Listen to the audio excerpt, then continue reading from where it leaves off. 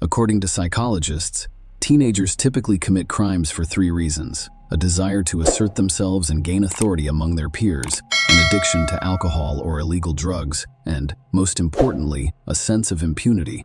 Even for the most serious crimes, minors frequently face lenient sentences due to their young age. In our story today, a schoolgirl named Mackenzie Sharilla became the perpetrator of a terrible tragedy that claimed 2 lives at once. However, the girl did not feel remorse for her crime and stated during the trial that she could do almost anything to stay alive. However, she does not consider herself cool. Mackenzie repeatedly changed her testimony, blaming everything on a lapse in memory, and appeared to be confident until the very end that she would get away with it. But the judge's verdict literally stunned the young criminal and her mother, who was desperately defending her daughter. But let's get to the bottom of this. Who is Mackenzie Sharilla? Mackenzie Sharilla was born in August 2004 in the quiet town of Strongsville, Ohio. As the family's third child, her parents, John Gorilla and Natalie Stevens, tried to raise their heirs with love and care, providing a good education and encouraging all endeavors. The youngest daughter was the family's favorite. She was forgiven for many pranks as a child, and even serious misdemeanors were frequently overlooked. Mackenzie grew up to be a capricious, demanding, and selfish girl. She was accustomed to the fact that her parents always did what she asked, and she was also confident in her own impunity no matter what she did. The girl's classmates and teachers observed that she was a pleasant and open child when she was younger. However, as she grew older, her character and behavior deteriorated.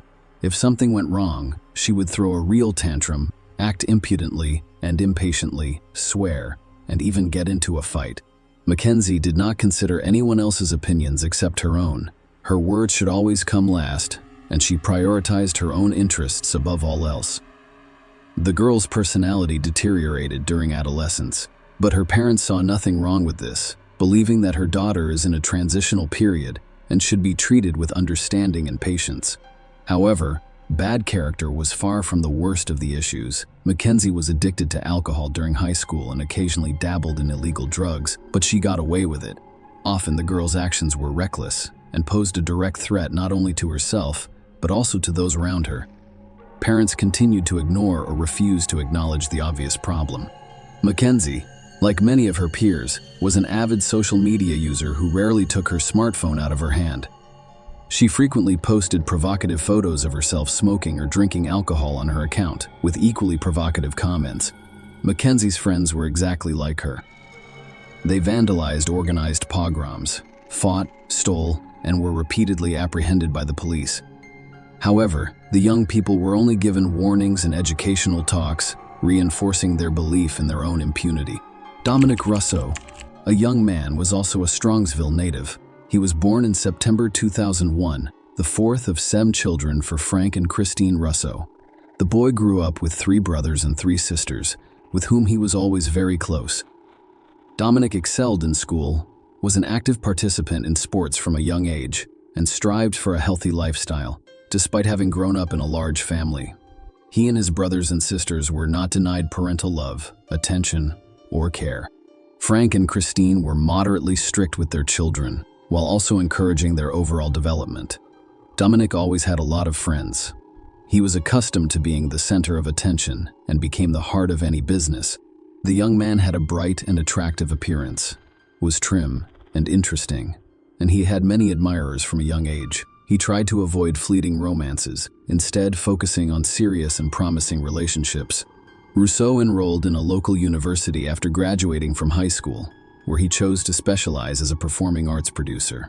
He aspired to be a well-known music producer. In addition to being talented and versatile, Dominic writes and performs his own songs. By the age of 20, the man already had his own small business, so he purchased a car and rented a separate apartment in a desirable neighborhood. At the same time, he continued to participate in sports and was regarded as one of the university's top students. First love. Dominic and Mackenzie first met as members of the graduating class. It happened at one of the parties in the company of mutual friends, and this unintentional encounter proved fatal for both of them. Young people were diametrically opposed, and opposites attract. Mackenzie was immediately drawn to a handsome, curly-haired young man with a strong musical background. He was very different from the guys she usually hung out with. He was, well, Educated, polite, and interesting, and he could hold a conversation about anything. Mackenzie had a striking appearance and a slim figure. She dressed well and knew how to make a good impression. She used all of her charm to get the guy she like's attention, and she was successful fairly quickly. The couple began dating in the fall of 2021, and they almost immediately introduced the chosen one to their parents. But while Mackenzie's parents were overjoyed with her choice and thought Dominic was an excellent couple for their daughter, the guy's parents had mixed feelings about his passport. On the one hand, the girl appeared innocent and attempted to make a good impression on them. However, something in her immediately alerted Frank and Christine Russo, Cheryl's friends and family members. We are confident that Mackenzie fell in love for the first time in her life and sincerely hoped that the relationship with the chosen one would positively affect her character and behavior. Nobody could have predicted the tragedy that would bring this useful romance to an end. The couple began to appear everywhere together, holding hands and openly expressing their deep affection for each other. The relationship became widely known in the small town. Those who knew Mackenzie well genuinely felt sorry for her boyfriend, but the majority were simply happy for them. What was wrong with her? Dominic began to notice oddities in his girlfriend's behavior, such as her defiant antics and desire to make everyone around her do exactly what she wanted. At first, he didn't pay much attention to it, blaming it all on his youth and desire for attention. The young people planned their future together, including getting married as soon as Mackenzie turned 18.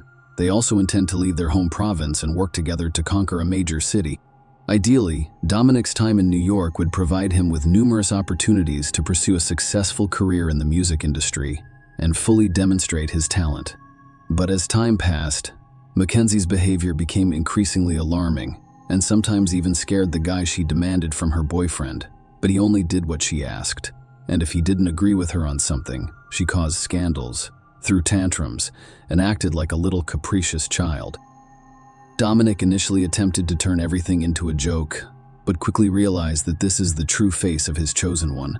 In public, she was still trying to hold on, but when she was alone with her boyfriend, he unleashed the full force of his emotions on him, sometimes even pounced on him with fists. Mackenzie's behavior became increasingly aggressive, and eventually, the young man decided he'd had enough. He suggested that she take a break from the relationship and sort out her feelings. However, when Mackenzie learned of this, he had a public fight in front of their mutual friends. She screamed, threatened dominance, said she would kill him if he left her, and threatened to burn down his house and destroy his car. However, she only increased his confidence that he was doing the right thing by ending this toxic and unsatisfactory relationship. Obsessive stalking. Mackenzie had no intention of abandoning her boyfriend, and at first she pretended nothing had happened. She continued to invite him to various parties and events, as well as post photos of them together on social media, accompanied by declarations of love. When Dominic firmly told her that their relationship was over, she exploded with rage. Mackenzie went to his house almost every day and shouted a variety of nasty things, insults, and threats through his windows. She called him from various numbers, left messages on his answering machine, posted on social media, and emailed him. Mackenzie then swore in love and offered to try to start over. The insulting and threatening behavior resumed. Russo was puzzled. He simply did not know how to respond to such behavior because he had never encountered it before. He tried talking, ignoring the ex-lover and even recording her threatening moments on several occasions. Tantrums on his phone. When Sharilla saw his ex-boyfriend on the street or in another public place, he began to scream and insult him in front of passers-by. She'd turned Dominic's life into a nightmare, but he hoped that with a little more time, she would leave him alone and move on to someone else. Mackenzie declared in front of witnesses that killing Dominic was easier than letting him go. Mackenzie stated that if he did not return to her, no one would have him, and she would handle the situation. The young man didn't take these words seriously. However, those around him realized Mackenzie was not joking. The schoolgirl's most frequent threats included promises to hit and run over the guy with a car, to put him in the car and drive off a cliff, or to stop on the railroad in front of a rushing train. Each option sounded terrifying, and Mackenzie described each one in detail, as if she had it all planned out long ago and was just waiting for the right time and unexpected reconciliation. When Mackenzie realized that threats and insults would not help her get Dominic back, but would only alienate him, she decided to change her tactics.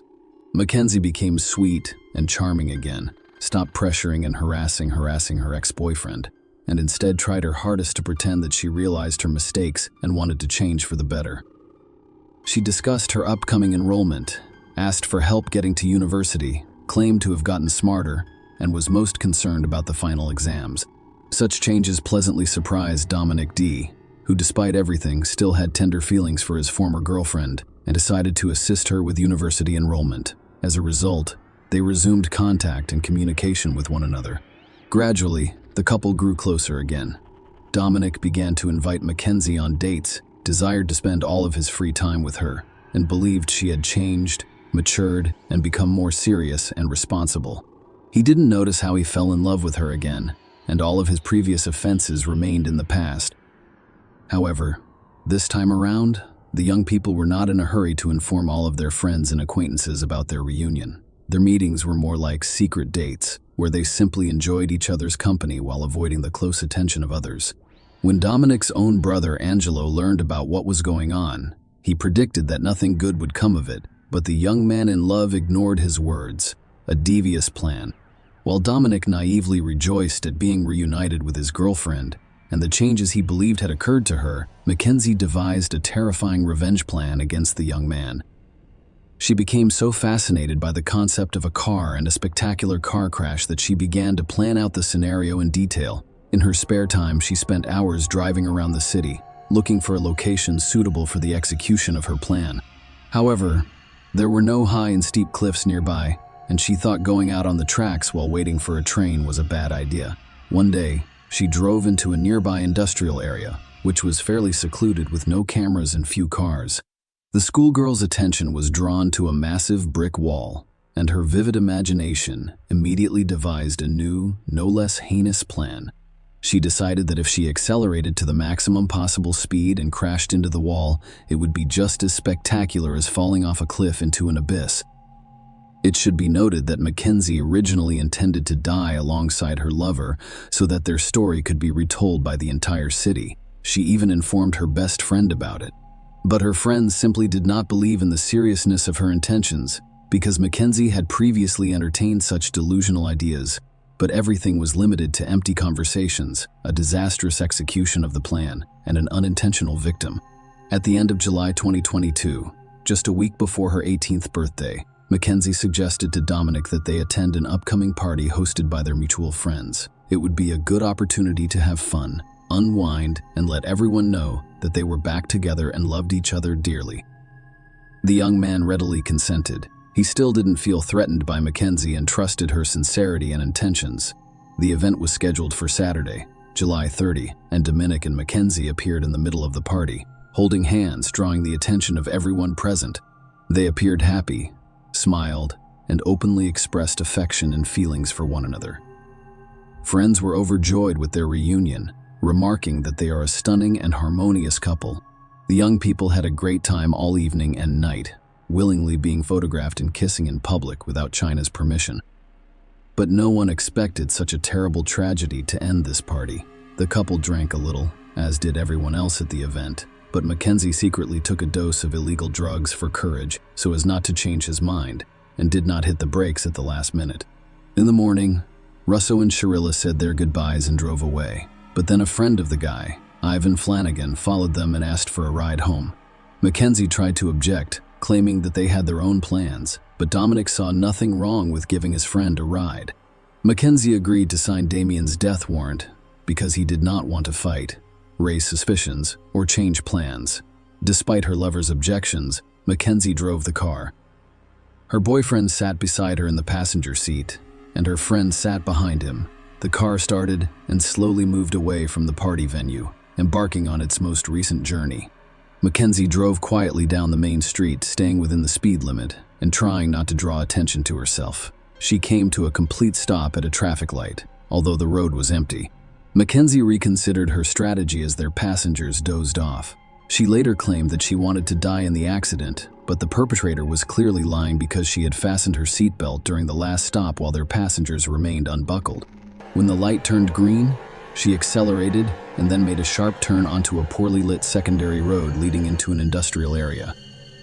Obviously, The guys did not immediately realize what was going on. The car accelerated to top speed, almost as if the devil himself had possessed the driver, but Mackenzie continued to press hard on the gas pedal, steering the car into a blank brick wall, a bystander, and a miraculous rescue. There was no one in the industrial area early Sunday morning, so no one noticed the accident or rushed to help. Only one woman who lived on the outskirts, not far from the accident site, heard the bang and wasn't too lazy to go outside to investigate. She noticed smoke, and as she got closer, realized there had been a car accident, so she ran back inside to call emergency services.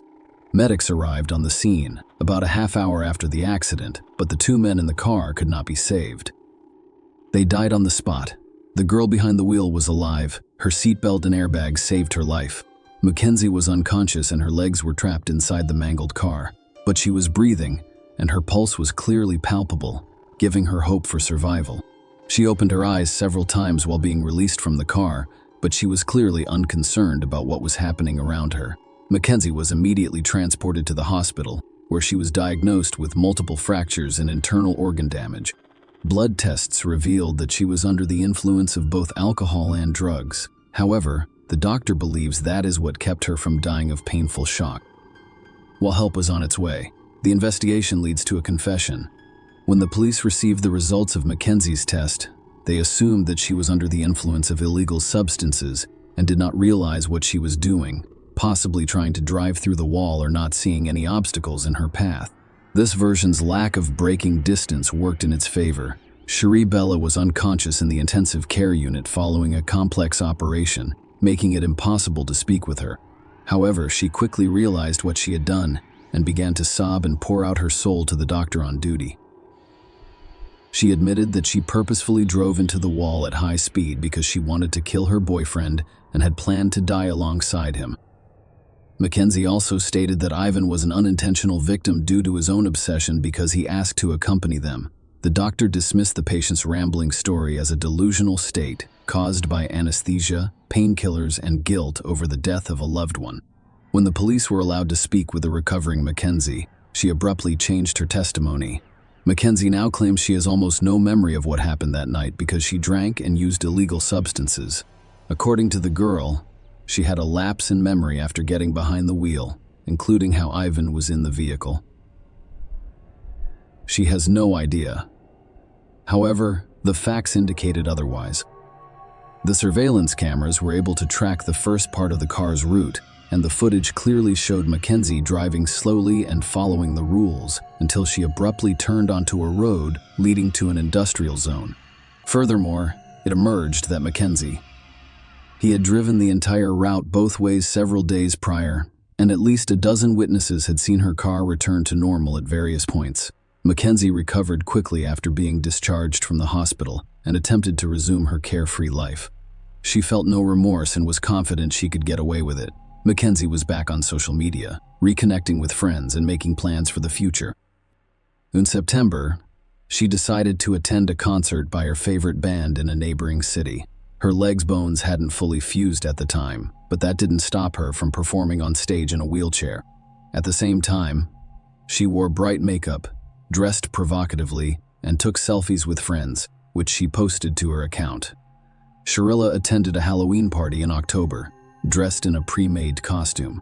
Mackenzie lived life to the fullest and even met new people. However, on November 4, 2022, she was taken into custody, tried, and sentenced. The investigation took just over 3 months to gather the evidence and proof required to bring the case to trial. Mackenzie was charged with premeditated aggravated double murder, as well as possessing and using a controlled substance discovered in her pocket and detected in her blood. The defendant changed her testimony several times, initially citing a lapse in memory. When her friend testified in court as a witness, to whom she revealed her plan, Mackenzie changed her strategy, stating that she wanted to die alongside her lover. Even here, inconsistencies were quickly discovered because he had previously fastened her with a seatbelt. On August 21, 2023, Sharilla was found guilty of all charges. However, an important detail was taken into account: the time of the crime. She wasn't yet 18 years old. She was tried as a minor because she was 5 days from reaching the age of majority.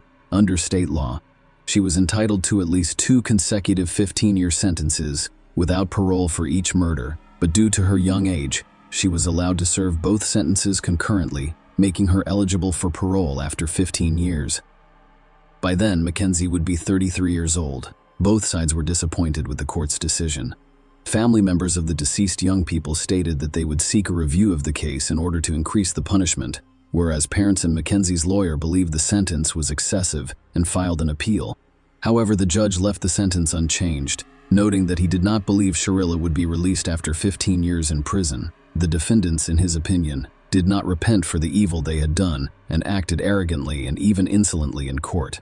But now she will have enough time to reflect on her heinous act. Share your opinion with us in the comments and subscribe to the channel for more.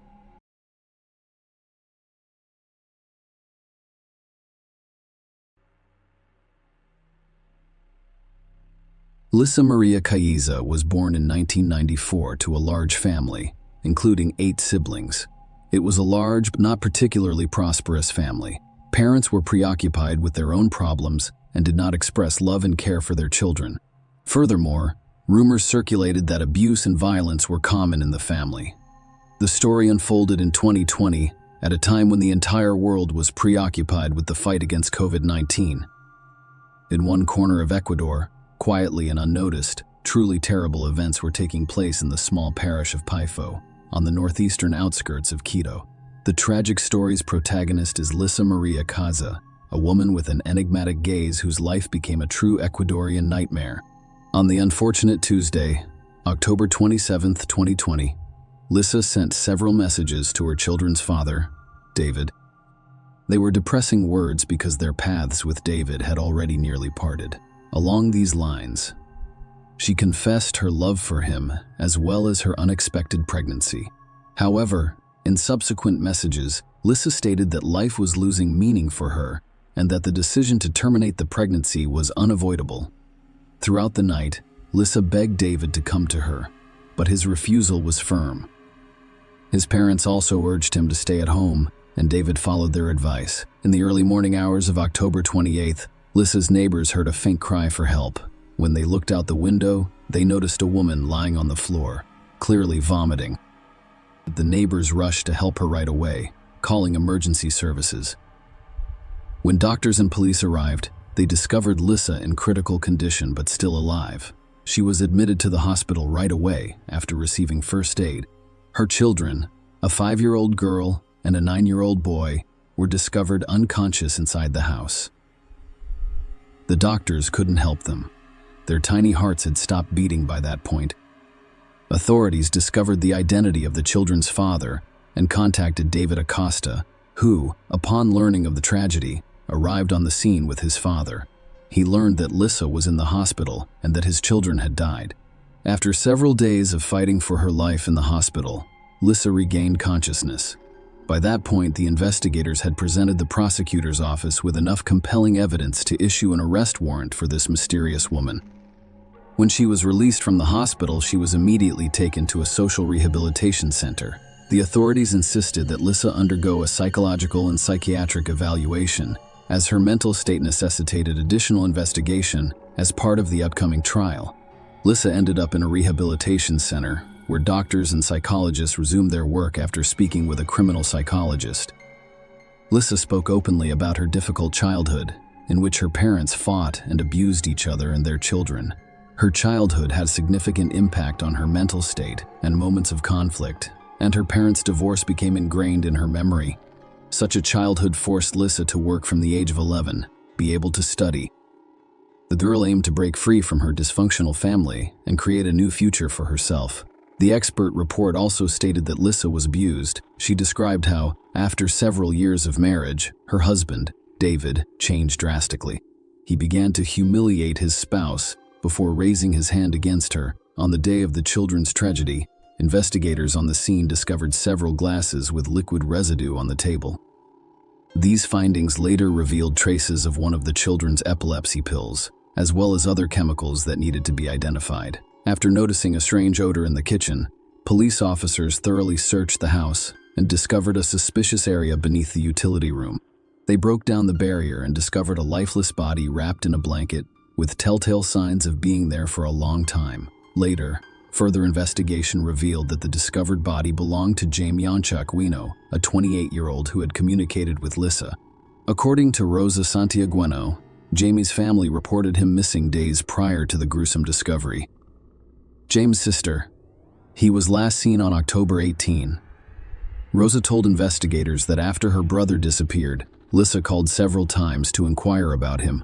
Lissa claimed to have received a text message from James, in which he described how some illegal substance traffickers were holding him hostage and demanding a ransom of $8,000. She strongly advised James' family not to contact the police. It became a focal point in a complex investigation that required detectives to not only solve the tragedy, but also determine whether there were any other hidden victims in the story. During her interrogation, Lissa stated that she met Jaime Anchaquino in 2020 while working at a cookie factory. He'd become nothing more than a friend, she claimed. Lissa wanted to return to her husband, who was allegedly planning to blackmail James for money. David told his wife that if she didn't help him, he would divorce her. Later, David handed Lissa a white powder and instructed her to place it in Jamie's food. Once the task was completed, James fell asleep and never awoke, realizing what had happened. Lissa tried desperately to reclaim her husband, but she was unsuccessful, so she swallowed the same poison and gave it to her children. However, it did not have the expected effect on her, and Lissa turned to her neighbors for assistance, hoping to save herself from the same horror that had struck her children. Following her testimony, investigators launched an investigation, but no evidence of David's involvement in the events was discovered.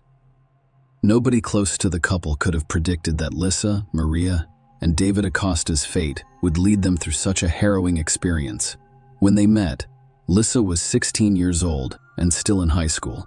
She was a dreamy, romantic girl, whereas David was a strong, determined young man.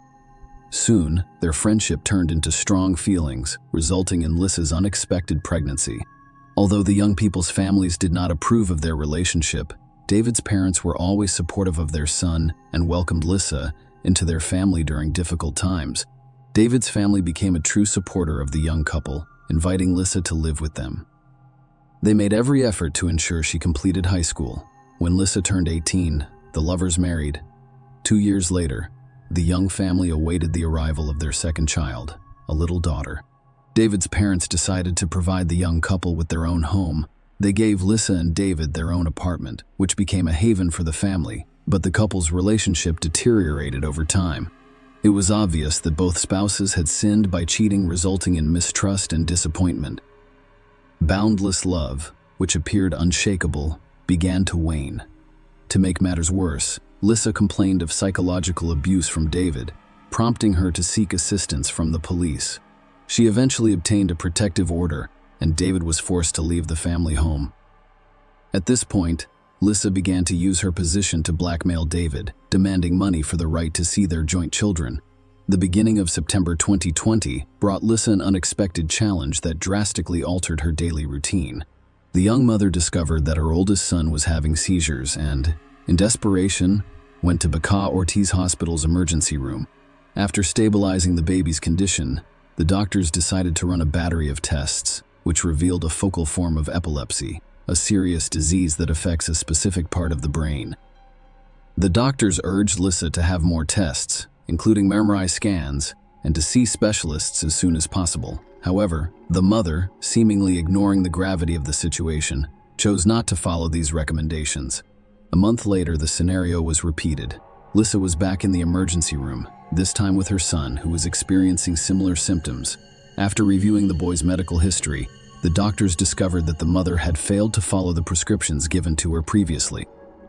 No tests had been performed, no consultations with specialists had occurred, and it appears that the son did not receive the necessary treatment. The doctors concerned about the child's well-being reminded Lissa of the importance of following medical advice. They warned her that ignoring the doctor's advice could result in legal ramifications, as she could endanger her son's health and well-being. However, this time, Lissa ignored the doctor's warning.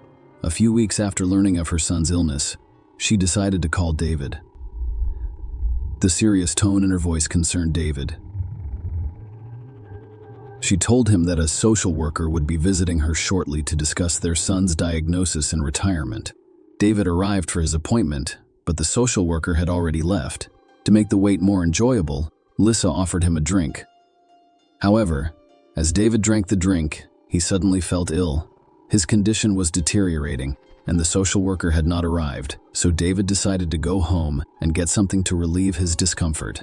The following morning, David awoke in a terrible state. He could hardly speak because his tongue was numb. Every step was uncomfortable, and his eyes hurt. His parents insisted on calling the ambulance.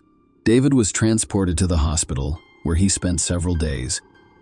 Tests revealed the presence of a psychoactive substance in his system, but since he had not used anything of the sort, David began to wonder how this could have happened. He eventually speculated that someone had deliberately slipped him something in a public place. David was grateful for his life and realized that what had happened could have been far worse. In early October 2020, Lissa decided to hire a nanny for her kids. Her cousin Patricia recommended her friend Bertha, a responsible 48-year-old woman, seeking employment. Bertha visited the young mother's home on Monday, October 5th. Lissa urged her to take a pill that she claimed helped prevent infection with the COVID-19 virus, which was at its peak at the time, claiming that it was a highly effective natural cure. Lissa persuaded Bertha to take the medication and enter the house. They sat down to discuss the babysitter's childcare responsibilities. Bertha started feeling sick a few minutes later. She felt a headache, her stomach became upset, and she eventually vomited. Patricia arrived shortly afterwards. She'd called her cousin several times, but Lissa did not answer. Alerting Patricia, she decided to investigate what had happened and went straight to her house. When she entered, Bertha was already fainting on the couch. Lissa told her cousin about what had happened and expressed concern when she realized she hadn't called an ambulance yet. Patricia immediately did so. After a while, doctors arrived and admitted Bertha to the hospital. The victim's condition has stabilized. Doctors diagnosed poisoning with a toxic substance, which frequently occurs when taking various medications. Doctors determined that Bertha was unable to tolerate a component of the COVID-19 pill composition. Marcus Cantor, Lissa's former friend, died of poisoning in June of the same year, just a few months before this tragedy. At the time, the cause of his death went unnoticed, but now, with all of these strange circumstances, Mark's case required extra attention. Investigators searched the deceased's home and discovered Lissa's fingerprints on the glasses used the night before Mark died. This fact provided additional evidence to the investigation, pointing to Lissa's potential involvement in the incident. However, a new accusation was made against Lissa. Her own family filed a shocking report with the police. It turns out that on September 2nd, the family had a family gathering, and Lissa offered to let everyone taste a drink she had made. The young woman's 7 brothers and sisters, as well as their parents, drank the unknown drink and became ill almost immediately. Fortunately, no one died, but the 56-year-old mother experienced a stroke. Lissa's father claimed that while the relatives sought medical attention, his daughter stole $1,300 from the house. The investigation now includes not only crimes against children and a former boyfriend, but also an incident that endangers the lives and health of her own family. That wasn't the only strange event that investigators encountered. In May of that year, Jose Luis Arazo, Lissa's friend, was discovered dead in his home. Jose had vanished unexpectedly a few days prior, and neighbors quickly detected a rotting odor, prompting them to contact the authorities. An examination of the body initially revealed nothing suspicious and was diagnosed as a heart attack, but one of Josie's sisters suspected something strange and concealed a bottle of alcohol discovered in the refrigerator. In addition, Josie's family discovered that some items were missing from the home. It turned out that Lissa and Jose were friends, and when the man died, the alleged murderer called his relatives and sounded distraught. She stated that Josie owed her a large sum of money and that she needed to contact his family to repay the debt. This cunning plan failed, and Lissa called Josie's family again shortly after, changing her voice to conceal her identity and identifying herself as Josie's friend. She claimed she was pregnant by him and had to file for child support. Although Josie's family did not believe the stories, Lissa was not about to give up and made a third attempt to deceive them. She claimed to know who was responsible for Josie's death and offered to meet to discuss the details. If she hadn't been arrested on charges of murdering her own children and James, the list of victims might have been longer. When the media reported Lissa's arrest after poisoning 3 people, Josie's relatives understood. They immediately reported their suspicions to the authorities, and Jose's body was exhumed for forensic examination to determine his true cause of death. The relatives weren't mistaken. Traces of poison were discovered in the deceased's remains on December 22, 2020. Lisa Maria Caiza and James Santiagueno faced a hearing for the murder of their 2 children, whose identities and photos were kept private. Due to COVID-19 virus spread restrictions, the trial was conducted virtually. Lisa had contacted us from a social rehabilitation center. According to the prosecutor's statement, Lisa administered a toxic mixture of insecticides and anti-epileptic drugs to her children.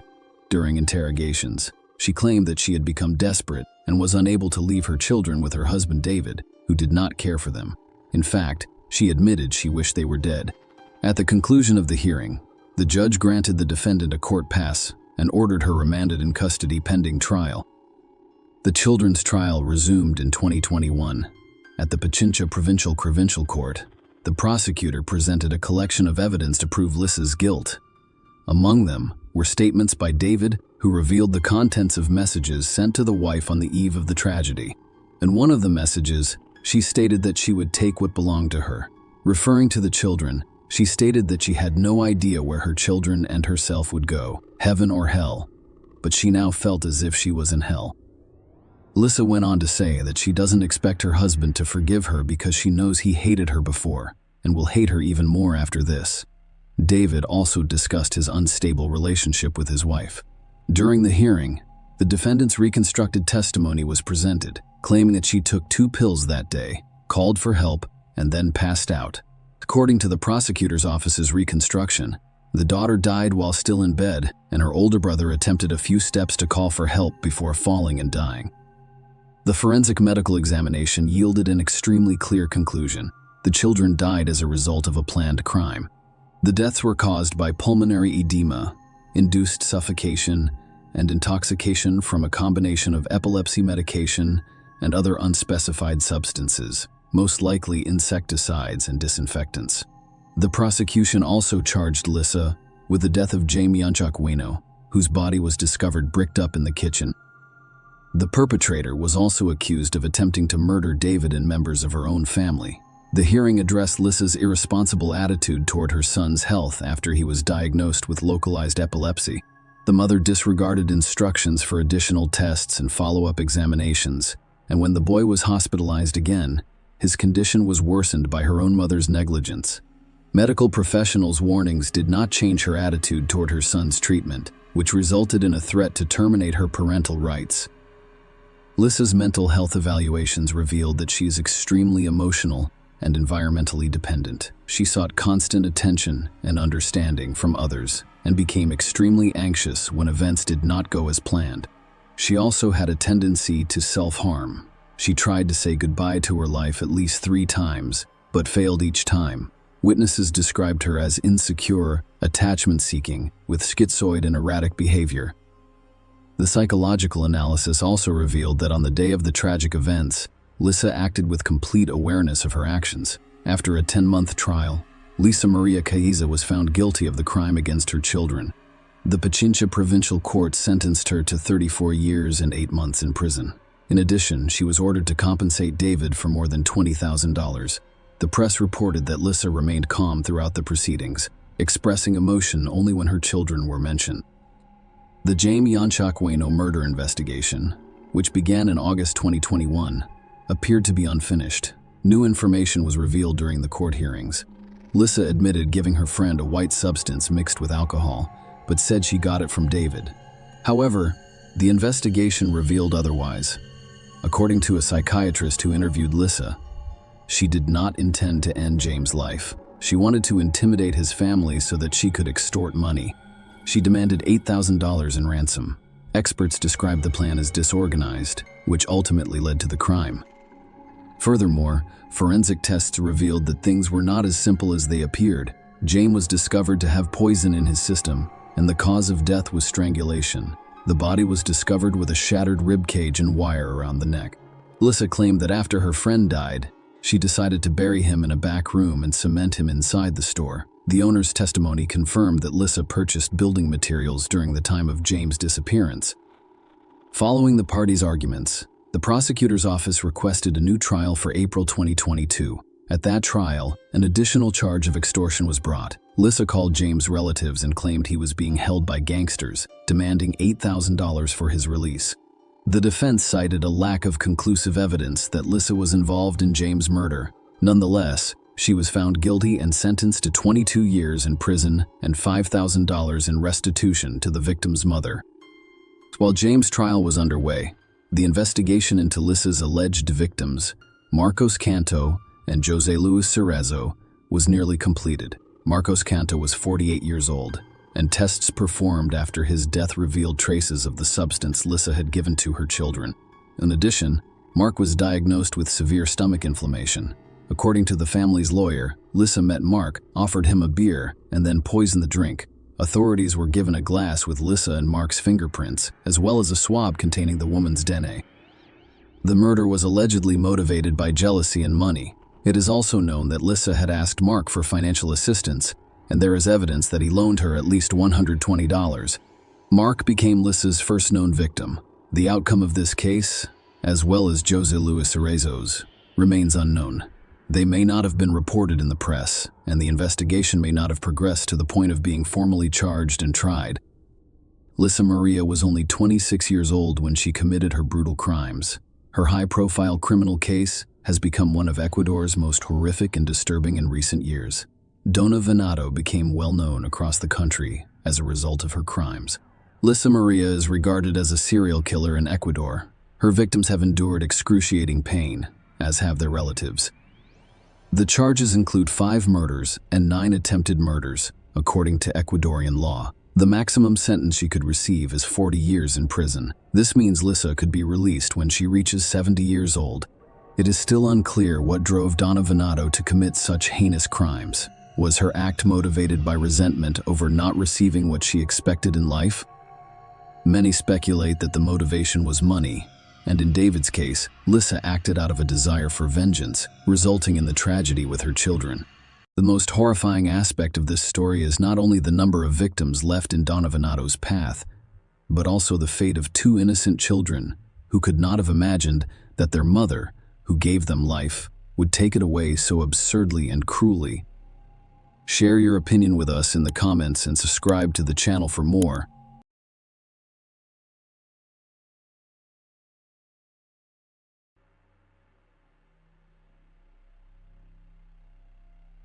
The case of Matthew Winkler reveals the secrets of a religious family. Sometimes the most horrific and unpredictable crimes are committed by seemingly perfect families. Of course, even in the most prosperous unit of society, a crisis can arise that goes unnoticed by others, but literally poisons the lives of all family members, eventually leading to tragedy. Many people in Selma thought of the Winklers as a model family. The young pastor, his wife, and their 3 daughters appeared content, having everything they needed for a comfortable life, being healthy and successful, but in a quiet pool, as they say. In this case, many questions remained unanswered because we only heard one version of what happened, and the story itself became the subject of the book, The Sex and Murder Secrets of a Pastor. On March 22, 2006, the small town of Selmer, Tennessee, Chuck received terrible news. Matthew Winkler, a 31-year-old pastor, was brutally murdered in his own home, along with his wife Mary and 3 daughters. Patricia, 8 years old, Maria Eliza, 6, and Brianna, 1, went missing without a trace. That day, the Church of Christ preacher failed to show up for the evening service, which he was supposed to attend with his family. This situation appeared strange and suspicious, as Matthew was always very responsible and could not miss the planned event without informing anyone. Even more disturbing was the fact that none of the family members answered the phone. Alarmed community members decided to visit the Winklers' home to find out what had happened and if they needed assistance. From the outside, the house appeared normal. The windows and doors were intact, and nothing unusual was visible. Inside, there were lights on in several rooms, and they could hear a television playing loudly in one. It gave the impression that the house's owners were busy with their own affairs. The front door was locked, but no one responded to the knock. Phone calls also went unanswered, and through the curtain windows, it was impossible to see what was going on inside or who was present. Despite the strange nature of the situation, No one was in a hurry to call the police. Instead, they called an elder in the religious community, who advised them to look for a spare key and open the door themselves. It took an additional hour and a half. When members of the community were finally able to enter the house, they discovered an eerie scene. Everything in the house was properly organized. There were no signs of intruders, but the owners were also not present. Everything appeared normal until the visitors looked into the marital bedroom. There on the floor, the pastor's body rested in a pool of his own blood. There was a large hole in his back from a gunshot wound. Blood splattered everywhere, and bloody foam dried on his face. By then, the body had cooled and stiffened. Matthew had clearly been lying there for many hours, and was most likely killed in the morning because he was dressed in pajamas. Only after that did the police receive a call. By the time the cops arrived, a large crowd of neighbors, churchgoers, and passers-by had gathered in and around the house, curious about what was going on. All of these individuals had left fingerprints at the crime scene.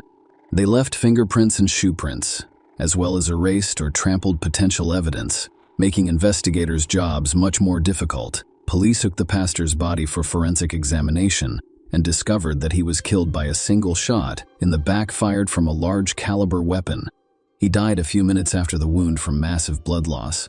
Unable to summon help, it was simply impossible to determine whether there were any strangers in the house at the time, because those who arrived before the police arrived had completely destroyed all traces of them. The picture of the crime was strange, and those who could shed light on what had happened vanished. The fate of the murdered man's wife and daughters remained unknown. The police assumed the woman and children had been kidnapped or killed. In addition, the Winklers' family minivan vanished from the garage. A massive search was launched throughout the state, prompting a yellow alert. This meant the children were missing, and all citizens were asked to remain vigilant and help with the search. But first, let us start at the beginning of this story. Matthew Bryan Winkler was born on November 21, 1974, in the picturesque country town of Henderson, Tennessee, as the youngest of Dan and Deanne Winkler's 3 sons. Our hero and his 2 older brothers, James and Daniel, were raised in a conservative Christian family. Their parents were deeply religious and raised their sons with strictness and obedience. It is worth noting that Matthew became a church minister during the 5th generation. His father, great-uncle Michael, grandfather Wendell, great-grandfather Merlin Winkler, and great-great-grandfather Merlin Paul Winkler Sr. We were all gospel preachers at one time, and the father, on top of everything, ran the local preacher school and was well known and influential in his hometown. In their youth, the Winkler brothers attended Sunday school and participated in church activities. Furthermore, in high school, Matthew was very interested in soccer, and everyone who saw him play on the field noticed that he had talent and could easily become a world-renowned athlete. However, the young man eventually decided to forego a promising athletic career in favor of Bible study and church ministry. Because the family head's preaching activity required frequent travel, his wife and children almost always accompanied him. Because of this, Matthew attended several schools throughout his childhood, but the active, communicative, and friendly child quickly made friends and gained authority everywhere. When the boy finished school, he and his family moved to Austin, a small city in Texas.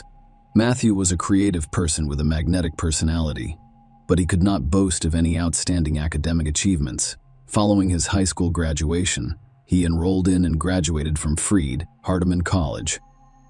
In parallel, the young man began to consider a career as a pastor.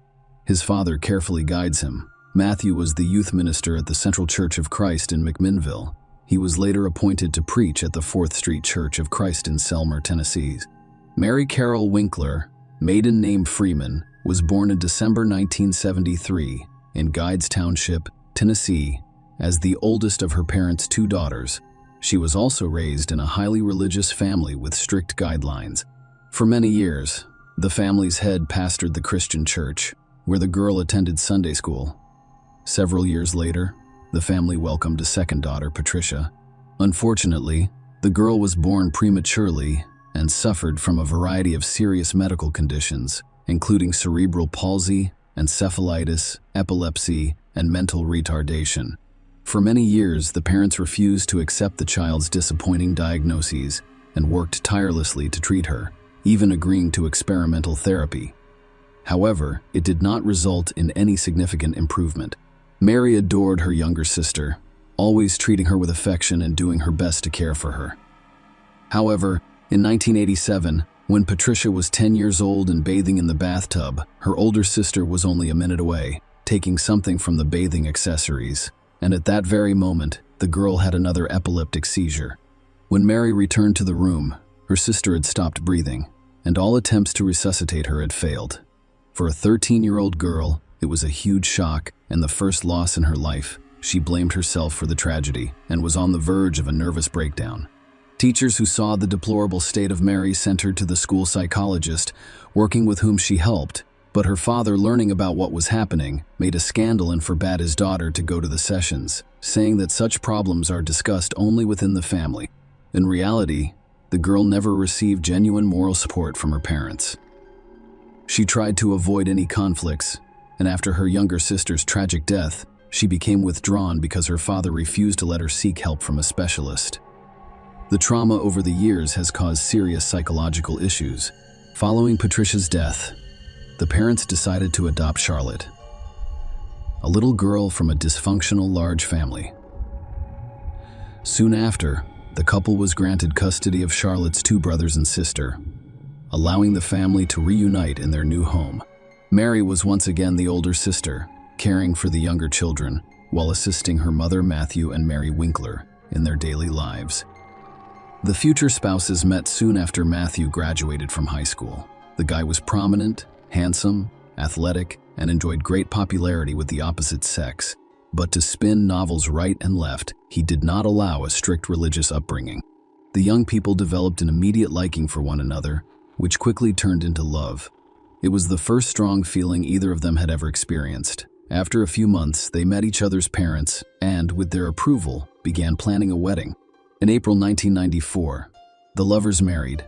When the family had an older daughter, Patricia, the head of the family, was still in college and had to take a leave of absence.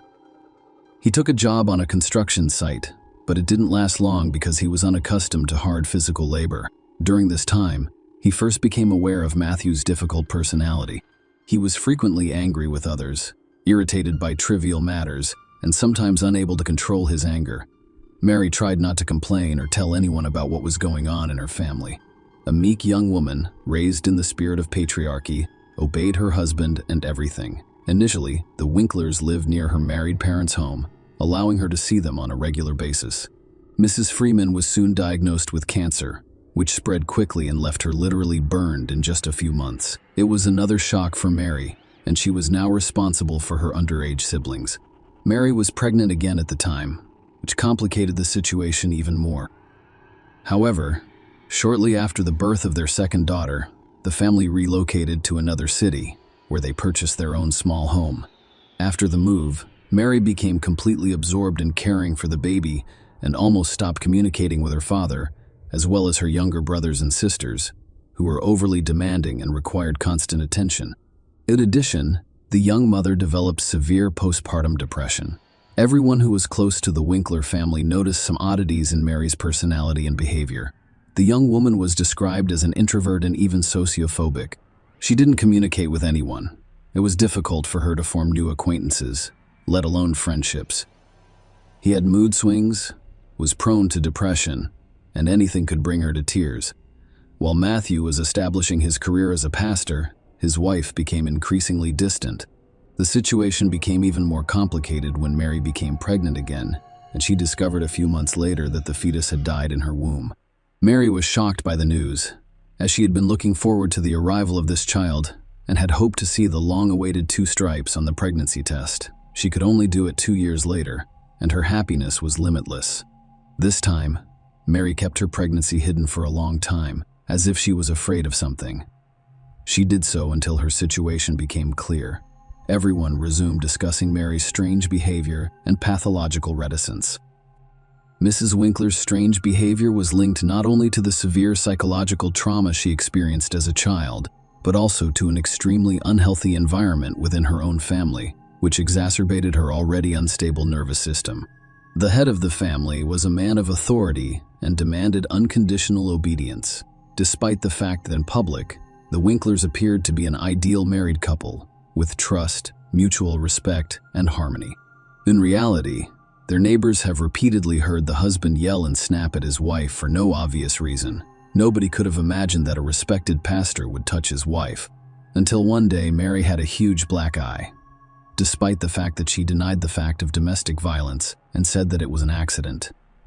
The city quickly spread rumors about a young preacher who brutally beats his children's mother. In addition, Matthew at some point developed an irresistible urge to experiment in bed. He offered his wife to diversify their intimate life with role-playing games, adult toys, and so on. But for Mary, brought up in strictness, with conservative views, such was unacceptable. She strongly restricted her husband in this, which infuriated him, and he repeatedly tried to get what he wanted by force. One day, after another abuse in bed, Mary called her only close friend in tears and complained to her about the situation. The friend, who promised to keep her secret, immediately blabbed about everything, which provoked a new wave of rumors and gossip about the unacceptable behavior of the clergyman. At that time, Matthew was up for promotion and aspired to be a local church leader, but he was rejected because of rapidly spreading unpleasant rumors about him. Moreover, he was also removed from his position in the Sunday school, where he had brought God's word to the children and was in good standing. This was requested by the parents, who had also heard about the pastor's peculiar predilections. All this forced the family to leave their residence and move to another city where they planned to start over. They huddled in Selma, where they quickly gained the love and respect of those around them. Matthew took a job as a church pastor again, and his wife found a part-time job to make a small contribution to the family income. And although the family was still not smooth, their neighbors, as well as the congregation of the church where Matthew preached, considered Mary and Matthew an ideal couple in their family, a model. Next door to the Winkler family lived a young married couple with whom the couple quickly became friends. They often visited each other, celebrated holidays together, shared news and secrets. A few months before the tragedy, during a joint dinner at the pastor's house, Mary bragged to the neighbors that her husband had bought her a gun for self-defense and had already taken her to the shooting range several times to learn how to handle it confidently. Mary turned out to be quite a capable student, quickly mastered all the subtleties and accurately shot at target. Moreover, it turned out that the Winklers already had firearms in the house, which had been purchased by the pastor earlier, also for self-defense. The guests wondered why the pastor and his wife needed all this, because they live in a quiet town where they have no enemies, and everyone around them loves and respects their family. Following another move, the couple's financial situation left much to be desired. Mary was looking for part-time jobs and decided to pursue a medical degree so that she could work in a clinic and help sick children. Soon, Mary decided to improve the financial condition of their family through financial fraud. She herself later claimed that she did not realize that she was doing something illegal and was going to pay back all the money as soon as she got back on her feet. Mary was essentially artificially inflating account balances. Mrs. Winkler also received checks from unspecified sources and then deposited them into a bank account she and her husband own. She then changed the address of the account so that all communications would be routed there. The total amount of checks he received was almost $17,000, which aroused certain suspicions of the bank employees, who decided to invite the couple to the office branch to clarify the circumstances and resolve the situation. But the pastor and his wife never showed up at the bank, and this aroused even more suspicion. It was assumed that Matthew was not aware of what his wife was doing at all. However, after Matthew's death, his wife tried to prove in court that the whole story of fraud was his idea, and that it was he who forced her to make dubious transactions, while he himself remained in the shadows without arousing suspicion. Where has Mary disappeared to when Mr. Winkler was found murdered in his own home? His wife and daughters were put on the wanted list, fearing for their lives. Initially, the meek, shy, and homely Mary was initially viewed solely as a possible victim of the crime. However, after speaking with neighbors and receiving information from the bank about financial fraud, she became the primary suspect in her own husband's murder. It was critical to find out where Mary had gone and where the children were as soon as possible, and if they were okay. They, along with their family car, were added to the wanted list. Attempts were also made to trace transactions made with Mary's bank card and find her location using her cell phone signal. Mary was discovered just a day later in an Alabama resort town, where she and her children were having fun at a nearby amusement park. It was as if the mother wanted to throw one last party for her children, knowing that she would soon be in prison and would see her daughters again. When the family was taken to the police station to testify, the two older daughters confidently recounted the same events. According to them, intruders broke into the house and injured their father, so their mother grabbed a gun to protect them. They were eventually forced to flee for their lives. According to the girls, their father was still alive and in the hospital, and they planned to visit him before returning home. Patricia and Maria Eliza did not witness what happened in the house and only learned about it through their mother's words. They only heard a gunshot and saw their father lying on the floor before their mother put them in the car and drove away. Mary almost immediately began to confess, but she claimed that she couldn't recall the entire chain of events from that day due to the temporary blur. Her spouse, she claimed, had abused her for years, humiliating her and forcing her to engage in two forms of intimacy she did not want. Mary insisted that it was he who had initiated the financial scam she had perpetrated. Matthew demanded total obedience, easily lost his temper, and once gave the will of his fist. This was confirmed by Matthew's secretary at his previous place in employment. The woman repeatedly witnessed the pastor insulting his wife, who had carefully brought him lunch to church, but he was always unhappy with something. Even before the tragedy, there was another scandal in the family because of which the spouses went to bed in separate rooms. Mary cried all night, and in the morning she did not realize how in her hands with a shotgun with her husband kept loaded. She entered Matthew's room and shot him in the back while he was still lying in bed. Matthew collapsed to the floor, bloody foam oozing from his mouth and nose. According to Mary, her husband, while still alive, whispered, "Why?" She replied, "I'm so sorry." Mary then took her daughter and left the house, while her husband, according to experts, attempted to reach for the phone to call for help but ran out of strength. By the way, the criminal's weapon was discovered in the trunk of the car Mary drove away with the children in. She took it with her for what purpose? Mrs. Winkler also couldn't respond. At the trial, the role-playing costumes found in their home were presented as evidence of the pastor's humiliation and moral abuse of his wife. Upon seeing them, Mary turns pale and then became hysterical. Despite the fact that she confused her testimony and told several different versions of what happened, the court agreed that she was the victim of a domestic tyrant and the murder was the result of years of anger, resentment, and pain. However, Mary was not absolved of responsibility for her actions. In April 2007, the court rendered its final decision in this complex and perplexing case. Mrs. Winkler was found guilty of involuntary manslaughter, but her mental state raised serious concerns. It was originally expected that the young woman would be sent to prison for at least 6 years, but in the end, she was given a sentence of less than 1 year. She spent 2 months of her sentence in a psychiatric hospital, where experts were determining whether she would be able to regain custody of her children upon release. Mary was given sole custody of her daughters in the summer of 2008, who'd been living with their paternal grandparents up until then. This situation deeply upset Matthew's parents.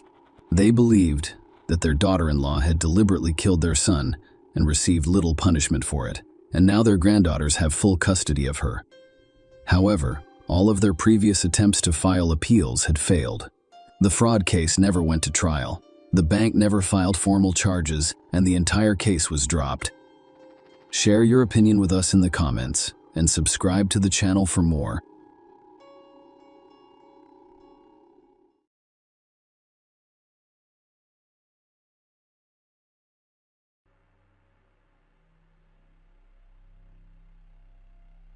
In the quiet town of Pella, Iowa, on a seemingly ordinary Monday evening in May 2020, a chilling incident occurred behind the closed doors of an unassuming apartment complex. What began as a report of a domestic dispute quickly turned into a nightmare, leaving a community stunned and investigators piecing together a harrowing story of obsession, jealousy, and ultimately, a lethal act that would forever change the lives of those involved.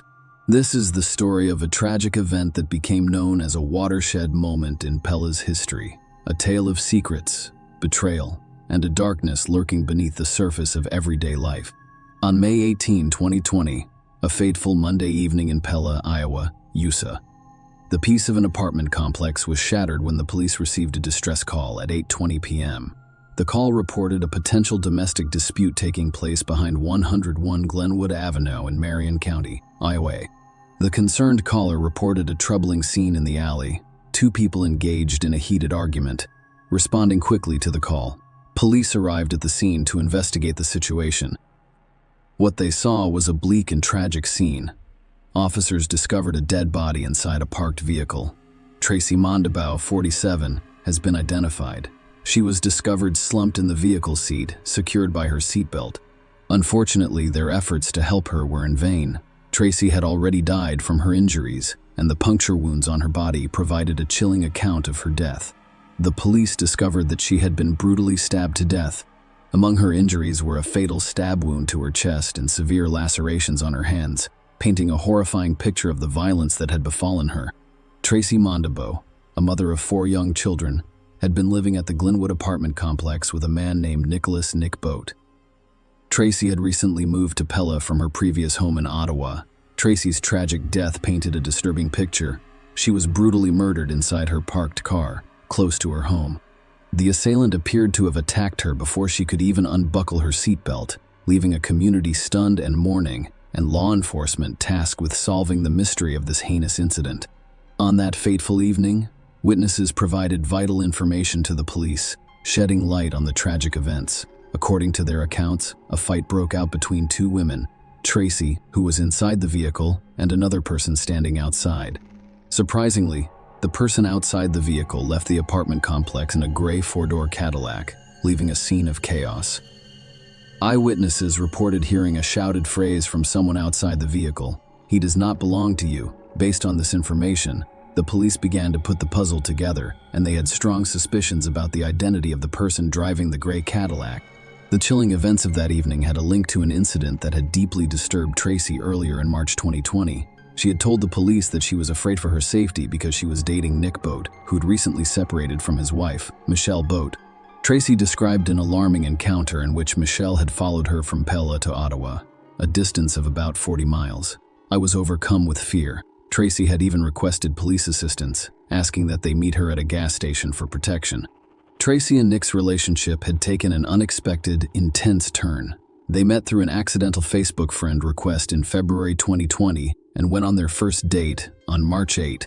They had moved in together just a few weeks before Tracy's tragic death. Michelle was dissatisfied with their relationship. As evidenced by multiple police reports, Michelle was accused of abusing Nick prior to Tracy's death, and she had repeatedly violated a no-contact order. She was charged with domestic violence in March 2020. Nick and Tracy had both told the police that Michelle was frequently following them around town, creating a sense of fear and tension. Shortly after Tracy's lifeless body was discovered, police officers arrived at Michelle's 55-year-old home. They noticed a gray 4-door Cadillac parked outside her house with visible bloodstains. The car's engine and rotors were still warm to the touch, raising more suspicions. When the police arrived at Michelle's home, she was dressed in a robe, her hair wrapped in a towel, and she claimed to have just taken a shower. During their search, they discovered her clothing in the washing machine and a pair of latex gloves, seemingly stained with blood, hidden in the upper tank of the bathroom toilet. Surveillance footage from May 18th revealed Michelle's movements on that fateful day. Tracy died tragically less than an hour earlier. Michelle had gone to Nick's workplace at Vermeer Corporation. The video shows Michelle following Tracy into and out of the mayor's parking lot. Tracy had contacted Nick at his workplace that evening, and the footage showed that when Tracy left the parking lot, Michelle followed her closely. Both vehicles left the lot around 8:10 p.m., and the 911 call reporting an altercation arrived just 10 minutes later. Michelle Boat was charged with first-degree murder after a forensic examination confirmed that the blood found on and inside her car belonged to Tracy. The intricate web of events had culminated in a heartbreaking tragedy, leaving the community stunned and the legal system grappling with the consequences of this heinous crime. In this gripping legal drama, Michelle, the defendant, has denied the first-degree murder charge, claiming that her actions were motivated by an emotional breakdown. She admitted to stabbing Tracy but claimed that her reaction was triggered by the anguish of her husband leaving her for a younger woman, which she claims to have witnessed with dramatic results. Nonetheless, the prosecution has painstakingly crafted a compelling narrative, arguing that Tracy's tragic death was not the result of a sudden emotional outburst, but of a coldly calculated plan. The prosecutor portrayed Michelle as a woman consumed by resentment, an unrelenting obsession, and simmering rage in the aftermath of her husband's departure. The prosecutor's evidence will conclusively establish that Michelle's actions were premeditated, with the hallmarks of a carefully planned intent to harm Tracy. The prosecutor insisted that justice would require no less than a murder conviction. Marion County Attorney Ed Bull, the prosecutor, revealed that Michelle meticulously tracked Tracy's movements on that fateful day. He portrayed Michelle as a hunter armed with gloves and a deadly determination as she allegedly plunged a knife into Tracy's heart, killing her. Michelle informed the court that she had followed Tracy from a Burger King drive through to Nicholas' workplace. On that fateful evening, she had observed their dinner meeting and relentlessly pursued Tracy back to her apartment complex. According to the prosecution, Michelle began her assault as soon as Tracy parked her car outside her apartment complex, inflicting serious injuries before Tracy could even undo her seatbelt. Further revelations emerged in court, revealing that Tracy's blood was discovered both inside and outside Michelle's car, a haunting detail. Tracy was found clutching a handful of Michelle's hair, which DNA analysis confirmed. The murder weapon remained elusive, but the prosecution contended that Michelle's gloves, hidden in her bathroom, held sinister significance. They claimed that the use of latex gloves on that fateful day was deliberate. To bolster their case, the prosecutor presented evidence of a calendar discovered in Michelle's home, meticulously marking each day since her husband's departure, culminating on the day she allegedly attempted to reclaim him. The prosecution revealed that Michelle had sent Tracy a warning text instructing her to stay away from Nick. The prosecution argued that Michelle's intent to harm Tracy was clear, as evidenced by the presence of incriminating items such as a knife, gloves, and binoculars in her car that fateful night. These elements, they contended, painted a picture of a planned and deliberate attack rather than a sponge. Emotional outburst occurs simultaneously. In this gripping courtroom drama, Nick testified as a key witness, telling the story of how he and Tracy met through a strange twist of fate on Facebook. His testimony revealed a story of chance encounters and blossoming romance as he described how Tracy had inadvertently reached out to him, starting a chain of messages that led to phone conversations and their first meeting. Their first date on March 8th, when they hunted for deer antler sheds near Roberts Creek, cemented their relationship. Nick reminisced about their effortless chemistry, describing their bond as if they had been friends forever. Their relationship blossomed. In April, Nick ended his 20-year marriage to Michelle Boat and moved into an apartment with Tracy. Nick's testimony delves into the complexities of his marriage, with Michelle describing it as a tumultuous union, characterized by what he saw as borderline abuse from the start. He revealed that Michelle was constantly conveying her lingering feelings for her ex-husband, which added to the turmoil. Arguments over Michelle's parenting style and treatment of their children were common. Nick eventually grew tired of the constant conflict and informed Michelle of his new relationship, resulting in their split just 3 days after his first date with Tracy. The court heard about a troubling incident that occurred days after the separation, in which Michelle allegedly assaulted Nick and left him with visible injuries. A no-contact order was issued between Michelle and Nick, which Michelle allegedly violated 4 times. By contacting him and showing up to his workplace, Nick expressed his surprise at Michelle's persistence in wanting him to return to their family home, given the state of their marriage. "I do not understand because she has never loved me." The prosecution urged the jury to convict Michelle of first-degree murder, arguing that the evidence showed a premeditated attack with the intent to remove Tracy from Nick's life. Assistant Marion County Prosecutor Jared Harmon described the incident as intentional, malicious, and motivated by Michelle's desire to reunite with Nick. The prosecution concluded their case by arguing that Michelle's actions were not motivated by an uncontrollable provocation, but rather by her own. The defense, on the other hand, claimed that Michelle had no intention of killing Tracy that day, despite admitting that Michelle was the one who stabbed him. They argued that Michelle snapped after seeing her husband with another woman. They emphasized the legal fact that Nick and Michelle were still married after 20 years together. The defense highlighted Michelle's overwhelming challenges, including Nick's departure and the onset of the COVID-19 pandemic, which left her isolated and distressed. They urged the jury to consider Michelle's state of mind in the context of those trying times. Michelle's tragic situation was brought to the court's attention. Not only had Nick abandoned her, but she had also lost her job during the pandemic, leaving her financially destitute.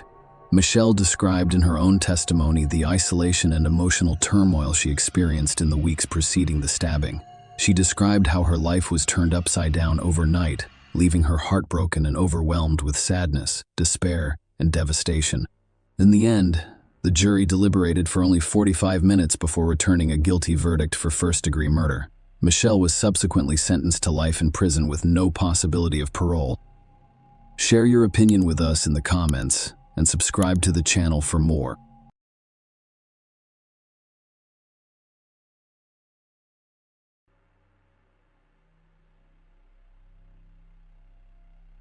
As you begin to investigate the Leslie Palacio case, it's impossible not to be puzzled and disappointed that justice hasn't yet been served. Despite the fact that the police have all of the evidence and know who the killer is, he remains at large. Today's story highlights the difficulty of investigating crime when suspects are outside the jurisdiction, and victims can only hope that the perpetrators are apprehended and brought to justice. The morning of the 29th brought anxiety to the home of Australia Philosophia, mother of 5 beautiful daughters. Taylor, her eldest daughter, came down to the kitchen and reported that the bed in Leslie's room remained untouched. Her belongings were gone, and it was clear she had not spent the night at home. One of the sisters joked that it must have been a good night at the club. Leslie had probably spent the night at Eric's. In fact, everyone became alarmed because Leslie had never done this before. Kyla kept looking at her phone during breakfast, expecting Leslie to text her soon. Leslie remained silent despite the passage of time. By noon, it had stopped appearing normal. By late afternoon, the reseller had decided to go to Eric's house on her own to find out where her daughter had gone. When the Palacio family arrived, they noticed Eric's mother and sister actively removing furniture and other items from the house. Obviously, taking furniture out of the house is normal, but the situation in Mrs. Ibarra's crying face gave Rosella a strange feeling. Something wasn't right here. When asked where Leslie was and why Eric's phone was unavailable, Eric's mother and sister pretended they were unaware that the couple had spent the evening together. Ursula clarified whether Leslie had slept over at their house that night, citing her daughter's messages indicating her intention to visit Eric. After receiving a negative response, Leslie's family realized how serious the situation was. Fears became reality, and the family took immediate action. The older sister, realizing that Leslie could not have vanished so easily, began calling local hospitals and searching the internet for reports of accidents in the previous 24 hours. However, both the search and attempts to contact Eric were unsuccessful. He had either turned off his phone or it had died. Kayla couldn't even hear her voicemail. With Sally, I had no choice but to contact the police. The following day, August 30, Leslie was officially reported missing. Leslie Palacio was born on May 5, 1998, and the move marked the beginning of an intense fight for justice. In Las Vegas, Nevada, USA, her short but full life was filled with love and care for her family. The girl was always open and friendly, and she brought joy to any company. She valued everyone she met in her life, and they reciprocated. Leslie wished to connect her life with medicine. After graduating from high school, she enrolled in Las Vegas Medical College at 20 West 20. She was already confidently pursuing her dream of becoming a phlebotomist and working part-time as a laboratory technician, combining theoretical knowledge and practical skills. Leslie proved herself to be a gifted student. Her academic achievements were commendable. She had a natural ability to absorb new information and was always eager to expand her knowledge. That is why the girl chose to work part-time as a laboratory assistant. Leslie unexpectedly realized she had found her calling and quickly became an integral part of the team. Colleagues thought the student was not only a responsible and professional lab technician, but also a warm-hearted person. The girl's responsibilities included conducting various analyses and tests. However, Leslie saw this work as much more than just a way to fulfill her duties. She saw her calling in making patients test, taking experiences as comfortable as possible. Her caring and patience fostered a sense of trust. Even those who were concerned about the procedure felt at ease in her presence. When the youngest of the nurses asked if Leslie was afraid of having her hands pierced all the time, she laughed and replied that she now had the superpower to poke people. Vital, a young optimist, already has evidence in her every action. Leslie, by all accounts, had the potential to become a highly sought after and valuable specialist in the field of medical laboratory diagnostics. And she would have, if things hadn't turned out so dramatically. Leslie has always helped and cared for others since she was a child. Rosella Palacio, the second of 5 daughters, took on the role of mother when she worked as a hotel cleaner. Rosella recalled her daughter kicking her out of the kitchen when she attempted to cook dinner after cleaning more than 15 hotel rooms in one shift. "Take some rest." Leslie gently encouraged her desire to alleviate her mother's burden after work. Her daughter took it upon herself to prepare dinners and, in her usual easygoing style, found cooking to be a source of inspiration. From then on, she always ensured that her family members were well fed, even if she was away and couldn't prepare the family dinner herself. She was always calling home to ensure that everyone had eaten, because Leslie's family came first. She easily inspired her sisters with her enthusiasm and ideas. For example, even during the pandemic, Leslie continued to participate in sports by organizing workouts in her backyard. She praised her mother's various exercises, and she and her sister danced daily in front of a mirror to music. Her love of experimenting with hair color and image led to a joint business plan with her older sister to open a boutique. The sisters started designing and sewing dresses at home in their own distinctive style. When the coronavirus pandemic struck, Rosella was laid off due to downsizing. Leslie suggested that her mother start her own small cleaning business and assured her that she would gladly assist her with the cleanings in her spare time from work and school. "Mom will be fine soon, as you can see," she assured Alia. At a family council, they came up with the name Palacio Cleaning Service. Leslie went missing around that time. Her dreams were just beginning to come true when their family firm received its first contract. However, on August 29, 2020, all of the Palacio family's plans and dreams came crashing down. Leslie finished the lab assistant program at the end of August 2020, and the family firm received a large order, so she decided it was time to unwind from the stresses and worries with an evening of dancing and fun. The pandemic-related restrictions were gradually lifted, and Las Vegas began to come alive. Unfortunately, none of Leslie's friends wanted to keep her company. People were beginning to let go of their fears and resume their normal lives. They were still nervous and anxious about being in a closed space with so many people. Leslie didn't give up hope of convincing someone to have fun, so she posted on Instagram about her desire to spend the evening somewhere. Unexpectedly, she received a message from Eric Rangel, i.e. Barra. Leslie and Eric's parents had attended the same church for 14 years and occasionally socialized. So the children had known each other since childhood but had never had a close relationship. Leslie knew what Eric liked. The guy who texted her showed interest, but Leslie never reciprocated. She was polite to him. On any other day, Leslie would have declined Eric's request to keep her company, but not this time. She was looking forward to a fun evening to break up her usual routine. The entire day was filled with anticipation. When none of Leslie's friends wanted to keep her company, she accepted Eric's polite and warm invitation to reminisce about Las Vegas nightlife. A night out with Eric seemed like a better option than going nowhere at all. "We anticipate a fun adventure." Leslie had no idea what terrible things waited her, but she probably had a premonition about something and was trying to convince herself that there was no reason to be concerned. Anyway, Leslie agreed with her sister to send her regular messages informing her where she was. She also told Kyla in great detail where she was going, who she would be with, and where she might end up. After a while, the elder sister received an unusual message. "Can you believe Eric is not going to drink this evening? We're at a party, but it looks like I'll have to celebrate alone." Afterward, the sisters exchanged joking messages about the subject. To live a healthy lifestyle. The first place Eric and Leslie went was the casino at the Longhorn Hotel. Police officers later discovered surveillance footage of the couple getting out of a white Ford F-250, owned by Eric at 0:30 a.m. on Ayub 29 and entered the casino before leaving shortly after at 1:56 a.m. The couple then left the casino. Leslie kept in touch with her sister, telling her what was going on. At 4:40 a.m., Leslie sent her sister another strange message. "I need to talk to you about something unpleasant." Kyla inquired as to what had occurred, and she stated that a text box appeared, indicating that Leslie had begun to respond, but no response was received. The girl's life ended with that text message. The morning of the 29th came. Leslie still hadn't returned home.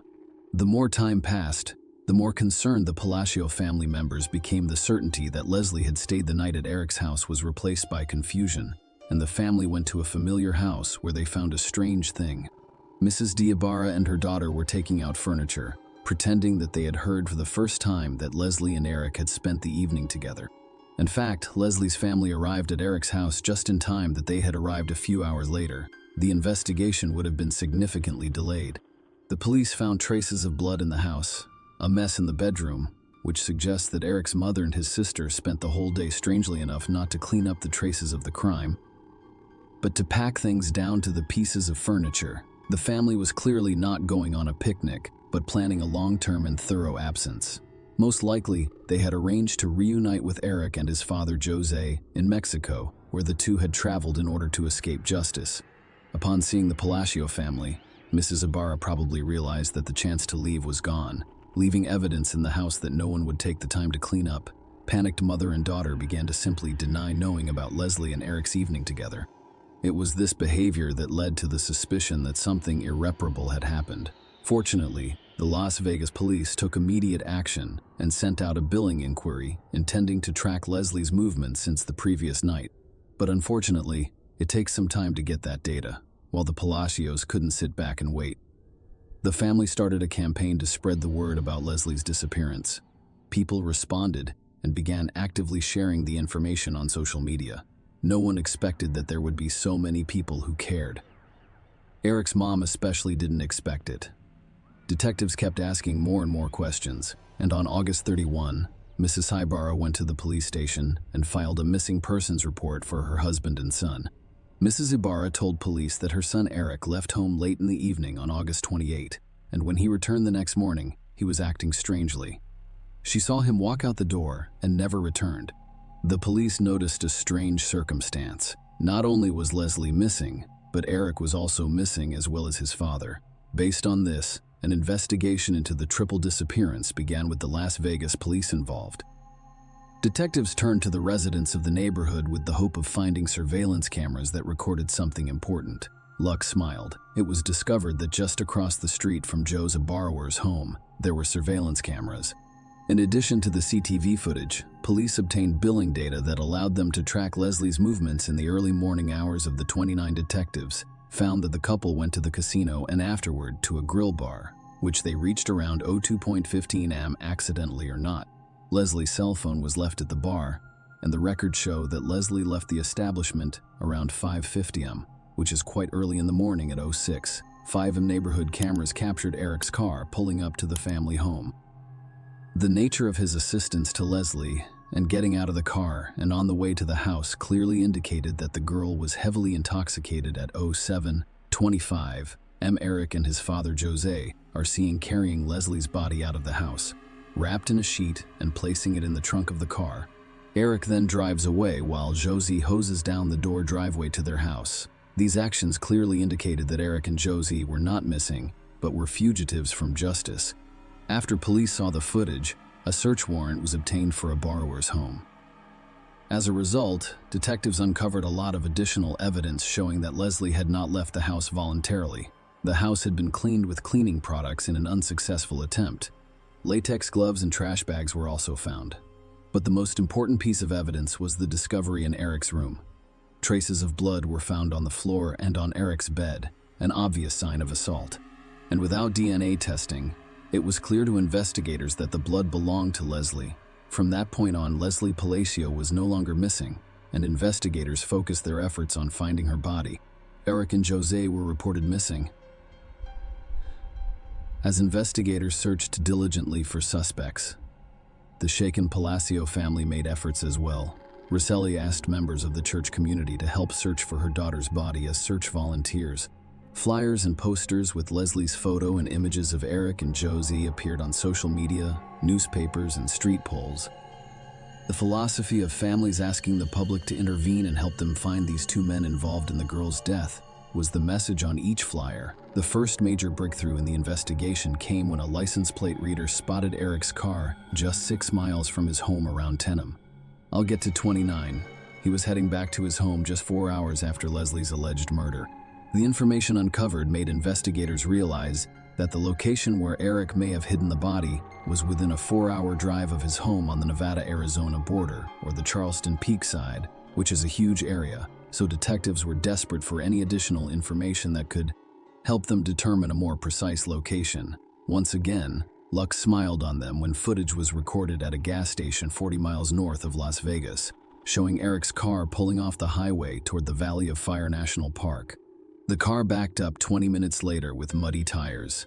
The find narrowed the search and pointed to the possible location of the body within 20 miles of the gas station. The mud on the tires suggested that Eric had driven off the road at some point. Detectives began searching the area. Police and volunteers combed through hundreds of acres of land, and on Sept 9 during the second search, they found Leslie Palacios' body hidden near a bush. News outlets immediately spread the word.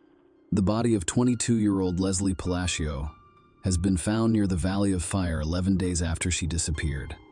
A reporter joined the report, providing additional details about the prime suspect, 25-year-old Eric Rangel Ibarra. The Valley of Fire, where the body was found, is known for its hot climate, which led to rapid decomposition of the remains, and forensic experts were unable to determine the exact cause of death. Locals reacted to Leslie's death with horror and fear. Some became afraid to go outside because of the cons down south of the unquote criminals involved in the murder. The day after the body was discovered, September 10, many friends, relatives, neighbors, and just random people in the area gathered to honor Leslie's memory.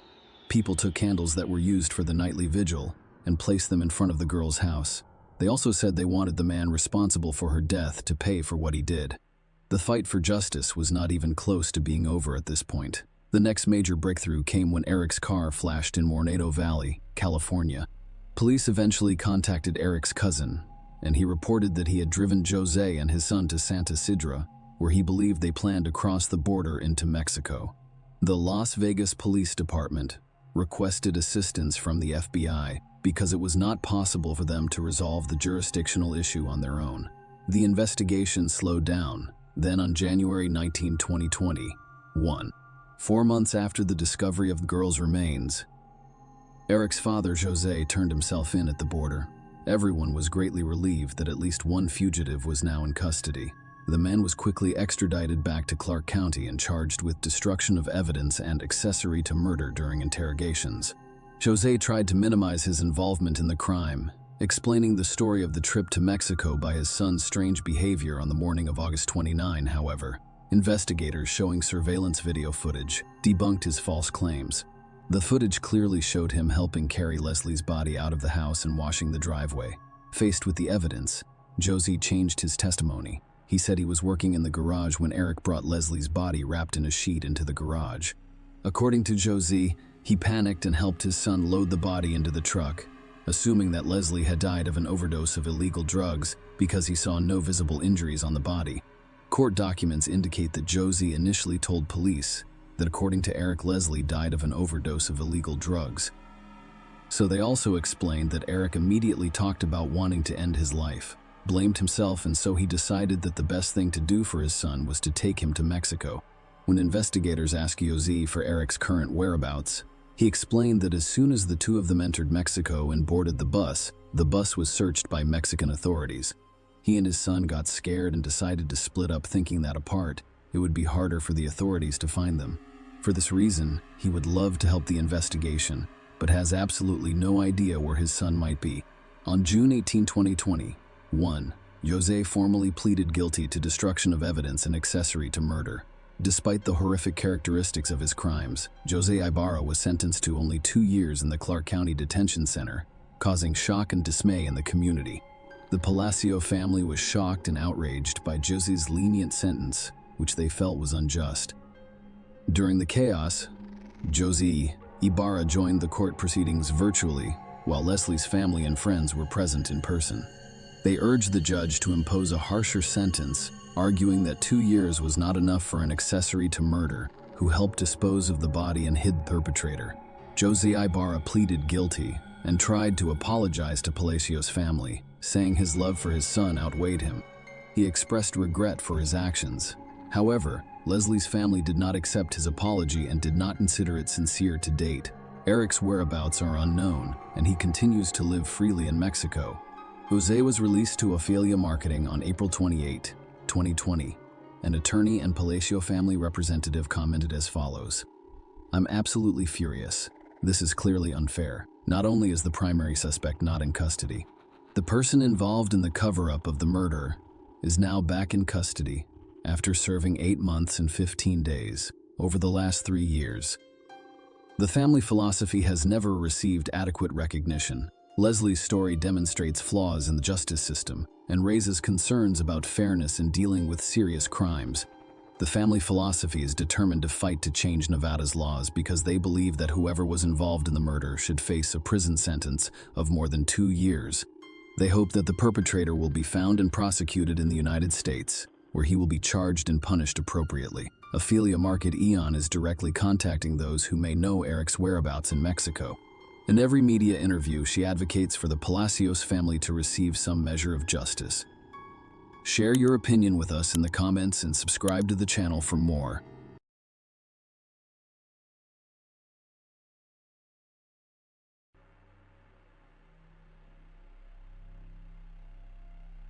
Daniel and David, twins, have always made important decisions together since they were children. They both chose to work as mechanics for the same athletic team and frequently finished each other's sentences. Nobody could have predicted that the brothers would one day conspire in an almost perfect crime together. After all, even if the police had discovered DNA, the prosecutor would not have been able to persuade a jury of Dan or David's guilt. Standard forensic DNA analysis cannot distinguish between identical twins because their genetic profiles are nearly identical, and a jury will always have room for reasonable doubt. It took law enforcement officials 10 years to apprehend the brothers. Only because David agreed to a deal with the prosecutor and testified against Daniel were the police able to resolve the case that will be discussed today. On July 22, 2003, her husband, with whom she was divorcing, drove up to Heather's parents' house. The final divorce hearing was only 1 week away. The man got out of the car carrying a large bouquet of flowers and a card with a touching picture, hoping to reconcile and avoid divorce. The reason he kept the marriage alive was not because he loved his wife or wanted to keep the family together. Daniel realized that the court's decision to pay alimony would not leave him with enough money to live his normal life. Maybe he even lost his house. The man was desperate for an escape and expected to solve the problem with a bouquet of flowers and promises, but the plan failed. Heather flatly rejected Daniel's proposal. Heather's father, Dave Springer, had to intervene after the conversation became violent. Only after Dave promised to call the cops did Daniel angrily yell that Heather was ruining his life and abandon the house sprayer. A former Denver Police Department officer realized instinctively that his son-in-law was a danger to his daughter. He asked her not to see him during the remainder of the divorce proceedings. He later stated that I was concerned about what my son-in-law Dan Wild might do as the final divorce approached. He wanted to keep everything under his control. However, control was slipping away from him. He was becoming increasingly desperate and hostile. I advised Heather not to date him, and I didn't believe she would, but she did. Dan called Heather 2 days later and offered to pick up the children's medical records, as well as the assigned child support check. Initially, the almost ex-spouses agreed to meet at McDonald's. The young woman did not want to be alone with her ex-husband and planned to meet in a crowded location, taking her 2 children, aged 5 and 3 at the time. She said nothing to the father, only alerting the mother to the meeting. Clearly, something went wrong. To appease her mother, she changed the plan and named the nearest fast food restaurant as the meeting place. Heather went to Daniel's home in Edgewater, Colorado, where he lived with his identical twin brother David and David's then girlfriend Roseanne, rather than McDonald's. Heather believed that in the presence of the children, Jacob and Hannah, their father would not be aggressive, and that he was not alone at home. And then the young woman vanished. She was not seen alive again. Heather Springer was born on April 21, 1973, in Arvada, Colorado. Her father, David Springer, worked for the Denver Police Department and was well respected by his colleagues. The man did everything he could to ensure his beloved wife, Carol, Heather, and her 2 older sisters, Rebecca and Jennifer, had everything they needed. The family provided a friendly, warm environment of mutual understanding for her sisters. Their father exemplified masculinity, responsibility, and care. During her youth, Heather attempted to form relationships with her peers, but nothing came out. When she met Dan, Wild was 10 years her senior. Heather saw in him an adult, responsible, caring man who made her feel as calm and safe as her father, Daniel. Being a mature man won Heather over his peers. The 23-year-old young woman fell in love and did not look back. The couple started dating in 1996. A year later, Dan made Heather an offer, which she gladly accepted. She grew up in a family where her father was always in control due to his professional activities, and she saw the same quality in the groom as a manifestation of love and protection. Unfortunately, she was mistaken. The young couple relocated to Edgewater, Colorado, where Dan owned a home and the Wild family welcomed 2 children, Hannah and Jacob. Heather devoted herself completely to her daughter and son's household chores. Dan was the family's main breadwinner and worked as a mechanic in the transportation department. However, family life was not entirely cloudless. The young woman gradually realized that Dan's excessive control did not reflect care and love. Over time, he became more overwhelming and restrictive, and his dreams of a happy union did not come true. After 5 years of marriage in 2002, Heather began to complain to her parents about her spouse.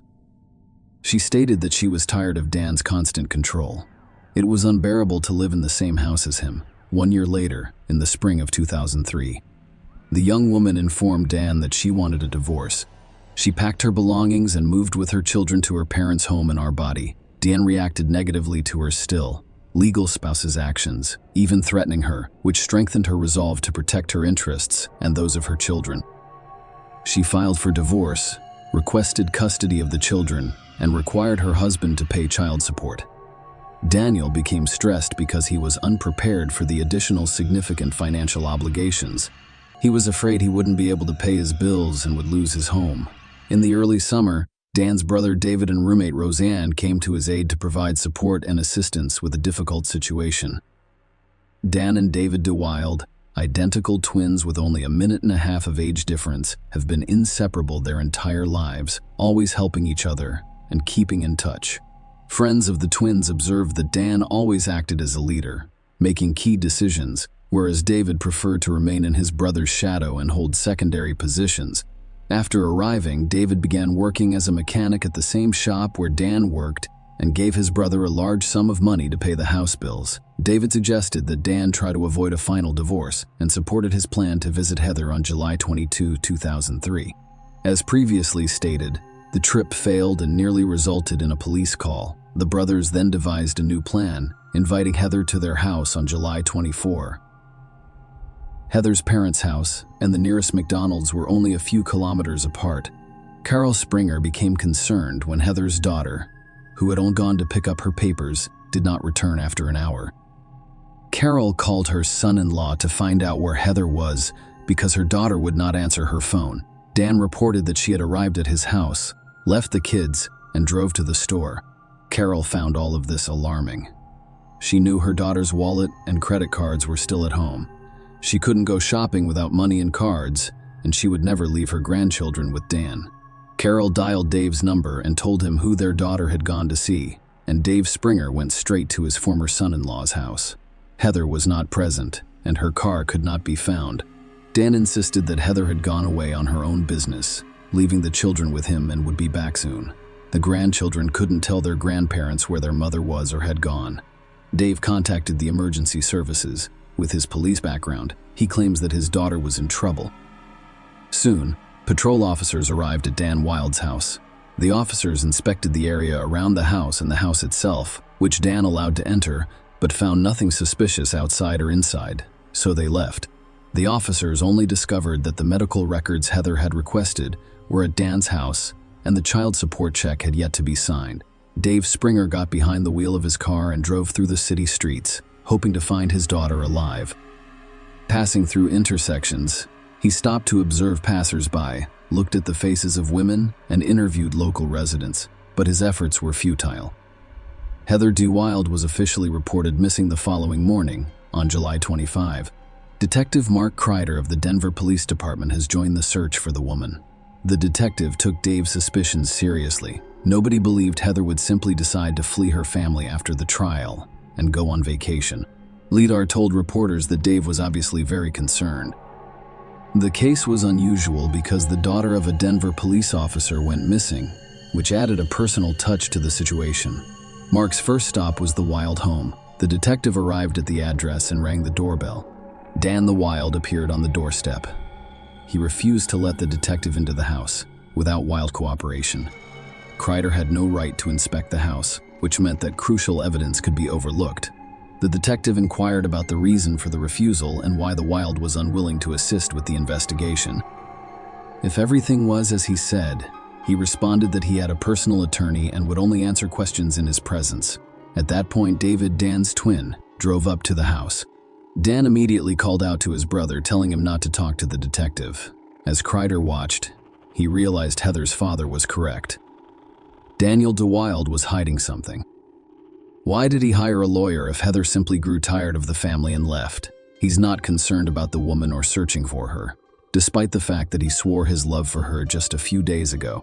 Everything appeared as strange as possible, but the detective was unable to do anything without a warrant, so he was forced to leave. By the time police got a search warrant for the Wild home, Heather had gone missing for 6 days. Inside the house, Kreider stated that the task force discovered no evidence of a crime weapon. There was no sign that Heather had been in the house. However, investigators soon discovered that on the day the young woman vanished, David drove his Chevrolet to a car repair shop about 15 miles from home. Why would David drive so far when the twins, who worked for the transportation department as mechanics, could have done the repairs themselves? Kreider obtained a warrant to search the several locations, and a detective speculated that Heather had died and David had managed to hide her body away from home. To inspect the car, they used specially trained dogs that detect the odor of a decomposing body. While checking David's car, the dogs began barking near the driver's side rear side door, indicating that Heather's body had been in the vehicle for some time. Detective Kreider met with David and discussed the search dog's reactions. At one point, the detective asked David, looking directly into his eyes, "Did you kill Heather?" The man lowered his head, and you could tell he was nervous. The man stated that he needed to speak with his lawyer and last. After speaking with David, the detective had no doubt that both twin brothers were involved in Heather's disappearance, a day after being informed that the dog smelled decomposition. David and Roseanne married, which confirmed the police's suspicions. Roseanne later revealed that this occurred so unexpectedly, just in case, because spouses are not required to testify against each other.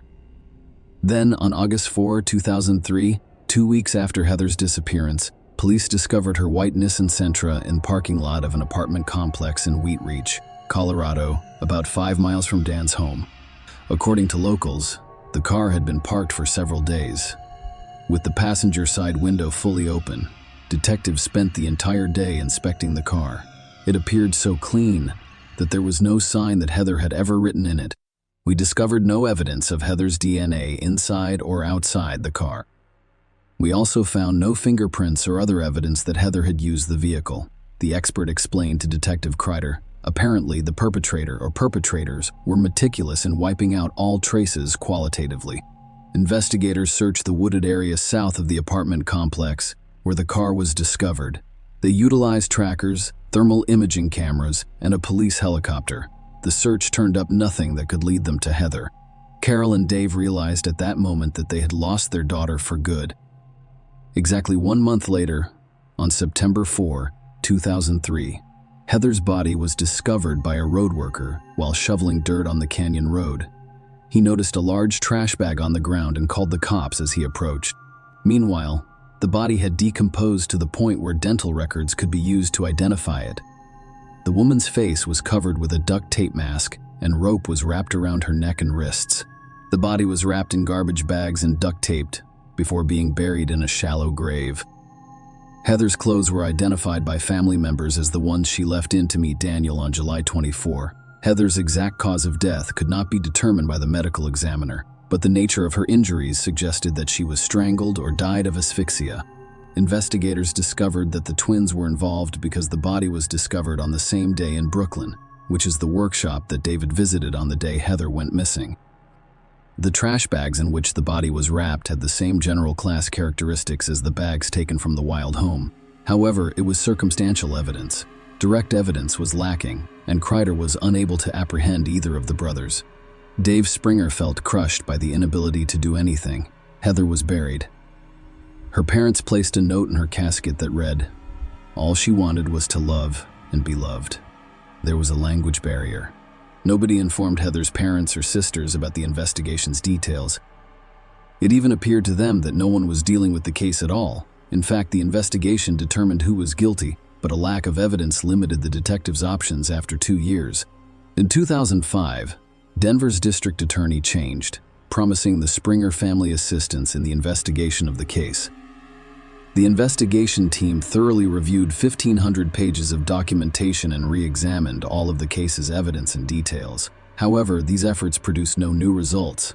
There was no physical evidence, and DNA analysis found no link between the brothers and Heather's death. Detective believed that, in addition to the brothers involved in the case, David's wife Roseanne, who also lived in the house, could be involved, but as an official spouse, she had the right not to reveal information about him. After another 4 years, Heather's family had still not found a place. The deceased's father admitted that he sometimes screamed at night. He was sick and that Dan was sleeping peacefully on the loose while the rest of their family was subjected to daily injustice. Ross Boot took over the Heather DeWild investigation in 2009, correct? The new prosecutor approached the task with extreme seriousness. Within 6 years, the volume of documentation increased from 1.5 to 30,000 pages. There were 15 additional boxes containing important information. A DVD of home movies eventually piqued the interest of the new investigative team. Dan and Heather had engaged in unusual practices during their marriage.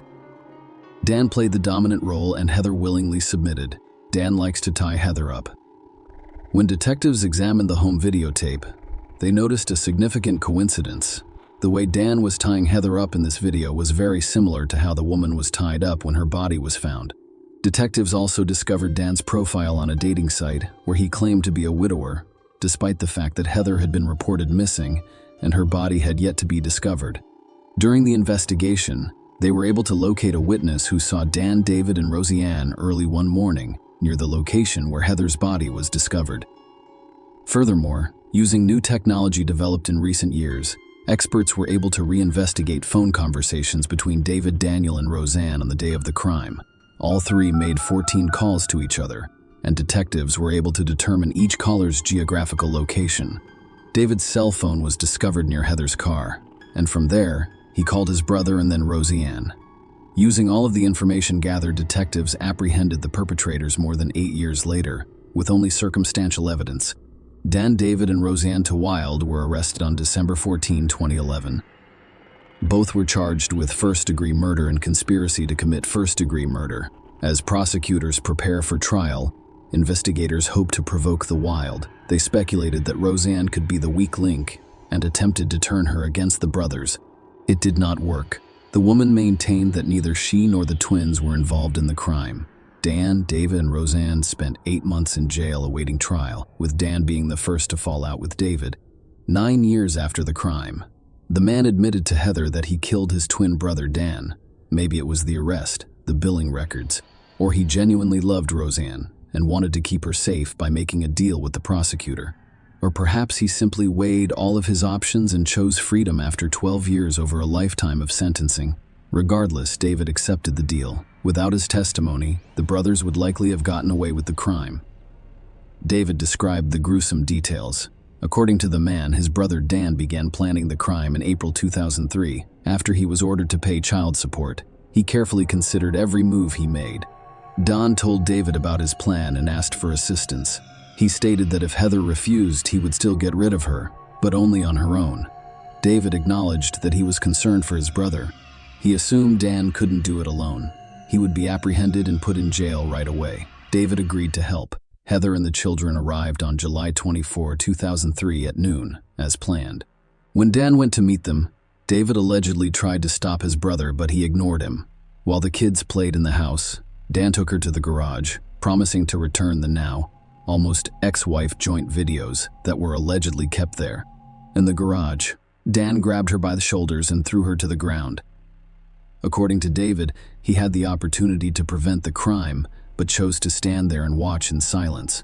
His brother took a hammer from the shelf and struck Heather several times in the head, knocking her out. Dan immediately took a rope and tied his wife up in the same way he had done during their intimate games. But this time, he also made a noose around her neck and suspended her from the garage roof. Dan's plan was to make it appear that his wife's death was accidental during their role-playing sessions. Leaving Dan in the garage, David drove Heather's car back to the apartment complex parking lot and thoroughly cleaned it inside and out. By the time David returned to the garage, his brother had wrapped his wife's body in garbage bags and placed it in the backseat of his car. David checked the woman's pulse and determined she was dead. He then got behind the wheel of the Chevrolet and drove to the predetermined location where he would bury the body. How there might never have been discovered if it wasn't for a transmission problem in the car that forced him to hide the body somewhere along the way to the canyon. Because David had to visit an auto repair shop to have his car fixed, the investigation uncovered clues about the car's movements. When the investigators asked how the brothers were able to dispose of all of the evidence so professionally, David explained that they watched crime shows on TV on a regular basis and knew a lot about the subject. For example, they used double gloves to leave no trace. David Wild had to take a polygraph test to confirm the veracity of his testimony. Prosecutors offered him a deal following the test. David pleaded guilty to conspiracy to commit second-degree murder and received a 12-year sentence instead of life in prison. Daniel's trial began in November 2012 at the Jefferson County Courthouse. David testified, blaming the crime entirely on his brother, rehabilitating his wife Roseanne through his testimony, apologizing for all the pain he had caused Heather's family, and receiving 12 years. Daniel pleaded not guilty and continued to claim he had no idea where Heather went after she allegedly left the house. According to his defense, Heather murdered his brother David. After all, he admitted that he was responsible for disposing of the car and the body. However, the jury did not believe that version. They found Daniel guilty of conspiracy to commit a first-degree felony, but could not determine whether he actually did it. As a result, the judge scheduled a new trial for just a month later, fearing he would end up in prison with no chance of parole. Dan accepted a plea agreement, pled guilty to a second-degree felony, and waived his right to appeal. He was sentenced to 74 years in prison, which he currently serves at Colorado State Prison. He will be eligible for parole in May 2045. His mandatory release year is 2084, when he will be over 100 years old. Daniel DeWild will probably not live to see that date after the trial. During a press conference, prosecutor Roz Boot examines the dynamics of what occurred. Daniel clearly set David up. He had control of the situation. Regarding Mary Rose and Wild, we eventually concluded that her knowledge of the events was less than previously assumed. The case against her is dismissed because there is no reasonable chance of her conviction at trial. Roseanne maintains that she had no suspicions and is simply waiting for David to be released. After Dan was arrested, Hannah and Jacob were placed in foster care by their own grandparents, Heather's parents, Dave Springer, and her father has finally begun to sleep soundly. Share your opinion with us in the comments and subscribe to the channel for more.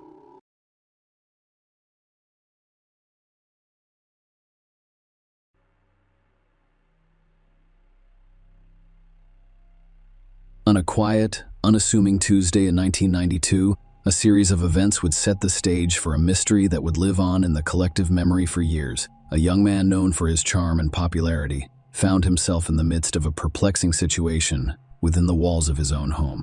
Little did they know that this was only the beginning of a perplexing journey full of secrets, questions, and a never-ending search for answers. On that fateful Tuesday, October 13, 1992, in the quiet town of West Liberty, Iowa, 22-year-old Corey Wynek's life took an unexpected turn. Corey was a well-known figure in the community, not only for his athletic ability as a West Liberty High School football player, but also for his work as a bartender at his grandparents' establishment, Wink's Bar and Grill. The night before, Corey had worked a late shift at Wink's, where he spent many of his evenings as the 13th approached. Corey was scheduled to work another night behind the bar. However, when his fiancée Jody Hotz returned home around 6:30 p.m., she was met with an unusual sight. Corey's car remained parked in the driveway, and their beloved golden Labrador retriever was outside. This unusual situation alarmed Jody. Corey's routine was well established, and he was usually on his way to work by the time she got home from her job at a bank in Iowa City.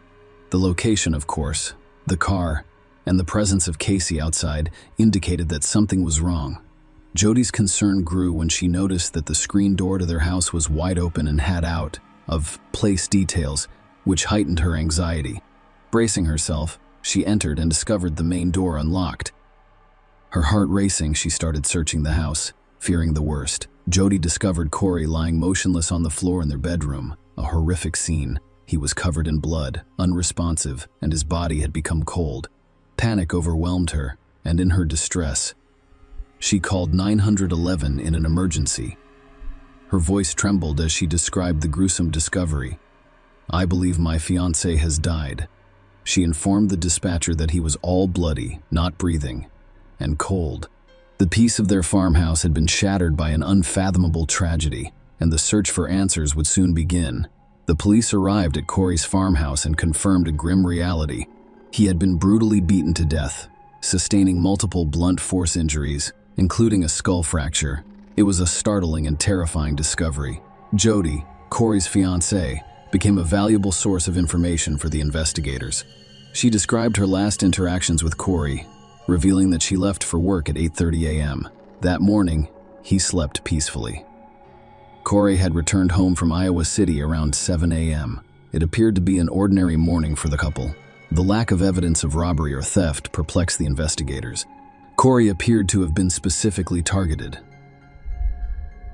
Someone had entered their home with the sole purpose of inflicting harm on him. As the investigation progressed and word of Corey's tragic death spread throughout the community, an important piece of evidence surfaced. At 1:30 p.m., a local farmer reported driving past the Corey house. On that fateful day, they discovered a metal baseball bat on the side of the road near the property. Strangely, when he passed by earlier that morning around 9 a.m., the bat was not present. This information led police to believe that Corey was attacked between 9 a.m. and 1:30 p.m. The discovery of the baseball bat was a watershed moment in the case. Traces of blood found on the baseball bat matched Corey's blood type, implying that it was the murder weapon. Corey's injuries were consistent with the types of injuries that a baseball bat can cause. Despite having the murder weapon in their possession, the investigation encountered a frustrating setback. No fingerprints or DNA evidence were discovered on the baseball bat. This perplexing lack of conclusive evidence added another layer of complexity to the case, leaving investigators with a haunting mystery about who had targeted Corey and why the investigation into Corey's tragic murder took an unexpected turn as police delved deeper into his personal life. It became clear to law enforcement that this was not a random act of violence. Rather, it appeared that Corey knew his assailant, revealing a web of complex relationships and potential motives. The police made a startling discovery. Corey had romantic relationships with several women before his death, in addition to his fiancée, Jody. This revelation generated a large pool of potential suspects, posing a complex puzzle for investigators to solve. In the months following Corey's tragic death, they interviewed over 400 people in their never-ending search for the truth. Despite their tireless efforts, the case remained unsolved and became colder with each passing year. A decade after Corey's murder, there was still no concrete evidence of a motive or perpetrator. The much-needed breakthrough arrived unexpectedly, a quarter of a century after Corey's murder in December 2017. The information they received had the potential to uncover the truth about Corey Wienecke's tragic and long unsolved murder. In December 2017, a chance encounter at an Iowa hospital gave new life to the long unsolved murder case of Corey Wienecke. Special Agent Trent Villeda of the Iowa Department of Criminal Investigation had gone to the hospital for an unrelated reason when he struck up a conversation with a nurse named Jessica Becker. When Jessica discovered Age's work on cold cases, she felt compelled to share a haunting story from her childhood. Jessica described an incident from 1992 when she was only 9 years old. She had spent the night at a friend's house on a sleepover. Annette Cahill's sister-in-law happened to be the daughter of Jacques Hazen-Jacques. One of Corey's 4 romantic partners at the time of his murder was a woman known to the police for her involvement with him. When questioned by police, she claimed to have been shopping in Iowa City with Jack when Corey died, citing store receipts as alibis. However, Jessica's recollection cast doubt on Annette Cahill's alibi. She admitted that during her sleepover at Jack's house following Corey's murder, she and a friend sneaked downstairs after bedtime. At the bottom of the stairs, Jessica overheard Annette Cahill in the dining room, seen from behind with people crying and lighting black candles.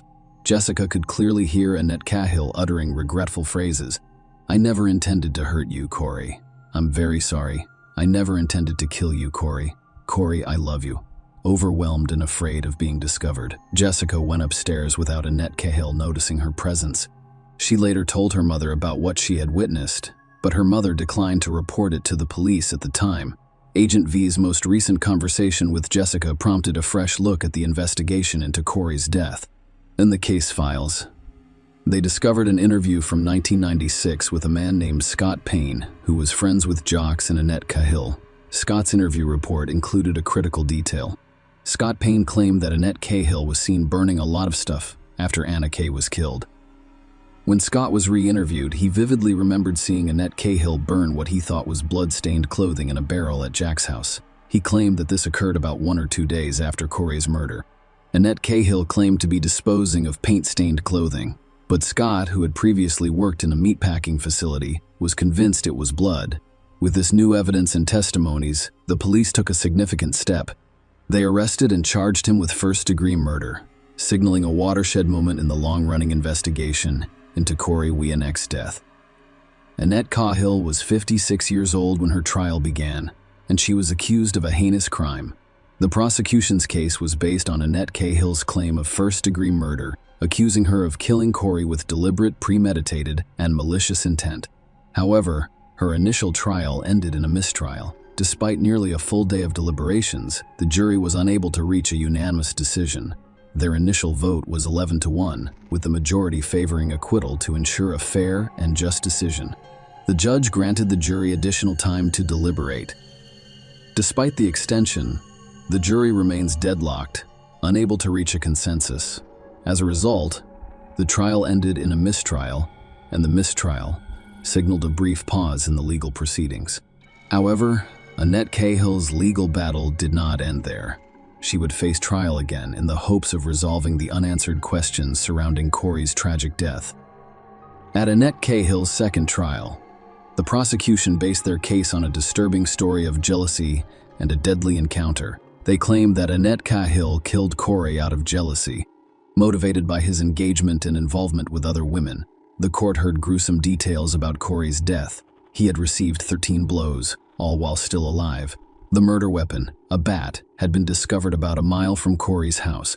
It was discovered by a reporter who was forced to walk down a gravel road after his car broke down, where he came across the ominous item. A nearby farmer confirmed seeing the bat by the side of the road around 1:30 p.m. The backboard had distinctive features, including white tape wrapped around the handle and a blue barrel indicating a powerful light heavyweight. In white lettering, these white letters appeared to have bloodstains. The court learned that the bat had been purchased from Walmart, and it was speculated that it could have been leftover from last year's inventory. It had an initial retail price of $15, but was purchased on sale for $13. The cause of Corey's tragic death was blunt: forced trauma, emphasizing the brutality of the attack. The night before Corey was murdered, Annette made an unsettling appearance at Wink's, where Corey worked. After the bar closed, Corey left with Wendy Marshall. Their departure, however, was hampered when they came across Annette Cahill, who was intoxicated and waiting in Corey's car. Annette Cahill joins them on their journey, creating a tense and agitated environment. During the drive to Annette Cahill's house, she abruptly jumped out of the car, resulting in a confrontation with Corey. Corey then dropped off Wendy and then Annette at their respective homes. When Jody left for work the next morning, Corey was still at home, sleeping peacefully in his bed. The courtroom drama continued with a series of testimonies intended to shed light on the mysterious circumstances surrounding Corey's murder. First, Jessica Becker and her mother took the stand. Jessica described a haunting memory from when she was 9 years old, vividly repeating the details she had previously shared with Agent Violetta. Her mother corroborated her story, stating that Jessica had confided in her at the time. However, she chose not to report it out of fear, recognizing the brutality and viciousness of Corey's attack. Scott Payne, a previously unmentioned witness, also testified. He told the court what he had previously told the police. He saw Annette Cahill burn what he thought was blood-stained clothing. The defense made a compelling case, claiming that Annette Cahill had a solid alibi and should not be held responsible for Corey's murder. They emphasized the lack of physical evidence linking Annette Cahill to the crime. The hairs found in Corey's hand were not definitively linked to her, and there were no fingerprints or traces of her blood on the bat. Annette Cahill testified that she saw Corey the night before his murder. She admitted to being jealous when she saw him with another woman, but insisted they had reconciled and even had sexual intercourse. When she attempted to visit Corey's house that morning, she spent the next day working on a roofing job with Jack. She assumed it was empty because she received no response when she knocked on the door to discuss Ed's defense, which revolved around her presence at a construction job site and subsequent shopping trip with Jack on the day of Corey's murder. The prosecution argued that the provided receipts did not cover the time of Corey's murder. Jack testified that she picked up Annette Cahill around 10 a.m. At the job site, they made a brief stop at Corey's house on their way to Iowa City to return a book for Annette Cahill. They claimed there was no one home because no one answered the door, prompting them to travel to Iowa City. Jack produced receipts for their purchases, but only one had a timestamp indicating a purchase at 1:25 p.m. The defense also attempted to discredit Jessica's testimony, claiming that her bias against Annette Cahill was influenced by Annette Cahill's previous sexual relationship with Jessica's stepfather as a child. After hours of deliberation, including a deadlock at one point, the jury reached a unanimous decision. Annette Cahill was found guilty of second-degree murder rather than first-degree murder, as had been the case in the initial trial. This verdict was a significant step forward in the ongoing legal saga surrounding Corey's tragic death, but it did not completely resolve the case's mysteries and complexities. Annette Cahill's legal journey continued as she explored various options for challenging her conviction and obtaining her release. One of the key post-trial motions she filed was a request to compel discovery regarding the hairs discovered in Corey's hands. She inquired about the testing of these hairs and requested that the court order an explanation from the state if the evidence had been lost or destroyed. She also requested a new trial based on a Brady violation, withholding exculpatory evidence, and argued that the jurors' failure to receive a spoliation instruction regarding the destroyed evidence was unfair. However, her motion was denied, and she was eventually sentenced to 50 years in prison. Share your opinion with us in the comments and subscribe to the channel for more.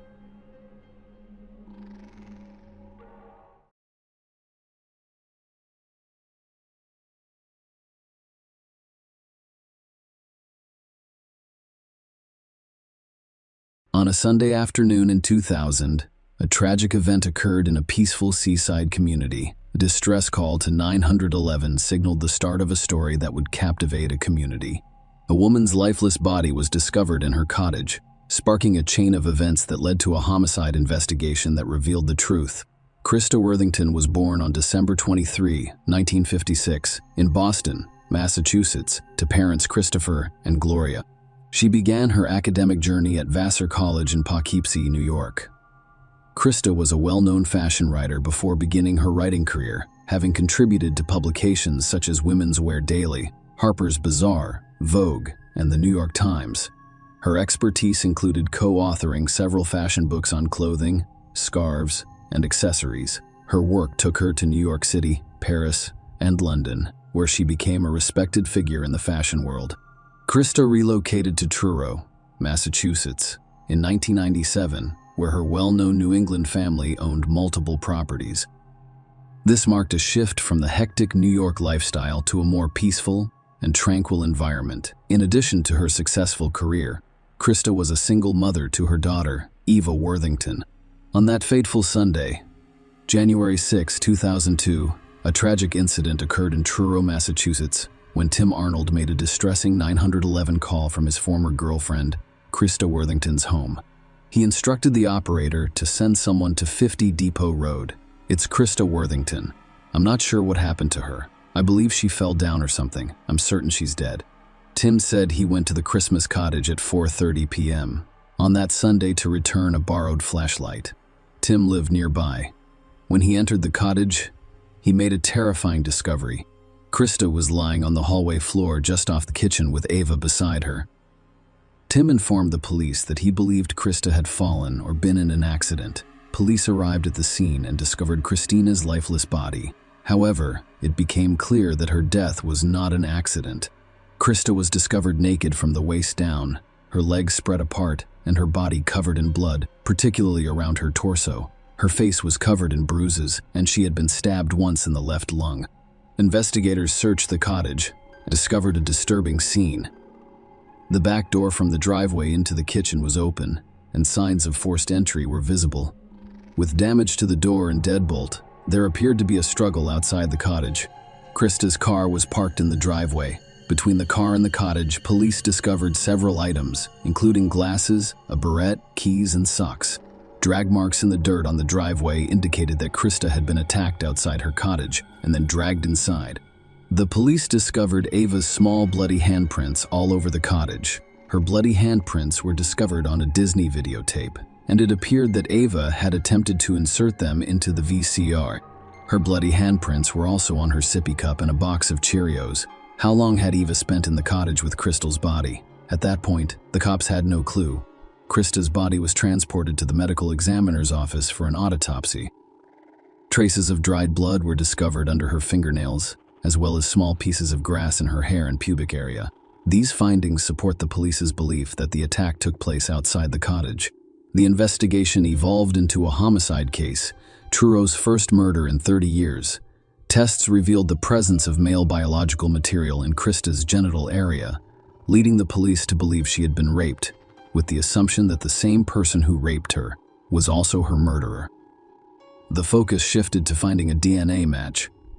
Establishing a timeline, the police determined that Krista called her babysitter at 8 p.m. on Friday, January 5, because she had a hair appointment scheduled for noon on Saturday, January 5, but did not show up and did not show up, and did not show up and did not provide notice of her absence. This led police to believe that the crime took place between 8 p.m. on Friday and noon on Saturday. The presence of undeliverable newspapers at the bottom of her driveway provided additional support for this time frame. As part of their thorough investigation, the police interviewed people who knew Krista or had been to her home. Investigators approached Tim because he had discovered her. There were also rumors that, despite the end of their relationship, Tim may have desired a more permanent connection. When the police arrived at the cottage, they found Tim's biological material on a blanket covering Krista. Despite his denial of any involvement, the police eventually ruled him out as a suspect. Given Tim's previous romantic relationship with Krista and his time at her cottage, the discovery of his biological material on the blanket was not surprising. Furthermore, forensic analysis revealed that Tim's biological material did not correspond to the biological material discovered on Crystal's body. The investigation into Krista Worthington's murder took a significant turn as police looked into possible connections with people close to her. Tony Jackett, Ava's father, was married and had an extramarital relationship with Krista. When Krista discovered she was pregnant, she urged Tony to tell his wife, Susan. Eventually, Tony told Susan about Ava and the affair. Krista did not insist that Tony leave Susan, but she did ask for his assistance in supporting Ava. They made arrangements for child support, and Tony set aside time to spend with Ava. His wife was very forgiving, and she forgives him and even accepts Ava into her life. Tony and Susan both cooperated with the police, with Tony claiming that he had no intention of harming Krista. Susan confirmed Tony's alibi, stating that he was with her at the time of Crystal's murder. A year after the crime lab performed DNA tests as part of the investigation. Surprisingly, Krista's DNA did not match that of Tim Tony or any of the other individuals previously tested. The case appeared to hit a stumbling block, leaving the possibility that Krista's murderer would escape justice. However, the police persisted, and 3 years after the murder, they took a daring step by requesting voluntary DNA samples from nearly everyone in the neighborhood. This meticulous effort paid off, leading to a breakthrough in the case. The DNA analysis revealed a match. Christopher Chris McCohen, his DNA was discovered in Krista's home and on her genitals during the investigation. Chris worked for a disposal company, and the police discovered that he picked up trash outside the Christmas cottage every Thursday. During the police interview, Chris claimed that he had no acquaintance with Krista. He claimed that they had never had a conversation. However, he mentioned making friendly gestures such as waving while collecting trash. However, as the police investigated further, inconsistencies in Chris's statements became apparent. Despite his initial denial of any interaction with Krista, police discovered his DNA on her body. Faced with this evidence, Chris changed his story, admitting it could have been me, pressed to reveal the truth. Chris started recounting his version of events. According to his revised account, he was heavily intoxicated on Friday night, January, while drinking in the juice bar parking lot with a friend named Jeremy Fraser. Chris claimed to be drunk at the time. He claimed that Jeremy then drove him to the dentist to see the mother of his child, where he stayed for about 40 to 60 minutes before returning to the juice bar. Under continued questioning, Chris eventually admitted to having consensual intimacy with Krista on the night of January. When questioned by the police about how he got to the Christmas cottage, Chris stated that Jeremy drove him there and accompanied him inside. Chris told the police that he and Krista had sexual intercourse in the hallway near the kitchen, where her body was later discovered. He also mentioned the possibility of having sexual relations in the living room at some point. Chris said everything was fine afterward, and he even gave Krista his phone number. However, the situation escalated when Krista became enraged when she saw Jeremy rummaging through her belongings and began screaming at them as they attempted to flee. Chris gave varying accounts of what happened after leaving the cottage with the police. Chris originally claimed that after leaving the cottage, Krista followed them outside and confronted Jeremy in the driveway. Jeremy allegedly responded by punching her repeatedly. When Krista fled into the cottage, Jeremy pursued her and continued the assault with repeated punches. Chris claimed to have been in Jeremy's car at the time of the attack. When Jeremy returned to the car, Chris claimed he told him that Krista was calling the police from inside her cottage. According to Chris, Jeremy then rushed back to the cottage and kicked in the front door. Chris told the police that Jeremy spent about 10 minutes inside, while Chris remained in the car, completely unaware of what was going on. However, when the police expressed doubts, Chris changed his story. He acknowledged that he was not in Jeremy's car during the initial assault. Instead, he actively participated in the altercation. Chris admitted to punching Krista in the face and chest, which caused her to lose consciousness. As she fell, her head struck the gravel driveway with such force that Chris recalls the sound vividly. Despite this, Chris admitted that the brutality did not end there. He told the police that they continued the assault, claiming that we put the boots on her.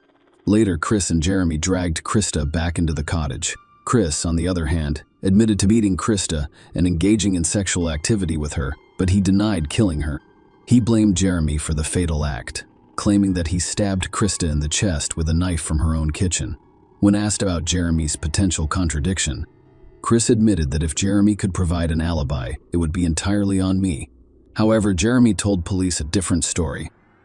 He confirmed that he met Chris at the juice bar on Friday night and drove him to Dennis. According to Jeremy, he returned to the juice bar and attended a house party in East Ham with a friend who confirmed his account. Jeremy claimed that Chris was also at the party, but he arrived separately in a different vehicle. He said he stayed at a friend's house that night, and his friend confirmed it. Furthermore, Jeremy's DNA was not found on the Christmas body, so the police leaned toward believing Jeremy's version of events. Chris faced several serious charges, including first-degree murder, aggravated rape, and aggravated burglary.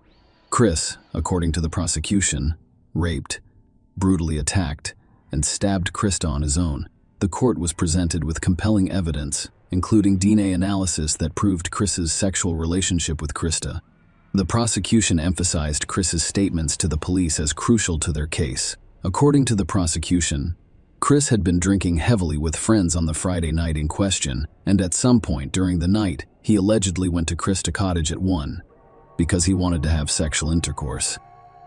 The prosecution claimed Chris and Krista were not in a relationship and had never been together before. They claimed that Chris, knowing Krista lived in the cottage with her 2-year-old daughter, went to her house and raped, assaulted, and inflicted a throat wound, resulting in death.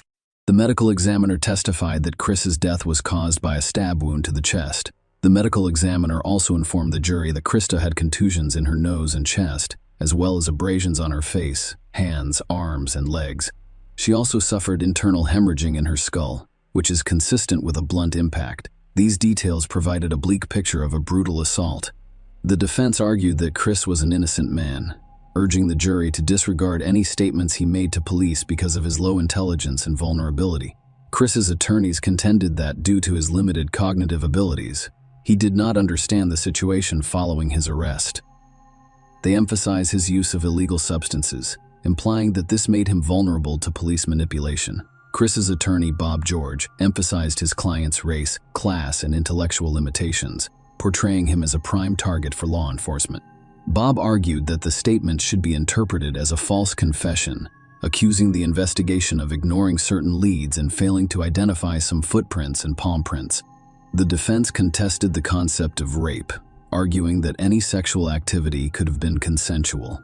Bob suggested that Chris and Krista may have had a consensual relationship, with the DNA evidence indicating only voluntary sexual contact during Chris' trash collection. Chris did not testify at the trial. The jury convicted Chris of first-degree murder, aggravated rape, and aggravated burglary. Before being sentenced, he addressed the court, expressing sympathy for the victim's family while maintaining his innocence. Despite his plea, Chris received 3 consecutive life sentences with no possibility of parole. Share your opinion with us in the comments and subscribe to the channel for more.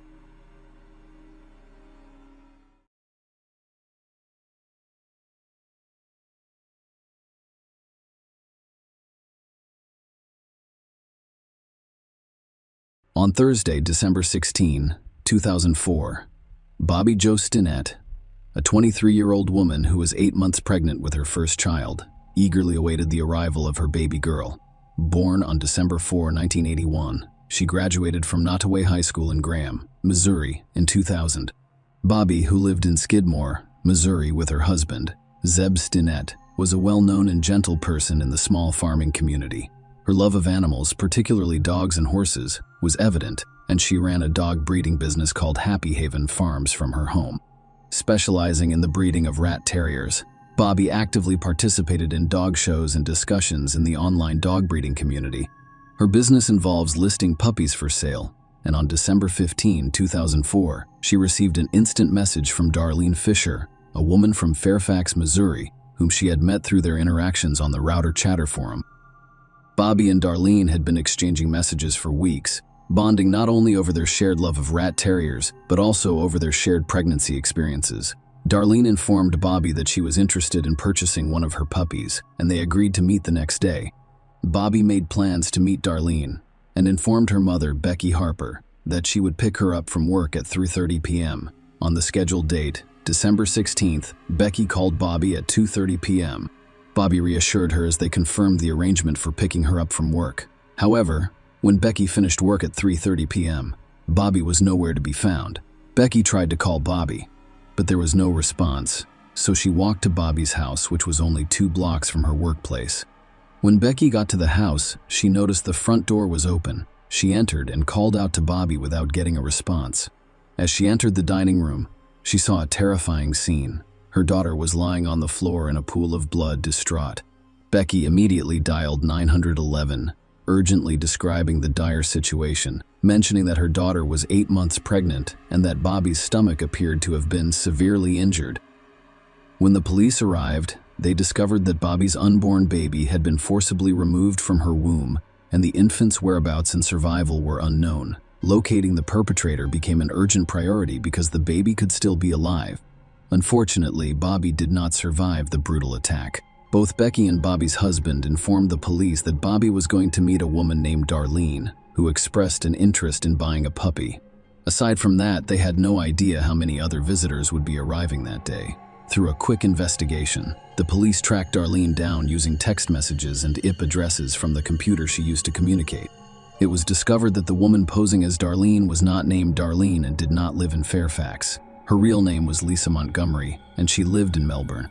Lisa drove from Melbourne to Skidmore on December 16th and arrived at Bobby's house around 12:30 p.m. Police believe the baby was taken between 2:30 p.m. and 3:30 p.m. On December 17th, the police arrived at Lisa Montgomery's home, and her husband Kevin greeted them at the door. They entered and found Lisa in the living room, cradling a newborn baby. The police informed Kevin and Lisa that they were looking into the murder of Bobby Jo Stinnett and inquired about the baby. Lisa claimed that her child was born at a women's clinic in Topeka. "I am looking for a private conversation." The police approached Lisa outside her home. She informed them of this and requested that Kevin not know about it due to financial constraints. She had actually given birth at home, not at the women's clinic. Lisa claimed she was alone in her kitchen during the birth, but she did have the phone numbers of 2 friends in case she needed help. When asked about the placenta, Lisa says she disposed of it in a nearby creek. Lisa requested that the matter be discussed further at the sheriff's office to maintain privacy, and the police agreed. Lisa confessed to officers at the sheriff's office. After killing Bobby, she extracted the baby from her womb and abducted her. The baby was eventually returned to Bobby's husband, who named her Victoria Jo Stinnett. Lisa was charged with kidnapping, which led to her death. During Lisa's trial, the court learned that she and Bobby met at a dog show in April 2004. We were both members of an online dog breeding community when Bobby announced her pregnancy. Lisa, a member, learned of her pregnancy in the spring of 2004. Around the same time, Lisa informed her family and friends that she was expecting. Lisa failed to disclose that she had a sterilization procedure more than a decade ago, rendering her infertile. Lisa deceived people for 8 months by pretending to be pregnant. She went so far as to wear maternity clothes and purchase baby items. Despite her sterilization, Lisa persuaded her husband, Kevin, and her children that she was actually pregnant. On the other hand, Lisa's first husband and wife, who were aware of her sterilization, accused her of lying. In response, Lisa insisted on proving them wrong. During the court proceedings, it was revealed that on December 16th, Lisa arrived at Bobby's house with a sharp kitchen knife and a white cord in her jacket pocket. When Bobby answered the door, Lisa asked to see the puppy she wanted to buy. Bobby retrieved the puppies and took them outside for Lisa to interact with. Lisa attacked Becky shortly after she called Bobby to pick her up.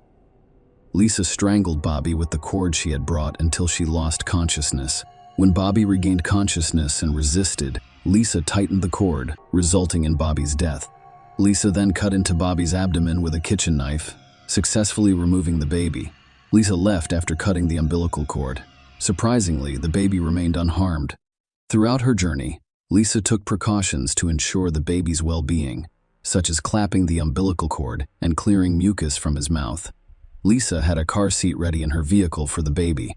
When Lisa arrived at a parking lot near a women's clinic in Topeka, Kansas, she called her husband, Kevin, to tell him she had given birth. Kevin met her in the parking lot and named the baby Abigail. The next day, they went out for breakfast, proudly introducing their new baby, Abigail, to everyone.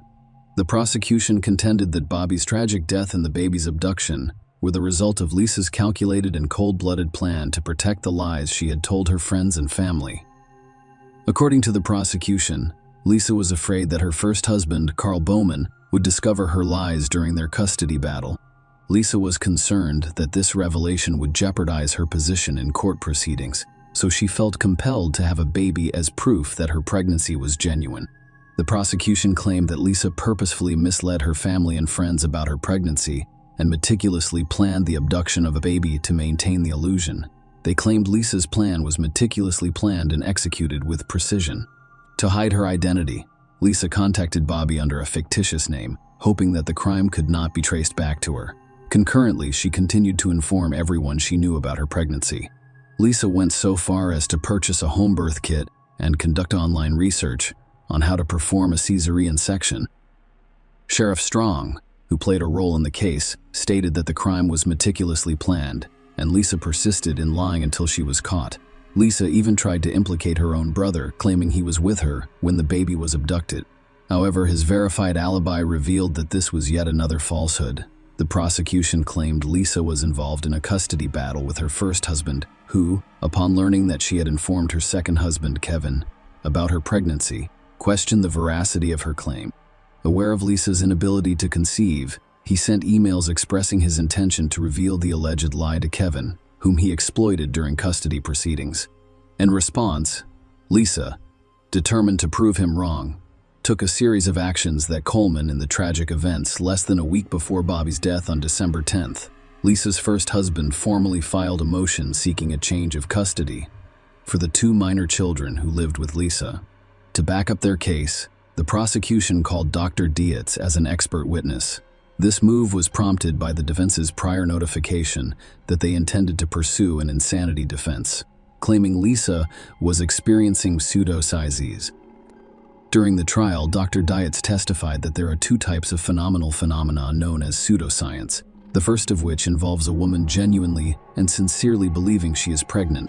Typically, This belief ends when the woman is presented with concrete evidence that she is not pregnant. Individuals with this type of pseudopsychosis are not considered mentally ill and do not have delusions.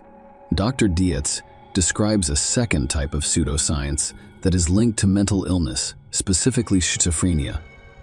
Individuals suffering from this condition experience delusions, particularly the delusion of being pregnant. Notably, this form is distinguished by the presence of a strong conviction. In contrast to the first example, people who believe in pseudoscience refuse to accept evidence that contradicts their beliefs. They have a firm and unwavering belief in their pregnancy, which demonstrates the impact of mental illness. Dr. Dietz, in his expert opinion, concluded that Lisa did not have pseudosciences at the time of Bobby's death. He came to this conclusion based on his belief that Lisa did not truly believe she was pregnant. In court, Dr. Dietz explained his reasoning by emphasizing several key points. To begin, Dr. Dietz stated that Lisa was well aware that she had undergone permanent sterilization, which removed any doubt about her reproductive abilities. Lisa had consistently sought medical and prenatal care in previous pregnancies, but this was not the case during the current period. Dr. Dietz provided additional evidence in the form of Lisa's insurance application from September 2004, in which she explicitly stated that she was not pregnant. Furthermore, Dr. Dietz stated that Lisa's behavior was not consistent with delusional thinking. He explained that in cases of pregnancy delusion, people would stick to the same story and willingly disclose it despite being persuaded or presented with contradictory evidence. However, Lisa lacked these characteristics, prompting Dr. Dietz to dismiss the idea that she was having a pregnancy delusion. Lisa's case was characterized by inconsistent and contradictory accounts of key details. Notably, her stories differed on the sex of the fetus, whether she was expecting twins or a single fetus, and how she planned to deliver. These differences were noticeable depending on the audience to whom she spoke, indicating a lack of consistency and reliability in her statements. Furthermore, Lisa provided conflicting information about the location where she claimed to have given birth. She initially claimed that the birth occurred at a women's clinic, but later changed her story to say that it happened at home. When confronted with her brother's alleged presence at Bobby's house during the incident, Lisa claimed that she had had amnesia both before and during Bobby's murder. Dr. Dietz concluded that Lisa was a malingerer during the 2004 pregnancy, and the court heard that Lisa had faked previous pregnancies. Lisa claimed to have had multiple pregnancies in the years since her sterilization procedure, each with its own set of complications. Lisa's feigned pregnancies date back to 1994. Subsequently, in 2000, before marrying Kevin, she informed him of her pregnancy and expressed a desire for an abortion. Kevin gave her $40, but there was no further discussion or evidence of pregnancy. Lisa claimed to be pregnant again in 2002, informing Kevin of a doctor's appointment while denying him the opportunity to accompany her.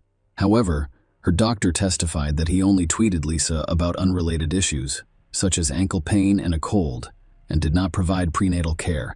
Lisa later informed Kevin that the baby had died and claimed to have donated the body to science, adding to her history of deception surrounding food and pregnancies.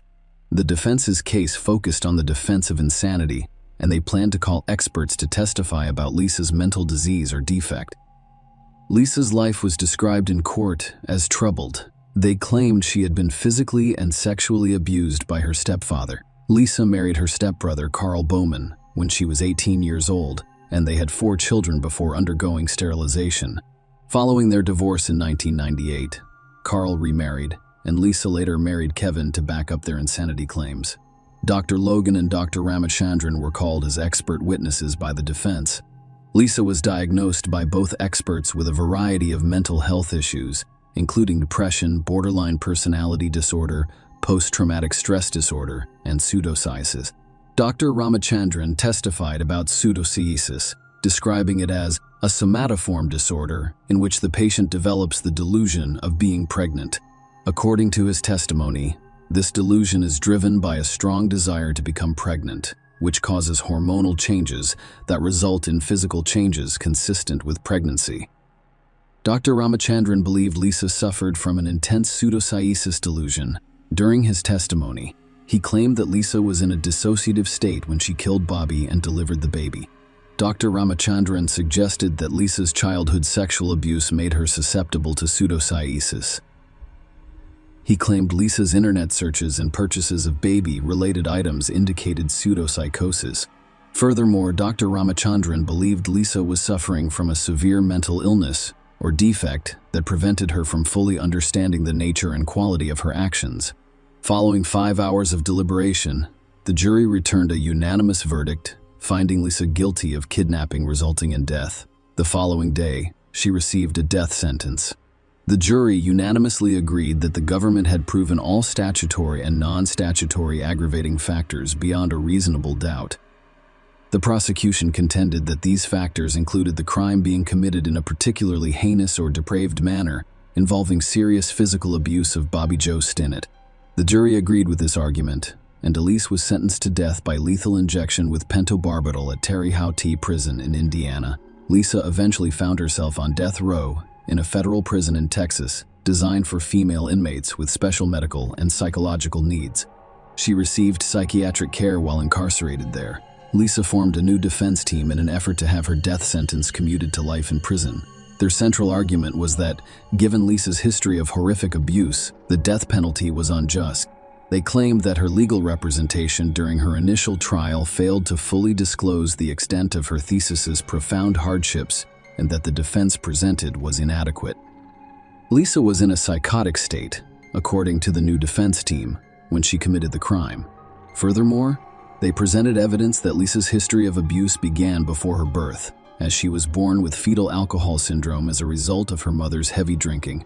The defense detailed specific instances of abuse, claiming that Lisa was subjected to physical beatings and that the mistreatment worsened after her mother remarried. They claimed Lisa had been sexually abused by her stepfather.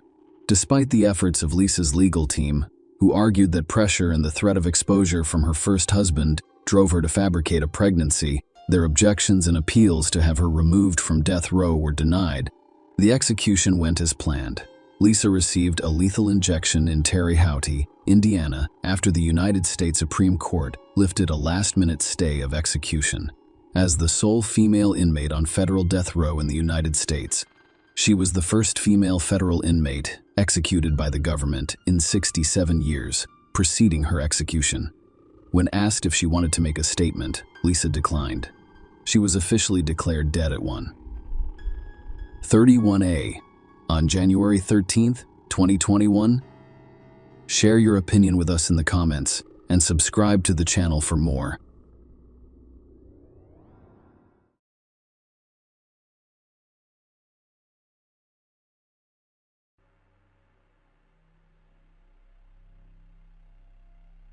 In downtown Melbourne, Australia, on an ordinary Wednesday evening in January 2019. To a sinister turn. What began as a casual outing with friends for a young international student quickly escalated into a terrifying ordeal that stunned the entire country and the world. Kaya Mayasarwe was born in 1997 in Baqa al-Gharbia. At the age of 21, I moved to Israel with my Palestinian Muslim family. Aya Mayasarwe, a Palestinian citizen of Israel, embarked on a journey that was meant to be transformative. She had come to Australia for a one-year exchange program at La Trobe University in Bundoora, Melbourne. Her thirst for knowledge and love of languages drove her decision to study abroad. However, the January night proved fatal for her. Aya Mayasarwe's night of January 16, 2019 began just like any other. After attending a less talkative English social event, she went to a comedy show in North Melbourne with her friends. For Aya, these gatherings were more than just social occasions. They provided opportunities for her to improve her English and connect with people from various backgrounds. Aya's time in Australia was part of an on-campus exchange program with La Trobe University in Bundoora, Melbourne. She was a dedicated student who studied Chinese and English at a Shanghai university. Her time in Australia was intended to help her improve her English language skills, which are an important part of her academic journey. Australia had quickly become a place she adored, a place where she could discover new places, try new experiences, and form meaningful bonds. Her enthusiasm for life was contagious, and she possessed an innate ability to see the beauty in every moment. But Aya was more than just an adventurous spirit. She was a conscientious student who took her studies seriously. Her language skills were impressive, as she was fluent in Arabic, Hebrew, and Mandarin. Her commitment to learning and personal development was demonstrated by her decision to spend a year in Australia, pushing her limits and broadening her horizons. Throughout her time in Australia, Aya maintained regular contact with her family back home. She spoke with her parents and sisters almost every day. Her family was preparing to visit her in Australia, a prospect filled with excitement and anticipation. The prospect of reuniting with her loved ones on the other side of the world sparked great excitement.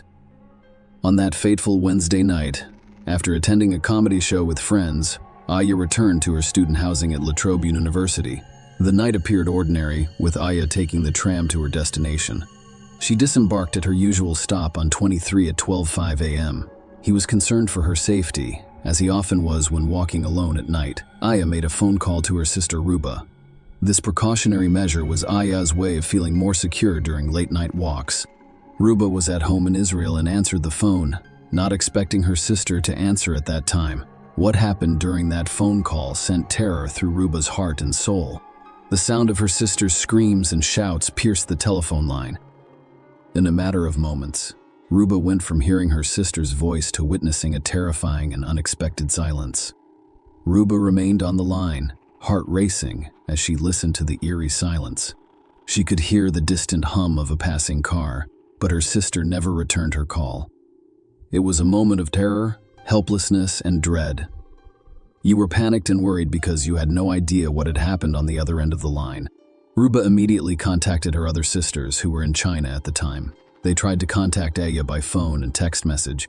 However, there was no response. Their anxiety increased with each unanswered attempt to reach Aya. Dawn approached, but Aya had still not returned their calls. Ruba and her sister took a fateful decision. They reported the disappearance to the Australian police. It was approximately 6 a.m. When they took the step, they had no idea horrifying truth that would soon be revealed.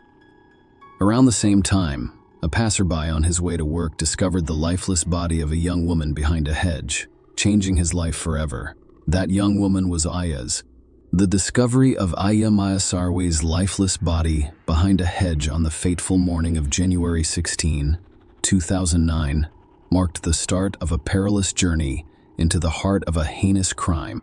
Her body was discovered just 100 meters from the tram stop, where she had disembarked and less than a mile from her student housing at La Trobe University, and word of Aya's brutal murder spread. The Australian authorities responded quickly, and when police arrived at the crime scene, they were met with a killing tableau of violence and brutality. Aya had sustained serious head injuries as a result of a relentless and brutal assault. Her body was covered in burn marks, adding to the horror she had experienced. The discovery of a hat and a shirt thought to have been left behind by the person responsible for Aya's murder was one of the first clues that proved critical to the investigation. These items would be sent for forensic testing, providing crucial evidence in the pursuit of justice. From the start, the authorities assumed they were dealing with a random attack. The community, still reeling from the shock of Aya's murder, was gripped by fear and anxiety as they tried to comprehend how such a heinous act could have occurred. Seemingly at random, the police, determined to bring Aya's killer to justice, launched a thorough investigation. They meticulously reviewed CCTV footage from the area, piecing together the events leading up to the murder. They interviewed people who had been in the area at the time of the crime, hoping to learn anything that could lead them to the perpetrator. In their unwavering pursuit of justice, the authorities also focused on a known offender, investigating their whereabouts in the hopes of determining a connection to Aya's murder. The investigator felt compelled to solve this case because he recognized the profound impact it had on the community and the international community as a whole. Only 2 days after Aya's lifeless body was discovered, a breakthrough occurred. Australian police arrested Cody Herman, 21, and charged him with rape and murder in connection with Aya's death. For those following the case, the arrest brought both relief and shocks. The swift apprehending of a suspect demonstrated law enforcement's dedication to finding answers. Cody's arrest sent shockwaves through the community and around the world as the horrific details surrounding Aya's death emerged. Surveillance footage and forensic evidence were crucial in his identification. What was most astonishing in this case was Cody's decision to plead guilty to rape and murder charges before the trial began. This plea spared Aya's family and the court from a long and painful trial. However, The key questions about the crime's motivations and circumstances remain unanswered. The guilty plea was a significant development in the case because it indicated that there would be no traditional trial. Instead, the court would hold a sentencing hearing in which the prosecutor would explain the details of the attack. This would provide a glimpse into the horrifying chain of events that resulted in tragic and premature deaths. The court proceedings revealed a chilling account of what occurred on that fateful night. While Aya had never met Cody prior to the attack, disturbing details about his previous interactions and intentions emerged in the month before the murder. Cody had made attempts to enter her apartment complex, raising suspicions of premeditation. In December 2018, just 4 months after arriving in Australia, Aya attempted to gain entry into the apartment building by falsely claiming to have misplaced his key. However, he did not live there and was at the time without a permanent address and abode. Cody returned a few days later, and residents noticed him standing outside the building, evoking an unsettling connection to Aya. Cody's online activities increased the case's intrigue. Under the rap name Makodes, he posted disturbing lyrics on Facebook, including references to suicide and demons in my head. Despite the alarming online posts and attempts to gain access to Aya's apartment complex, police initially suspected that these incidents were linked to Aya's murder. The motivation for the attack remained perplexing mystery. The court proceedings also shed light on the events leading up to Aya's murder. While Aya was at the comedy show with her friends, Cody was hanging out at the Palazzo shopping center. At 12:07 a.m., he left the shopping center, cutting through the parking lot and arriving at Main Drive. Cody spotted Aya walking down the street that night, and without warning or provocation, he launched a vicious attack. He struck her 4 times in the head with a metal pipe, causing her to drop her phone and fall to the ground, unconscious. The speed and ferocity of the assault rendered Aya defenseless, with no way to protect herself or flee. Cody's actions after the initial attack were equally horrific. He dragged the unconscious Aya behind a low hedge between the footpath and the car park, where he brutally assaulted her. The brutality didn't stop there. He continued to strike her head with a metal pipe 9 times. The details of the injuries were equally distressing. The force of the blows had fractured her skull multiple times, and while lacerations on her brain would be fatal, the nature of a neck injury is unknown, leaving investigators puzzled as to whether it occurred during strangulation or while she was being dragged into the bushes. Following the assaults, Cody attempted to eliminate any evidence linking him to Aya's body. He fled the scene, carrying Aya's belongings with him. Surveillance footage shows his escape as he climbs over the fence of a nearby nature reserve, leaving behind a black cap that was caught. He also discarded his shirt, the murder weapon, and the can of WD-40 fluid used to burn the bodies. One critical question went unanswered throughout the proceedings: whether the attack was premeditated. Did Cody roam the shopping center looking for a potential victim? Was he waiting specifically for Aya? The evidence indicated that he had the metal pipe in his possession prior to the attack, indicating a deliberate action. Cody claimed he couldn't recall anything from the 2 hours preceding the attack, leaving investigators in the court to grapple with the motivations for the senseless act of violence. During the sentencing hearing, the prosecutor meticulously recounted the terrifying sequence of events that occurred that fateful night. The details were chilling, emphasizing the brutality of the crime. Cody had relentlessly assaulted Aya, a young woman he had never met before. Cody began the attack by striking Aya 4 times over the head with a metal pipe without provocation, knocking her unconscious in her vulnerable state. He dragged her behind a low hedge and assaulted her in a horrific manner. This was followed by 9 additional strikes to her head with the metal pipe, resulting in a catastrophic brain injury. Aya suffered horrific injuries, with multiple skull fractures, brain lacerations, and an unexplained neck injury. Investigators were unsure whether she was strangled or dragged into the buses. The gruesome details were revealed in court, leaving the audience in shock and disbelief. The victim's humanity, the brutality of the crime, and the attack's apparent motivelessness left everyone in attendance feeling deeply saddened and outraged. Throughout the preceding period, opposing viewpoints emerged regarding Cody Herman's sentencing. The defense claimed that Cody had a troubled upbringing characterized by instability and substance abuse. His attorney acknowledged the gravity of the crime, claiming that there was no justification for the attack. He portrayed Cody as someone who, despite committing a heinous act, was not inherently a monster. Instead, He contended that Cody's life had been plagued by extraordinary disadvantages, resulting in a distorted view of the world. A forensic psychiatrist provided insight into Cody's psychological profile, describing him as having a severe personality disorder. A forensic psychiatrist described the attack as the result of male rage directed at a female. He suggested that Cody's actions were motivated by a combination of humiliating experiences, including a broken relationship, substance abuse, a worsening mood state, and unresolved anger. In a handwritten letter to the court, Cody apologized for his actions. Recognizing that there was no excuse for what he had done, he expressed deep regret and promised to spend the rest of his life trying to make amends. On the other side of the courtroom, the prosecution argued for a harsh sentence, claiming that Cody should not receive leniency. They highlight the attack's sheer violence and depravity, emphasizing the importance of justice being served. Throughout the preceding period, Aya's family provided victim impact statements, which provided a moving glimpse into the profound loss they had suffered and would continue to suffer. Ruba, Aya's sister, described Aya as someone who looked up to those who knew how to deal with difficult situations. Her mother, Kidam Aya, described her daughter as a beautiful girl and expressed his deep sadness when speaking of her.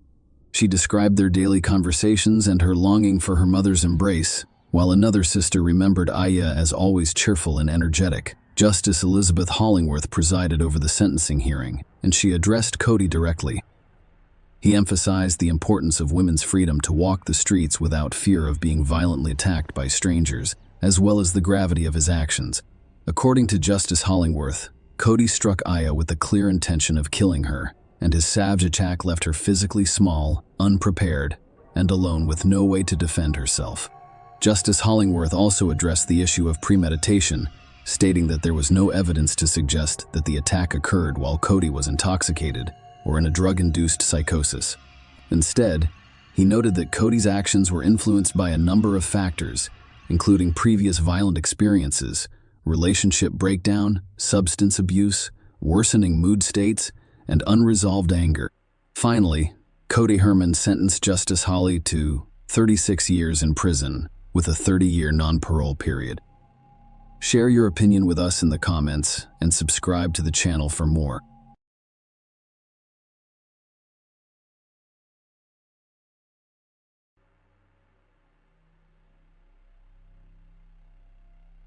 Kelly Clayton had everything going for her. First and foremost, she was very intelligent and bright. Since high school, she has been a role model for other students who are active in school, excel at tests, and pass exams. At the same time, she never appeared to be a girl who spent days and nights sitting over textbooks, cramming lessons and writing down something from extra reading. No, her appearance was considered model-like, and if her grades had been subpar, she could have pursued a modeling career. She could have, but she did not. After high school, she attended teacher training university to become a chemistry teacher. Her parents' insane pride lasted only for the first few years of university. It is unknown what triggered her decision, but one day Kelly took her documents from the institution and called her parents, telling them that she no longer wanted to study and that she was too young to spend the rest of her life checking notebooks and raising ungrateful children. If she wants to, she will undoubtedly return to her educational pursuits. In the meantime, she wants to travel and live her life to the fullest. Her parents were so upset that they did not communicate with their daughter for 6 months. But if it hadn't been for this desperate act, Kelly might never have met Tom Clayton. They met at a party for mutual friends, and the young man adored the girl. First, he began courting Kelly and showing signs of interest within minutes of meeting her. Second, Tom had a stunning appearance and athletic build, thanks to his status as a hockey star. He played for the semi-professional team Jackals for 4 seasons in a row, and he was regarded as a strong man, a player capable of breaking the opponent's ribs only if he did not approach the gate. But only a sports career, particularly one built on strength and aggression, will eventually fail, and Tom was forced to put the stick in the far corner and enjoy hockey only from the stands or the couch. Watching his favorite team on television, the couple had to move on with their lives, first returning to New York to marry, then to North Carolina, and finally to the tiny town of Cato, which has a population of only a few thousand people. Tom franchised a company that rebuilt houses after fires or disasters, while also working in a related field for a friend's company. Kelly, after dropping out of university, worked as a waitress, only changing jobs, and now has 2 children. However, Tom was earning enough money, and Kelly could leave her job at any time to care for her lovely daughters. But she was still convinced that extra money would never be unnecessary. Furthermore, she could use it to buy toys for her children and spoil them in every way. On September 28, 2015, Tom went to play poker with his friends the Millers, as he always did. He never accompanied his wife to such events. Playing for money required specific skills and experience in the game. Furthermore, someone had to stay at home with the children, and a family trip would have turned such gatherings into raucous buffoonery, removing any enjoyment from gambling that evening. Tom was unlucky in the game, but he did not get up from the table, instead attempting to win back and offering anyone who wanted to stay to play until morning. But no one supported him, so he went home. At home, however, a dreadful picture appeared before him. His beloved wife was lying in her own pool of blood, badly beaten, and appeared to be dead. Tom panicked and ran through the rooms looking for his children, who were thankfully unharmed but very scared.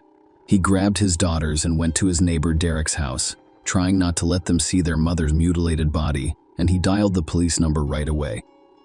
The officer who arrived on the scene discovered Tom sitting on his knees in front of his wife's body, attempting to give her artificial respiration. Only the MTs were able to extract the man, who revealed the terrible and unpleasant information. Kelly had been dead for some time, and neither they nor he could do anything to help her. All 2 floors of the house were soaked in blood. There was a huge mess in the bedroom. Despite the fact that there were children in the house at the time, Kelly and the perpetrator who committed the atrocity appeared to have fought. Kelly was pushed down the stairs, as evidenced by the knockdown banister, and then beaten on the head with a blunt object until she was dead. There was no evidence of knife or gunshot wounds. The police officer who filmed the crime scene noted that Tom appeared stunned and disoriented. He walked from one corner of the room to another, entered for a split second, and immediately exited, and he was unable to direct the police officer to the children's room or the emergency exit from the house. When asked where Tom was at the time of the murder, he calmly replied that he had spent the evening at a friend's house playing poker. The policeman then went to the neighbors to ask the children some questions, as he had not received any clear information from Tom. Tom's eldest daughter, Charlie, described the perpetrator as a robber. According to the eldest daughter, she and her sister were almost asleep when they heard their mother screaming loudly from the next room, "Charlie, run. Run away from here." And then the entire place shook like an earthquake. After listening to their mother, the girls cautiously exited their room, only to see the criminal leaning over their mother and beating her with what appeared to be a hammer. The girls dashed back into the nursery, closing the door with a small nightstand and hiding beneath the bed. It was a good thing the criminal wasn't looking for them because, as the police officer pointed out, that nightstand was so small that it couldn't have caught a burglar. So what did this burglar look like? He was a huge one, like a bear. That's big. Wow, what did he wear? Blue denim and a black shirt. He was also wearing a mask, similar to the one Daddy wears when he hunts ducks with Mr. Bourne. So your father wears a mask like that too. Will you show me? I'd have to ask him where it is. I'm not sure. What else did you notice when you spotted the robber? He had eyes like my father's, and I can't remember anything else. I saw him briefly. We got scared and ran back inside. Police officers who investigated the house were unable to confirm the girl's claim that the perpetrator was a burglar. There were no signs of forced entry at either the front or back doors, but the garage gate was open, allowing the perpetrator to enter the house through it. Another thing the police discovered was that nothing was stolen from the house. Jewelry was left untouched in a jewelry box, and Tom's safe, which held the cash, was not even opened. All of the cabinet doors in the house were closed. Usually burglars check every cabinet and shelf. But here, the entire mess was the result of a fight. Experienced officers, it appears, understood everything at once. Tom pretends to be a heartbroken husband, and he murdered his beloved wife and the mother of his children in order to continue receiving insurance payments. If Kelly's life was insured, and husbands' murderers always make sure their wives' lives are protected, he could receive up to $1 million in the event she died. All that is required is to gather evidence, and the case will be resolved. especially since her own daughter said the robber's mask and eyes resembled her father's. However, when the police discovered Tom's whereabouts that night, they did not find the hunting mask in the house. The police questioned the other poker players. "Is Tom the murderer? Do you truly suspect him?" one of his friends inquired. "That poor man had his wife murdered, for crying out loud. And instead of looking for the bastard, you want to blame everything on him? How could you have thought of something like that?" "No, Tom could not have done it," another less emotional friend responded. "I've known him a long time. He worked 2 jobs around the clock because he adored Kelly and his children. That simply cannot happen. Plus, he stayed with us all night. We played poker, and even when everyone was exhausted, he insisted on continuing to play." During a game break, Tom's friend Laura mentioned that he was very suspicious that evening. "He led me into the next room and asked me to give him my phone so he could call his wife. He claimed he forgot his phone in the car and did not want to go get it. I was surprised to find the car 10 meters from the house. Go get the phone but still give him a call. He took a step back and made the call from outside. I didn't hear who or what he was talking to, but when I checked the outgoing calls, there were no numbers in the call history, implying he simply deleted the call. Would you agree? That is odd. I told my husband about it, and he was just as surprised as I was. My husband was sitting at the table next to Tom when he noticed that Tom was not paying attention to the process of dealing cards or the people around him, which is critical in poker, but was sitting with his head bowed over the surface of the table where the cards were hiding the screen of his phone. He was carrying his phone. Why did he trick me?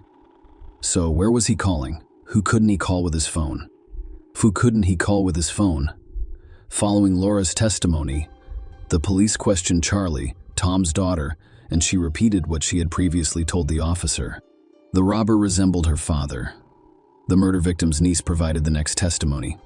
Already after Tom was imprisoned, I did not tell Aunt Kelly. I didn't want to upset her. She was very fond of Tom. She genuinely loved him. Besides, she has 2 children with him. They're my sisters. Who needs my truth? Tom was not who he appeared to be at first glance. Yes, he occasionally showered my aunt with attention and flowers. He could easily babysit, something other fathers rarely do, but that was only at home and work. He was an entirely different person. Aunt Kelly decided to help me one day by arranging for Tom to drive me to work for him. She was too young to be on her own, so she knew me better than anyone and wanted the best for me. Last summer, I worked for Tom on correspondence, registration, and document management.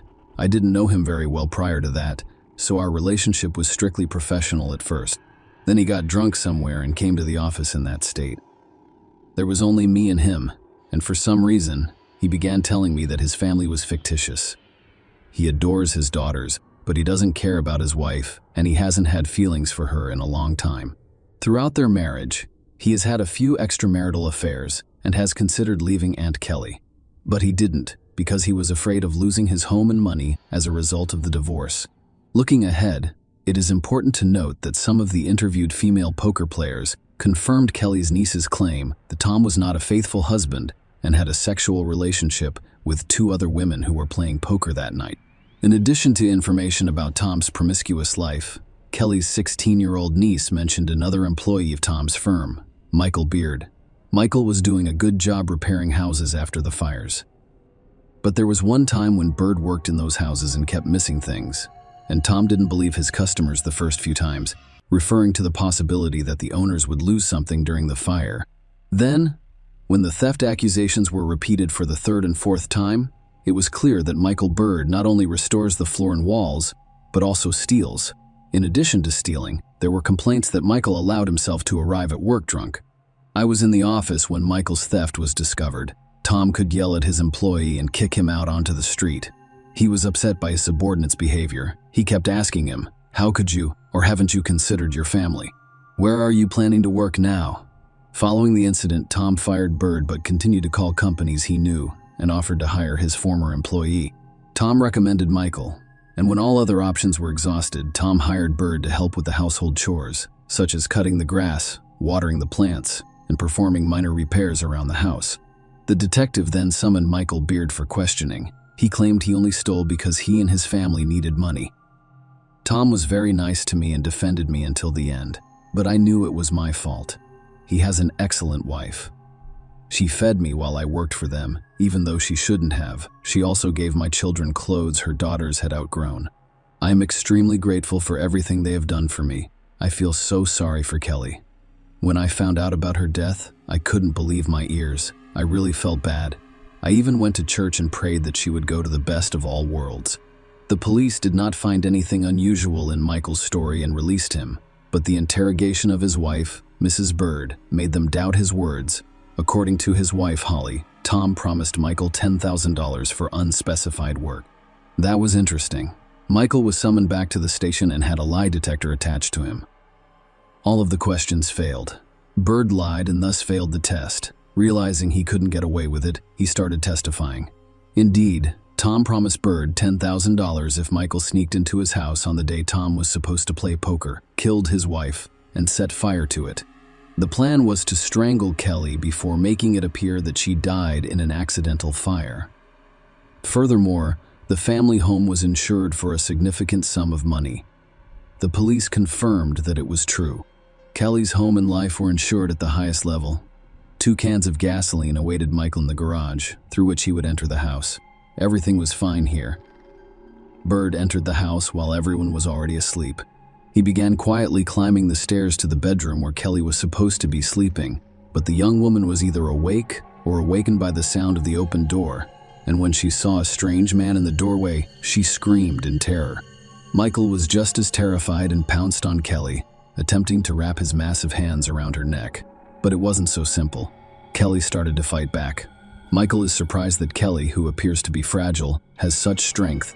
A fierce fight broke out, spilling over from the second-floor bedroom to the first-floor kitchen. Michael, in shock and panic, was unable to concentrate on the fight, and instead waved his arms in all directions or grabbed Kelly's clothes, while Kelly, defending her life, aimed very accurately at Michael's face. And if the cops had arrived earlier, they would have noticed the bruises from the beatings on Bird. But everything ended up as it did. After a long struggle, Michael smashed Kelly's head into the wall with all his might. She fell and struggled to get back up for a while. Michael took out a hammer and started hitting the young woman's head with it until she stopped moving. Michael, enraged by what had happened, simply ran out of the house, forgetting that Tom had asked him not only to kill Kelly, but also to set the house on fire to conceal the crime. Michael had an accomplice, Mark Blanford, who served only as a driver the day before the incident. Michael called me. I had worked with him on a construction site for a long time and spent a few weeks with him last year, so I was familiar with him. I knew Michael was into petty theft, so I wasn't surprised when he called and asked me to drive while he broke into someone's home. I wanted to decline, but he offered me $500. At first I hesitated, but he persuaded me to go ahead. He said he just wanted to rob a businessman and needed assistance getting out of there before the cops arrived. He offered to help with the car. I gave in to his requests, but only on the condition that I park far away from the house. He agreed. That evening, I waited for him in that car in a dark alley, and he returned quickly enough, breathing heavily, and instructing me to move as quickly as possible. He wasn't carrying a bag or sack, so it didn't look like a robbery. I didn't ask him any questions along the way because I didn't want to learn anything. I just wanted my $500, which I didn't receive. On my way out, he asked me to stop at a bridge over a creek a few blocks south of here. I paused there, and he quickly stripped off his outer garments and threw them off the bridge. If you need to see the place, I'll show you. Police officers who arrived on the scene at Mark's request discovered pieces of Michael's outer clothing near the creek, as well as the hammer used to kill Kelly. Michael, who was already in custody on suspicion of first-degree murder, began to change his testimony. According to him, he was hired by Tom for $10,000 to commit arson at the house and nothing else. There was no question of murder when he entered the house, but Kelly had already died. And who killed her? The detective inquired. I believe it was Tom. He initially offered me money for murder and arson, but I declined. I am not willing to kill a man for money, he stated. I had nothing to fear, but he could never persuade me. You may not believe me, but I nearly passed out when I saw Kelly's body. I knew right away that he was setting me up, so I ran out of the house. Michael insisted, he's the killer. Michael spent a long time assuring the police of his innocence, all because he was unaware that Mark had shown the location where Beard had thrown out his belongings, and that his clothes, as well as the murder weapon, had already been examined by experts who discovered Kelly Clayton's blood on both his clothes and the hammer.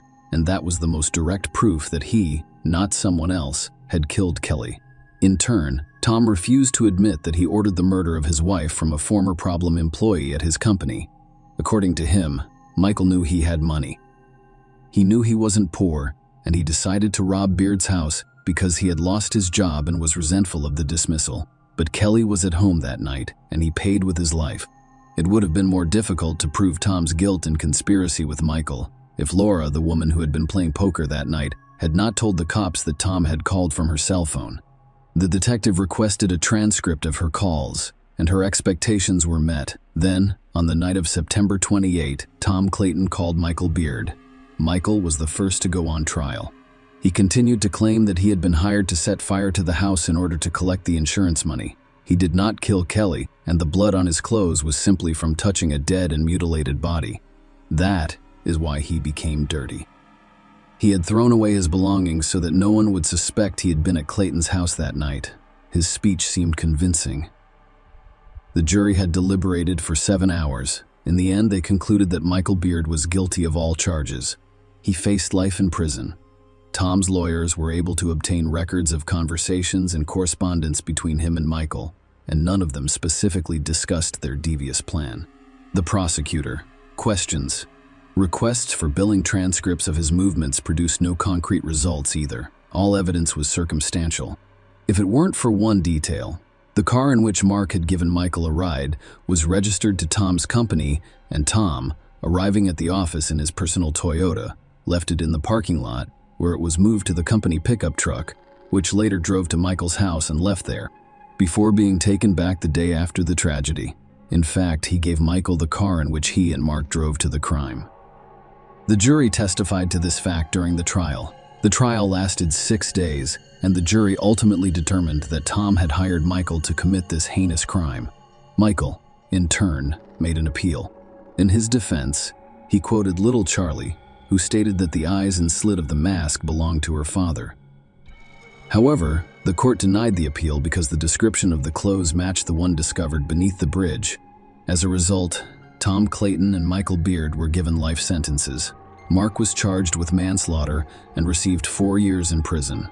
Kim, Kelly's sister, received custody of Tom and Kelly's children. Charlie has finally moved on from the tragedy. She occasionally remembers her mother, but she refuses to talk about her father, whom she will never see again. Share your opinion with us in the comments, and subscribe to the channel for more.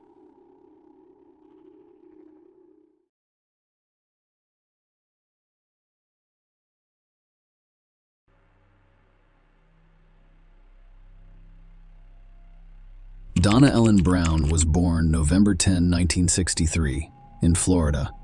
Donna was the eldest of 3 girls.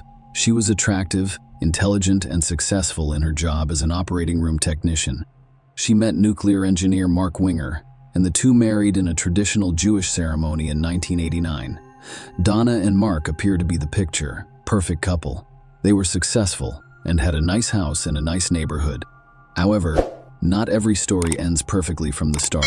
On Tuesday, August 29, 1995, at 4:27 p.m., Mark Winger called 911 to report that a man was harming his wife, Mark, who lived in Springfield, Illinois. His 31-year-old wife, Donna Winger, called the dispatcher to report that he had shot the man. When the cops arrived, Donna was in critical condition after being hit in the head with a hammer 7 times. A 27-year-old man named Roger Harrington was found beside Donna in critical condition, having sustained 2 gunshot wounds to the head. Both victims were immediately transported to the hospital, where Roger died shortly after arrival and Darla died a few minutes later without regaining consciousness. The police secured the residence and discovered no evidence of forced entry. Mark, visibly distressed, told the police that he shot the man after witnessing the attack on his wife.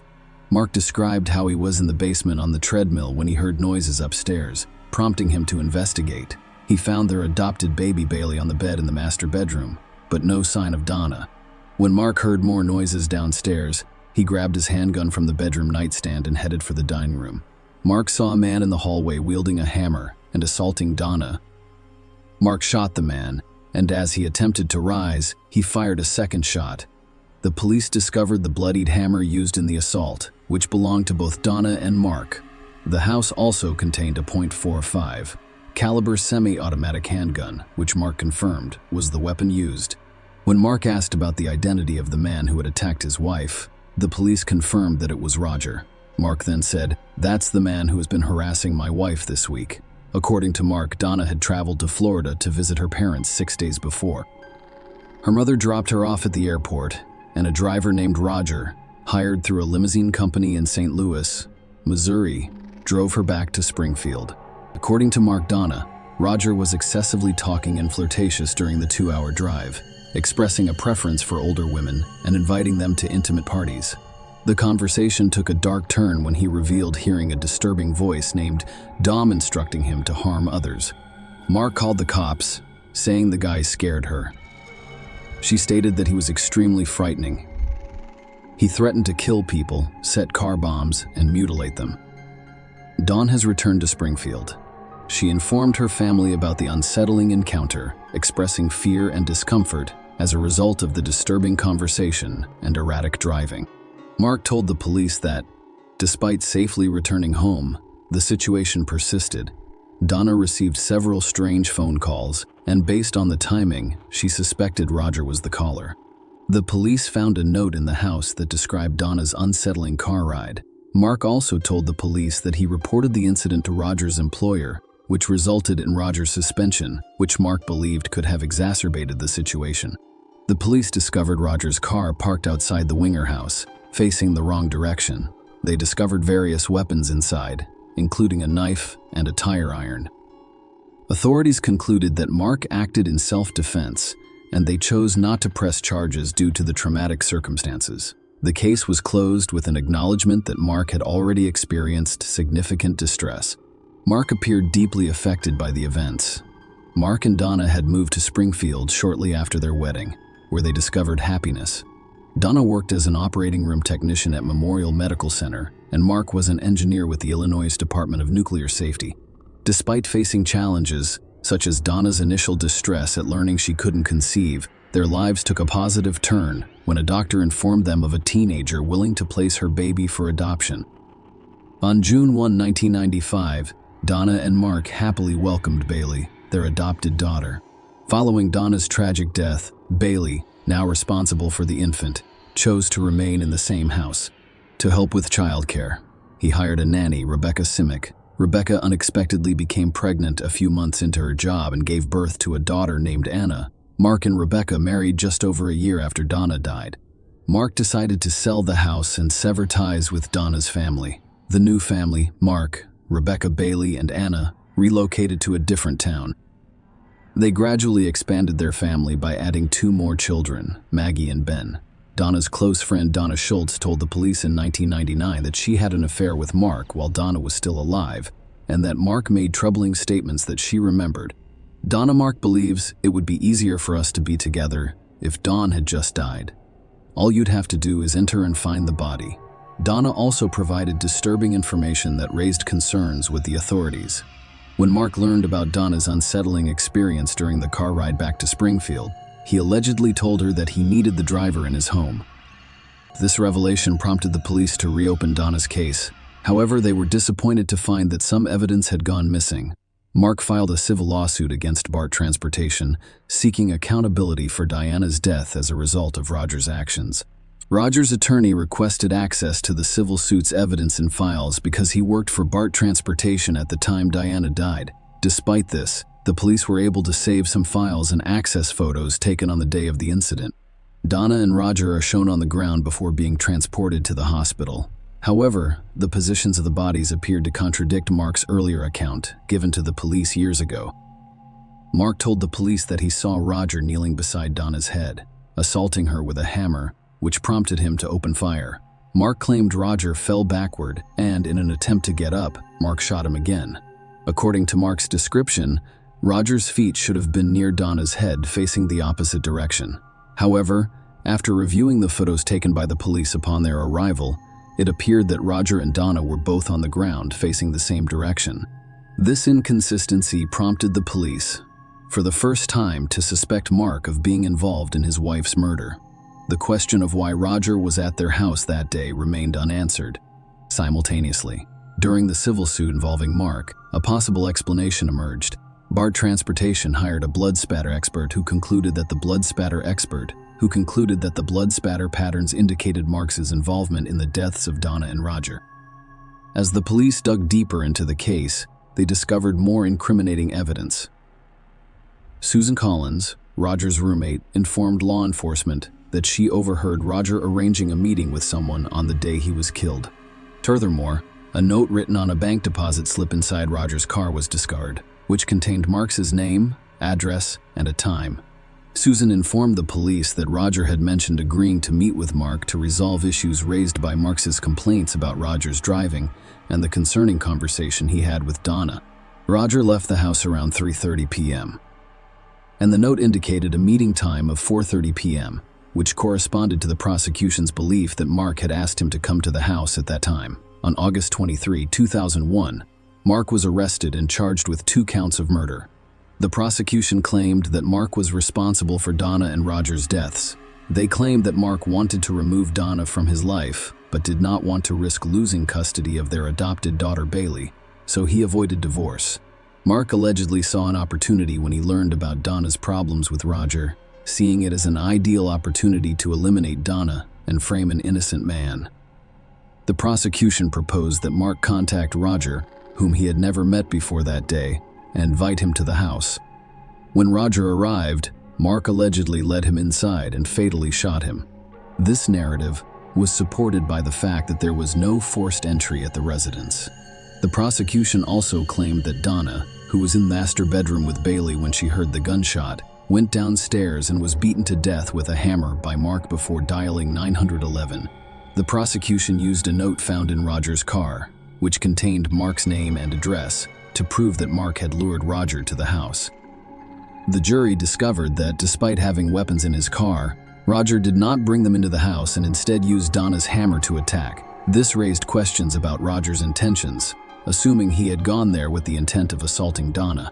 The court was also made aware of inconsistencies between the location Mark claimed Roger was in when he shot him and photos taken on the same day, which contradicted Mark's account. Dean's testimony was crucial in shedding light on Mark's alleged statements, expressing a desire for Donna's death. The court learned that on August 25, 1995, 4 days before the murders, Mark inquired with his coworker Candace Bolden about the fate of his adopted daughter if Donna died. Later that day, Mark complained to Ray Duffy, the president of the transportation company where Roger worked, about Donna's ride. Mark called back a few days later, asking for the driver's full name and expressing a desire to speak with him directly about the situation. During the trial, the court was informed of Donna and Roger's severe injuries. When the cops arrived at the house, Donna was found face down on the floor, with Roger on his back. Donna died from brain trauma caused by multiple blunt force injuries to the head, consistent with hammer strikes. Roger died from brain trauma caused by gunshot wounds to the top left side of his head and above his left eyebrow, as well as contusions on his chest from hammer strikes. The defense argued that Roger's erratic decisions that day, such as his weapon choice and unusual parking, demonstrated mental instability. His behavior during the car ride with Donna supported the claim they made concerning the position of the bodies in the photos. The defense argued that while Donna and Roger were critical when paramedics arrived, they were not dead and they may have moved in an attempt to save their lives. However, the paramedics denied moving them before the photographs were taken, and Mark did not testify at the trial. Regarding Deanne's testimony, the defense claimed she was motivated by personal feelings of rejection. While Mark admitted to having an affair with Donna, he married the nanny he hired shortly after Donna died. The defense claimed Donna harbored resentment for not being chosen by Mark to marry. Despite the defense's arguments, the jury convicted Mark of 2 counts of first-degree murder and sentenced him to life without the possibility of parole. While still serving time for his first-degree murder convictions, Mark became involved in a failed murder, for-hire plot in 2005. He allegedly attempted to orchestrate attacks on Deanne for testifying against him, as well as on Jeffrey Gilman, a childhood friend, for failing to post his $1 million bail. Investigators discovered 19 handwritten pages that detailed Mark's desires for Donna. He allegedly wanted her kidnapped and forced to write a statement recounting her testimony, claiming Mark's innocence before plotting her death. Mark claimed in court that these notes were simply a fantasy he never intended to carry out. Despite Mark's assertion, he was found guilty of soliciting murder and sentenced to an additional 35 years in prison. Donna's mother, Sarah Jane, and stepfather, Ira Drescher, responded strongly to the evidence against Mark, emphasizing the brutality of Donna's murder. What makes it difficult to understand is how he murdered Donna in such a vicious and violent manner. Throughout the legal proceedings, Mark has maintained his innocence. Donna, who testified against him, was granted immunity and received no charges as a result. Share your opinion with us in the comments and subscribe to the channel for more.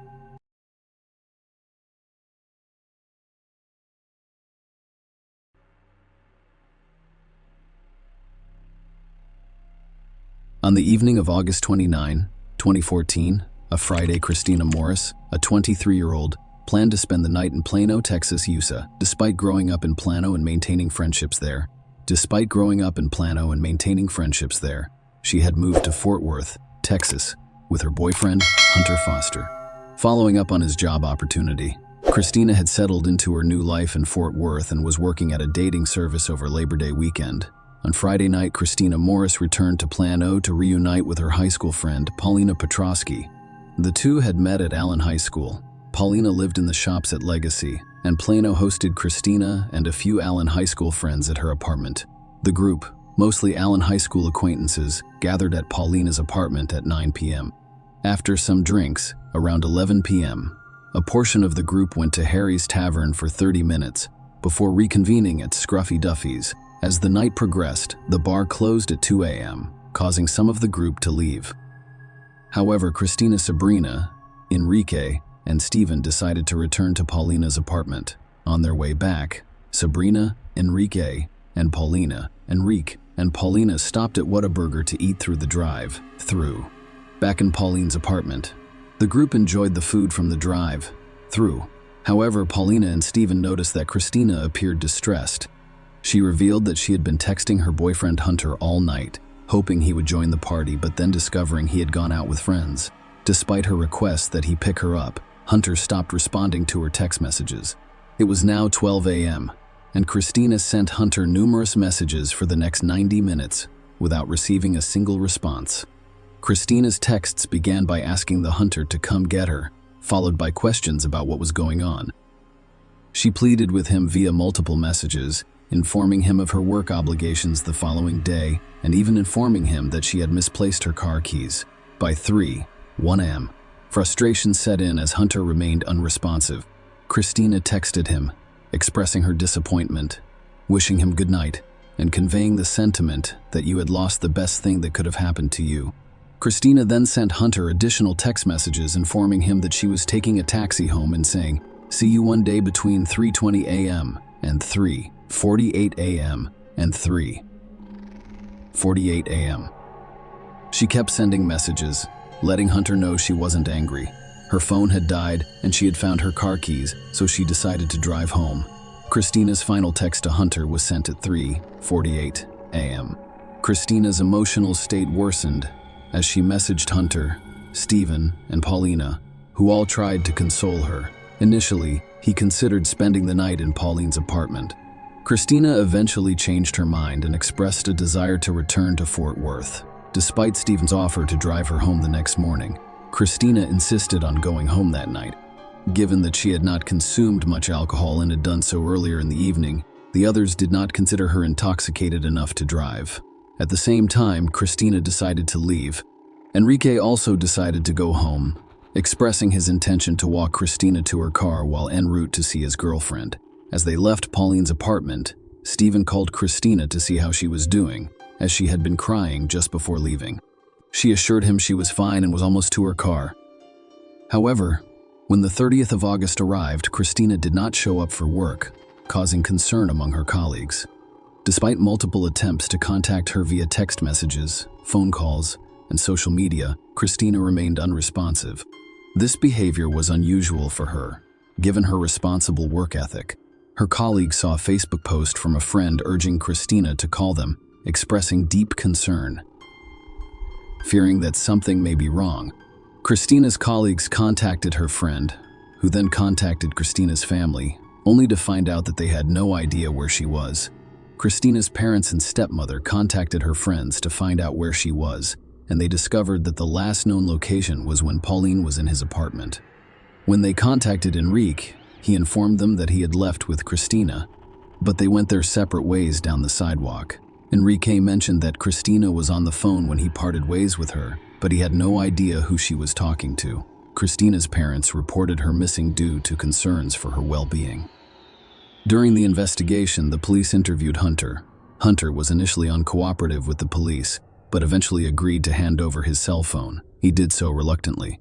After deleting several text messages, Hunter informed the police that he was not home on the specified Friday night. Instead, he claimed to have been at Concrete Cowboy in Dallas, admitting that he had received multiple text messages from Christina that evening.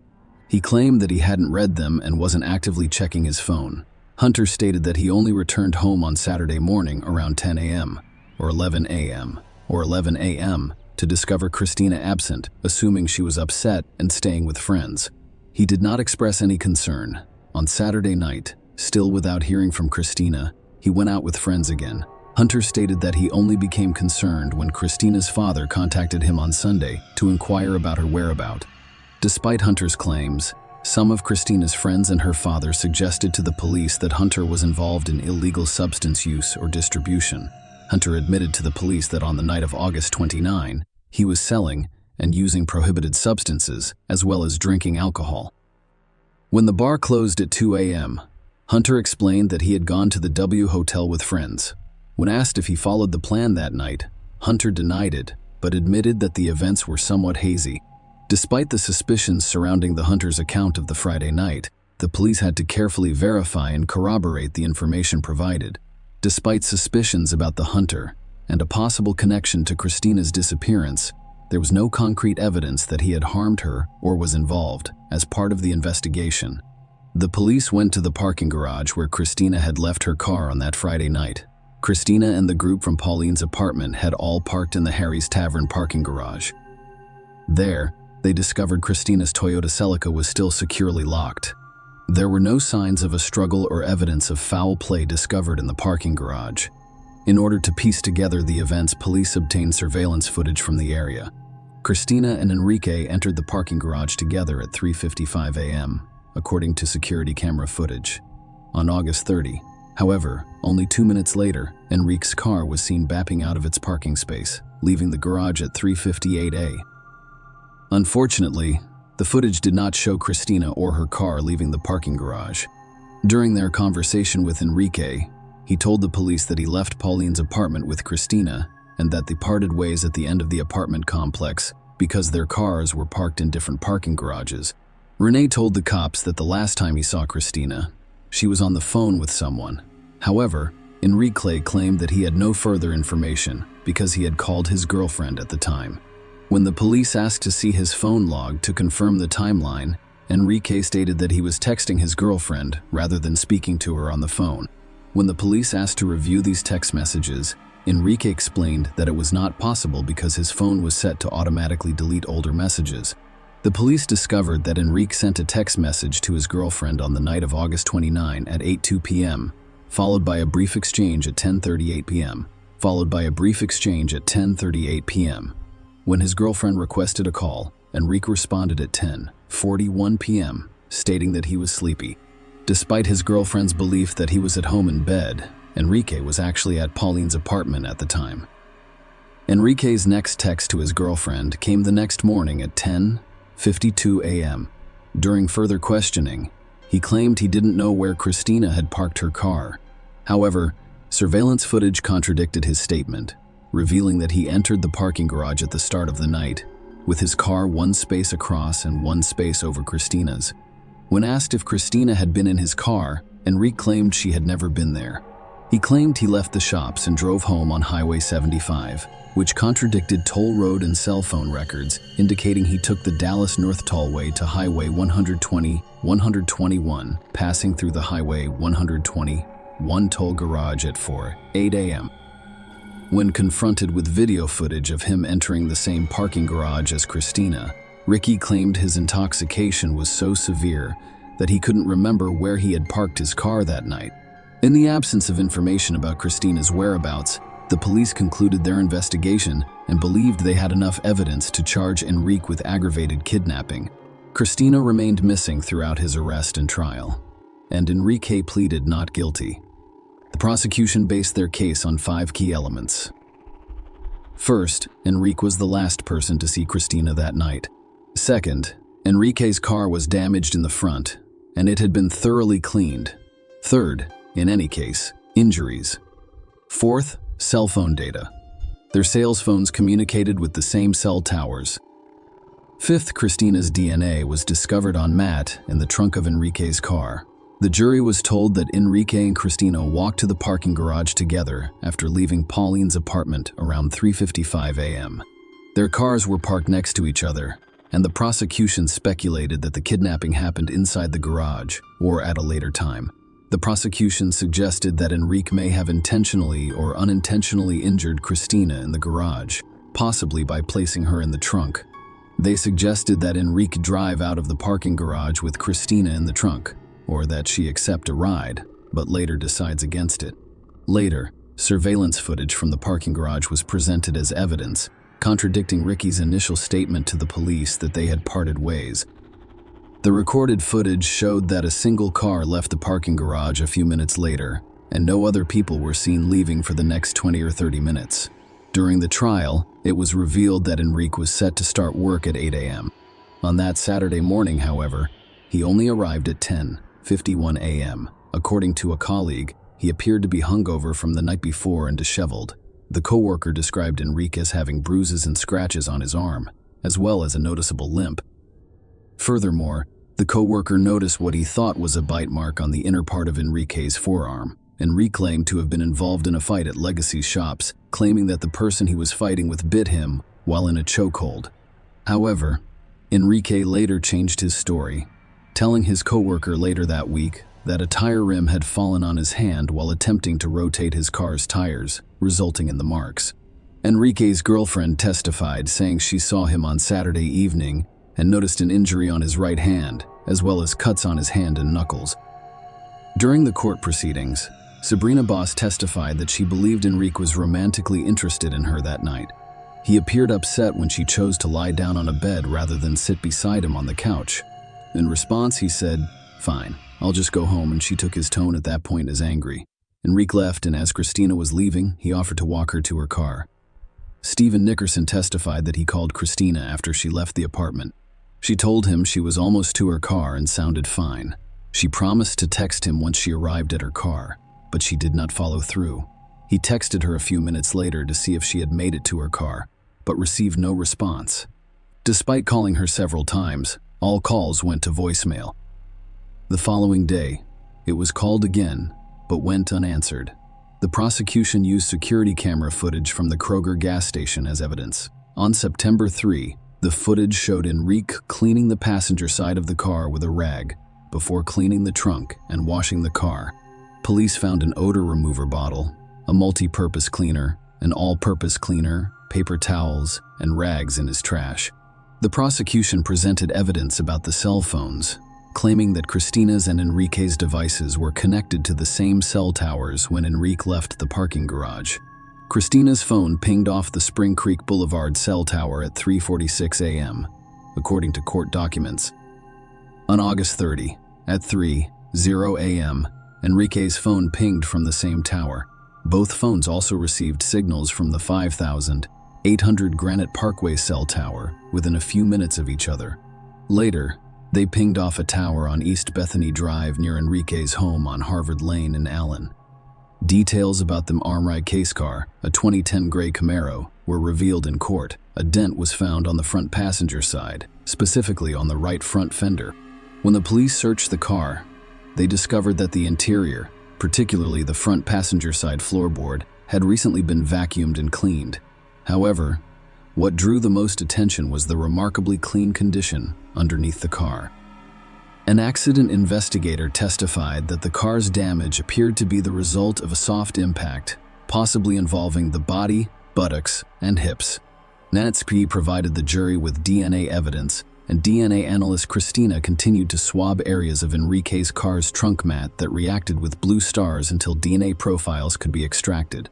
Both matching Christina's DNA profiles confirmed that the DNA discovered was more likely from a significant source, such as bodily fluid. The defense presented its case, focusing on four main arguments to counter the prosecution's perceived weakness. First, consider injuries. The defense called forensic dentist Dr. Paula to testify about the prosecution's assertion of a bite mark on Enrique's arm after Christina went missing, as well as third and fourth cell phone data. After reviewing photos of Enrique's injuries, Dr. Broom concluded that the marks and scratches did not indicate bite marks. Christy Wilson, the Plano Police Department's evidence supervisor, testified that the trunk mat was removed from Enrique's car and placed in a box.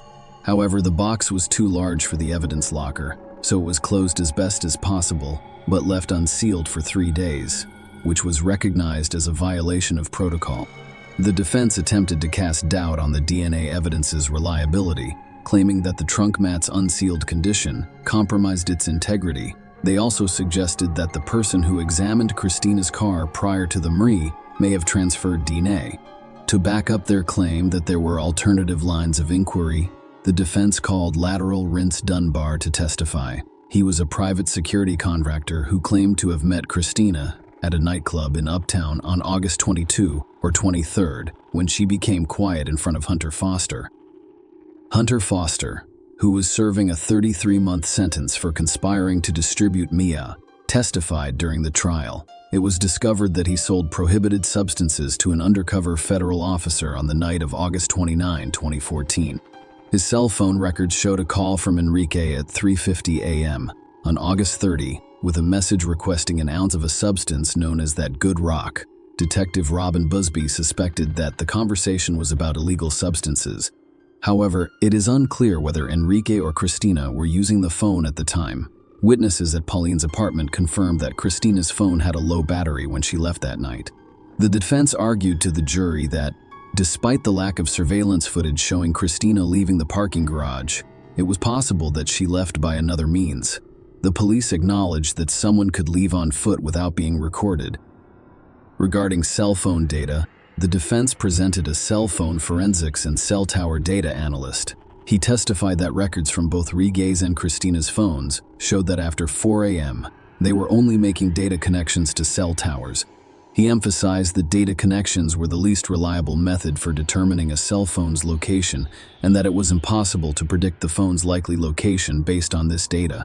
Despite the defense's arguments, Enrique was convicted of aggravated kidnapping and sentenced to life in prison with parole eligibility in 2046. Almost 2 years after the Enrique case, conviction remains were discovered in a wooded area of Anna, Texas, and identified as Christina's. Excavators and construction workers working to clear the air discovered the remains. To date, no murder charges have been filed. Share your opinion with us in the comments and subscribe to the channel for more.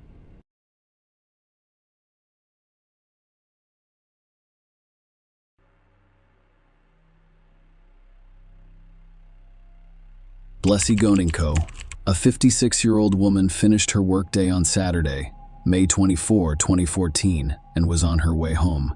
She lived in North Shore, Auckland, New Zealand, with her husband of 30 years, Antonio Goding. Their relationship can be traced back to their childhood in Cebu City, Philippines, where they both attended the same school.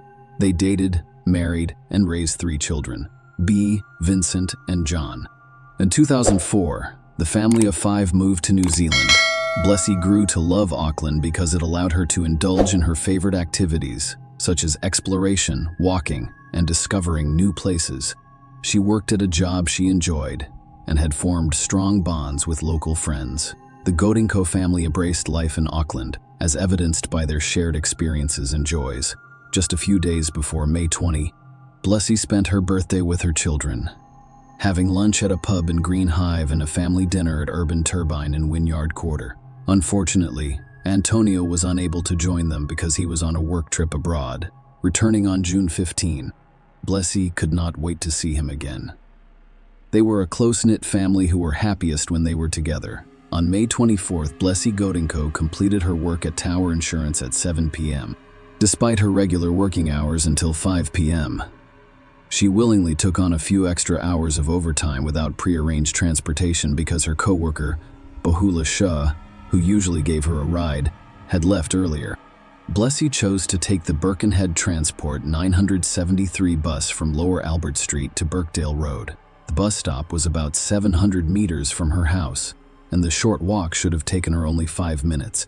However, Blessing was unable to arrive at her destination that evening.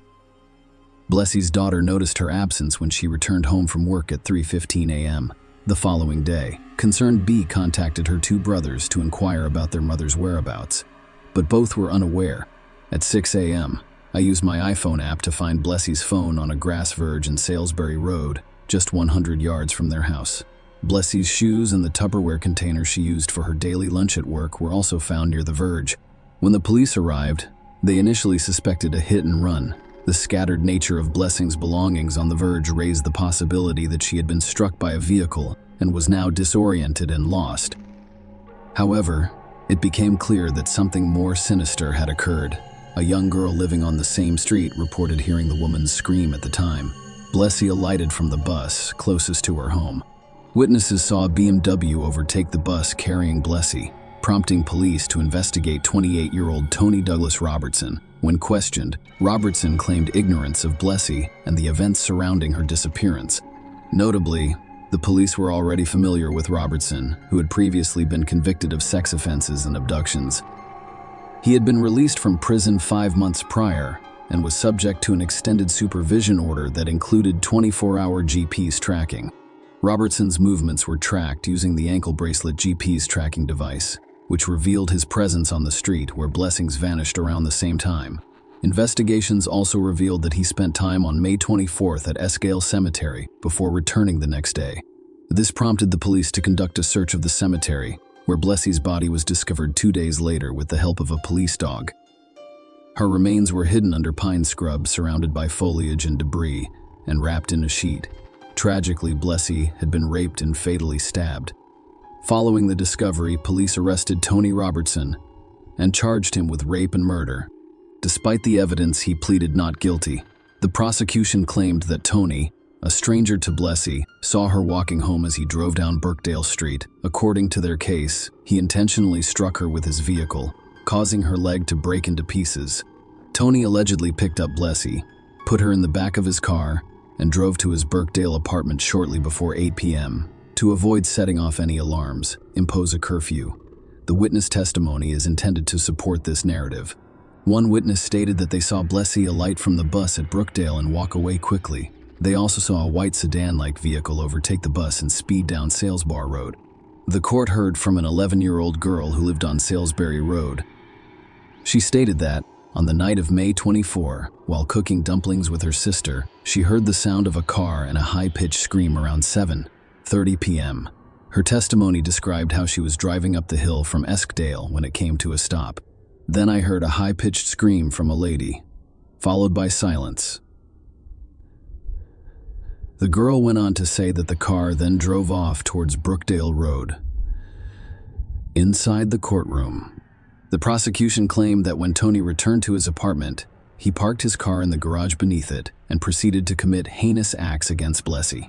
According to their case, Tony raped Blessy, strangled her, and brutally stabbed her in a frenzied and violent manner before striking her in the throat. The prosecution also claimed that early the next morning, Tony wrapped Blessy's lifeless body in a bedsheet, placed it back in his car, and drove to Eskdale Cemetery to bury her. They speculated that the timing was deliberate, allowing Tony to avoid violating his curfew. A forensic scientist testified that luminol testing conducted in the area where Blessy's body was discovered revealed a blue path, indicating that a blood-stained object was most likely dragged through the grass. The evidence suggested that Blessy's body had been transported through different parts of the cemetery before being placed on the ground and dragged to the spot where it was discovered. Dr. Carl Y. Grin, a pathologist, presented details about the injuries in court. He testified that Blessy had multiple deep stab wounds, one of which was so violent that it embedded links from her necklace. Dr. A. Grin also stated that when Blessy was stabbed in the throat, her windpipe was damaged. He emphasized that all of Blessie's injuries occurred while she was alive, as evidenced by the blood in her lungs. Pathologist Dr. Carl Walgren testified that Blessie suffered numerous injuries, making it difficult to pinpoint a single cause of death. He suggested that her death was caused by a combination of factors, including strangling, blunt force trauma from being hit by a car, stab wounds, and incised wounds. Dr. Walgren expressed difficulty attributing death to a single injury, but believed that the stabbing hastened her death. Blessie was found to have suffered a variety of blunt force trauma injuries, including broken ribs, legs, teeth, and abrasions consistent with postmortem dragging. Dr. Walgren proposed that Blessie was strangled first to subdue her, followed by stabbings and incised wounds. Evidence of manual strangulation was found, including bruising on her neck, a fractured thyroid, and broken capillaries in her eyes. According to Dr. Y, a grin Blessing could have survived being hit by a car with prompt medical attention. However, she sustained additional injuries, including sharp force injuries that resulted in significant bleeding. When asked about defensive wounds, Dr. Wagner stated that there did not appear to be any explanation to the jury that such an absence is not uncommon in cases where the victim succumbs to violence. Dr. Walgren also informed the court that DNA tests on Blessie's body revealed the presence of Tony's seminal fluid. This testimony provided critical forensic evidence for the prosecution's case. The court was informed that Tony, who was wearing a GPS anklet at the time, had visited Eskdale Cemetery hours before the murder. The prosecution claimed that Tony was scouting for a location to hide a body, which indicated premeditation. They claimed that he planned the murder in advance, choosing the burial site before deciding on his victim. The DP's data also revealed Tony returning to the cemetery early the following morning, leading the prosecution to believe he dumped Blessie's body at that time. Crown Prosecutor Michael Walker emphasized the significance of these visits, claiming that they demonstrated the defendant's intent to kill someone and that the trip to the cemetery was to determine where to dispose of the body. The court heard that blood was found in Tony's car, and a knife and some of Blessie's belongings were discovered buried in the back of his property. The knife contained traces of Blessie's blood. Tony's BMW was damaged, and evidence of this was presented in court. Detective Constable Shane Page testified that the vehicle had recently sustained damage. The majority of the rear passenger seatbelt was missing. When I dismantled the seatbelt as the anchorage point, I discovered that about a meter, or 940 mm, was missing. It'd been cut. The detective also testified about additional damage inside Tony's car, such as cuts and scratches on the leather seats in the back. He discovered a significant amount of replaced foam in the back seat, as well as blood on the passenger seat and in the trunk. The auto glazier told the court that, on May 26, he was summoned to Tony's home to repair a broken BMW windshield. He found it strange that the windscreen had already been removed from the car, and he discovered blood inside. When asked about the cause of the damage, Tony claimed it occurred while he was joking with friends. According to Tony, a friend slipped on the bonnet and crashed through the window. A sergeant from the serious crash unit testified that he thought Blessie was intentionally struck. He speculated that she was struck while walking on the pavement, citing the discovery of a tire imprint on the verge near where her belongings were discovered. In the defense's case, Tony admitted to causing Blessie's death, but claimed it was unintentional and not planned. According to his defense, Tony claimed that he panicked after accidentally hitting Blessie and then inflicted the injuries on her body to make the incident appear random. He claimed that all injuries were inflicted post-mortem. During the trial, Tony fired his legal team and decided to defend himself. Tony told the court that he denied the prosecution's version of events and stated that he panicked following the accidental collision. He claimed that putting Blessie in his car and driving home was only to comply with his curfew. "I put a strain on my car to meet my curfew of 8 p.m. and remained there until 6 a.m. Tony contended that the prosecution was incorrect and claimed premeditation, citing the lack of witnesses to the car accident. He explained his presence at the cemetery on May 24 and 25 by claiming he was attempting to purchase illegal substances. Tony argued that the DNA evidence was microscopic, making it difficult for scientists to isolate and test. The defense presented opposing views on Blessie's injuries from another pathologist, Dr. Chapman, who disagreed with Dr. Wagner's findings. Dr.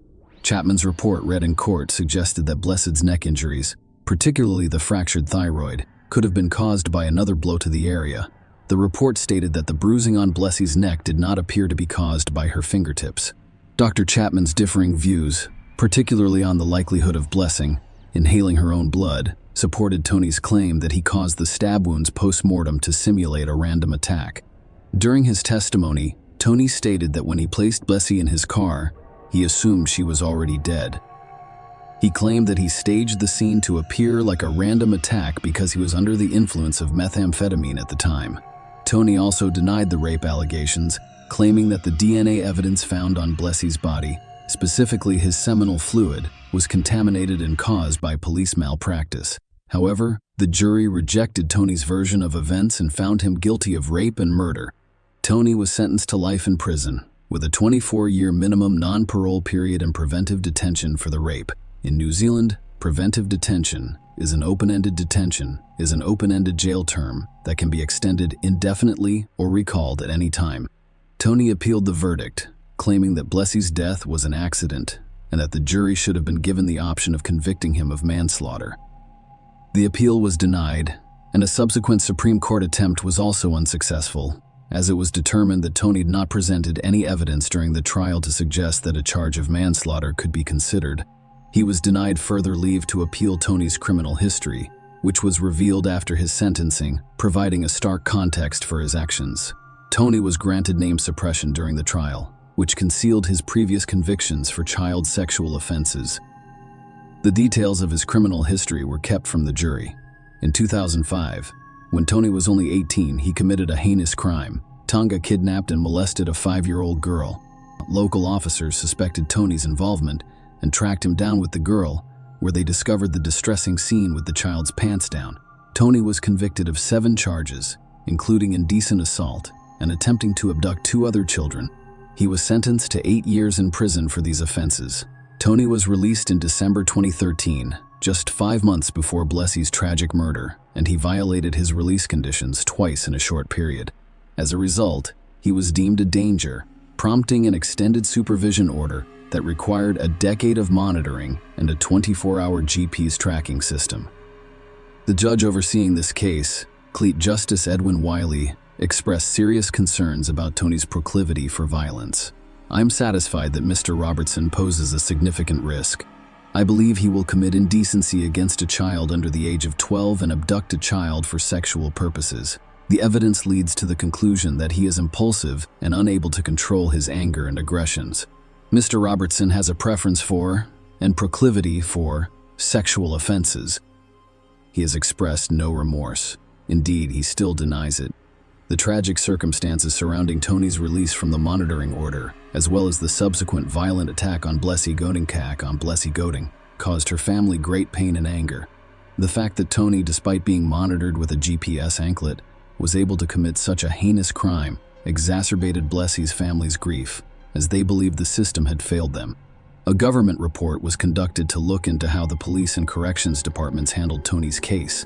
However, the report found no fault with their actions and concluded that Tony was solely responsible for the blessing. Despite the lack of blame placed on the authorities, the report made 27 recommendations to improve the management of high-risk offenders. Blessie's husband, Antonio, expressed disappointment and devastation with the inquiry's findings, claiming that corrections lacked the capacity to manage high-risk sex offenders, and that, in his opinion, the offenders controlled the system.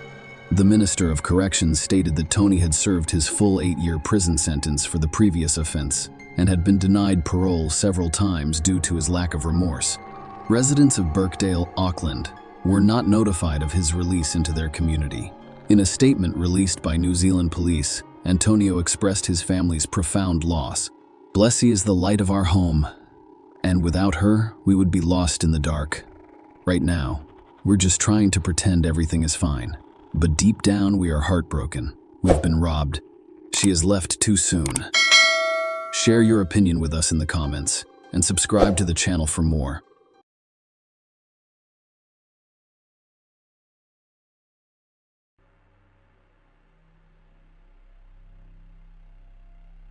Our story begins with Annie, a beautiful girl.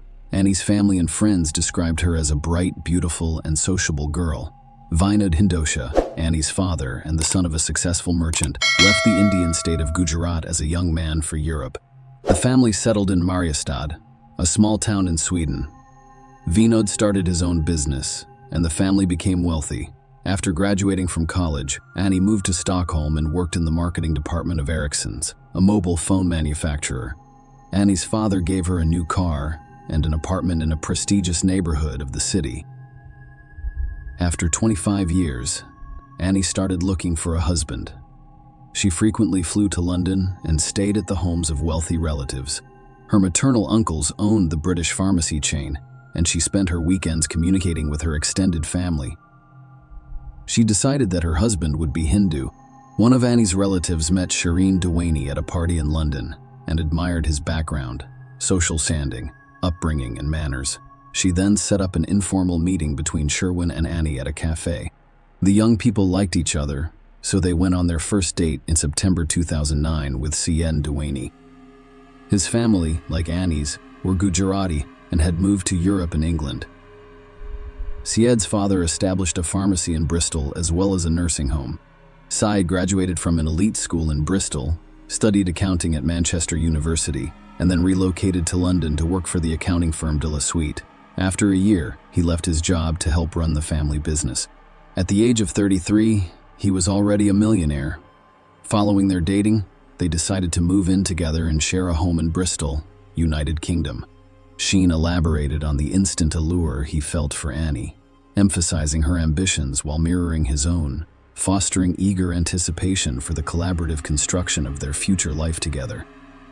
Their relationship was not without challenges, necessitating collaborative efforts to overcome obstacles that occasionally led to disagreements. Sheeran revealed that he had abnormally low hormone levels, which reduced his chances of having children and prompted his decision to undergo testosterone replacement therapy. Despite the difficult challenges they faced during this time, Sheen believes their bond grew stronger, culminating in his decision to propose to Annie a little more than a year after their first meeting. Shane arranged for Annie to travel to the romantic city of Paris via private aircraft, where he proposed marriage. Following her affirmative response, he planned an elaborate stag party in the vibrant city of Las Vegas, located in the United States. The matrimonial union was celebrated in the opulent city of Mumbai, India, with an extravagant wedding costing an estimated $250,000. As a result, the newlyweds planned and postponed their honeymoon, instead choosing to spend several weeks in the picturesque setting of Cape Town, South Africa, indulging in the luxury and opulence of a five-star resort. Sheeran and Annie went out to dinner on November 13th at a hotel in Cape Town. Others noticed them posing for pictures at their hotel. They seemed like any other couple on their honeymoon. They held hands, kissed, and laughed. But their joy would not last. They waited for their cab at their hotel and then used Google Maps to navigate through a township near Cape Town. At midnight that night, a distressed shepherd requested assistance. He was apprehended in Harare, and he told police that the taxi they were riding in had been hijacked. The driver was removed from the vehicle, and two men entered Sri Lanka. An army was detained at gunpoint. The men were released on treason charges, but they still had Annie, and he had no idea where they were during the police interrogation. Soren recounted his encounter with Zola Tongo, a taxi driver. Zola allegedly claimed to be an executive tour guide, prompting Sharon to seek his assistance with currency exchange and the arrangement of a private helicopter flight. Sherwin also requested Zola's services as a local tour guide. According to the Sheeran statement, the trio decided to take an impromptu tour of the area after dinner with Annie, with no firm plans for the rest of the evening, expressing a desire to discover what Africa is truly like. According to Sharon's account, the pivotal moment occurred when they deviated from a motorway. The next thing I remember is banging noises coming from the front and right sides of the car. There was a cacophony of shouting in a language I was unfamiliar with. As a result, I recall the presence of someone next to me instructing me to lie down. This person wielded a firearm. However, the specific hand that held the weapon escapes my memory. The gun was raised in the air, accompanied by fervent shouts, "Look down, lie down." I was overcome with terror. Annie and I promptly followed these instructions. Annie, I found myself partially reclined at the top, while another person took control behind the wheel. Sheeran told authorities that one of the individuals confiscated his mobile device and brandished a firearm near his head. The assailant sternly warned him against falsehoods and threatened to use the weapon. Simultaneously, pedestrians continued their journey in the car, coming to a halt at a narrow thoroughfare. The perpetrators instructed me to exit the vehicle. Shane requested that Annie also be allowed to leave. However, the response indicated that they intended to accompany her to a law enforcement facility. Shane was clearly warned that non-compliance would result in gunshots, forcing him to disembark. He described the incident to the police as follows: "I attempted to open the door, but it would not open. Keep track of when the window opens. I remember hitting the ground and the car speeding away. The last thing I told Annie was to be quiet and not say anything. I told her this in Gujarati after he left." Sheeran stated that he was unaware of the car's subsequent trajectory other than the presence of two people retaining Annie inside. His testimony informed the authorities that he requested assistance by knocking on doors. As a result, law enforcement officers were summoned, and he was taken to a police station. A day after these events, the vehicle was discovered, with Annie's lifeless body found in the back seat of the cab. She had received a gunshot wound to the neck. Subsequent police investigations revealed that Annie's Giovanni Armani wristwatch, a white gold and diamond bracelet, her handbag, and her BlackBerry mobile phone were missing, leading authorities to believe that they were stolen during the incident. The stolen items, which included a wristwatch, bracelet, handbag, and mobile phone, were estimated to be worth approximately 90,000 South African rand, or $6,089. The investigation then shifted to understanding the rationale behind the captor's decision to release Sheeran while retaining and eventually killing Annie. Sheeran returned to the United Kingdom not long after his death. The investigation moved quickly at first, with Annie's lifeless body discovered only 3 days later. Zalil Mangini, 26, was apprehended and formally charged with murder, aggravated robbery, and kidnapping. The discovery of his palm print on the vehicle served as a critical lead that led law enforcement to his arrest. In the following days, more arrests were made, including 31-year-old Zola Tonga, the cab driver, and 26-year-old Mziwamadota Quabe, both charged with murder, aggravated robbery, and kidnapping. An informant's tip helped locate Mziwamadota. Zola initially denied any involvement, claiming that he was ambushed and forced out of the vehicle. However, when confronted with incriminating evidence, he eventually admitted his involvement in the criminal activities. The trio, which included Zola and Mangini, initially provided an account to law enforcement, claiming that the intended plan was a robbery that had gotten out of control. According to their story, Annie was shot accidentally during a struggle over her handbag. Later, a fourth person, Monde Mbalombo, was apprehended for his role in orchestrating the robbery. The men later revealed to the police that Shireen Duaney was also involved in the crime. Zola told police that he met Sheeran, who allegedly offered him 15,000 rand $100 to orchestrate Annie's death. According to Zola, he then approached a friend about hiring a hitman and was put in touch with Zalil and Mziwamadota. The statement astounded Shireen's family. However, further investigation revealed that, while the couple appeared to be happy on their honeymoon, this was not the whole story. Annie's emails to Shane revealed frequent disagreements with her, expressing her dissatisfaction and desire to end the relationship. A perplexing question emerged: what drove Shane to seek Annie's demise? Further investigation, he discovered Sheeran's lifestyle, which revealed his involvement with male prostitutes via gay websites. Shane admitted to these activities while asserting his bisexuality, expressing love for his wife and denying any involvement in Annie's murder. Sheeran was arrested in the United Kingdom on suspicion of a murder conspiracy, as requested by South African authorities. Sheeran vehemently denied involvement and fought extradition, resulting in protracted legal proceedings. Before Shane was extradited to South Africa, the other men were sentenced for their roles in the crime. Zola was sentenced to 18 years in prison. Mziwamadota received a 25-year sentence, while Zalil was sentenced to life in prison. It was determined that Zalil fired the fatal shot at Annie, and during his sentencing hearing, the judge referred to him as an evil person. Extradition proceedings in the United Kingdom took 4 years to complete. Sheeran's lawyers argued that he couldn't travel to South Africa because he was suffering from acute stress disorder. The court heard that he had consumed a cocktail of 46 pills, including diazepam. The extradition was finally completed after the court determined that his depression had subsided. He was extradited to South Africa, where his trial began. The prosecution claimed that Sheeran lived a secret life with other men in order to avoid his marriage. According to their case, he orchestrated a contract killing and enlisted Zola to plan a hijacking with the intention of freeing himself and killing Annie.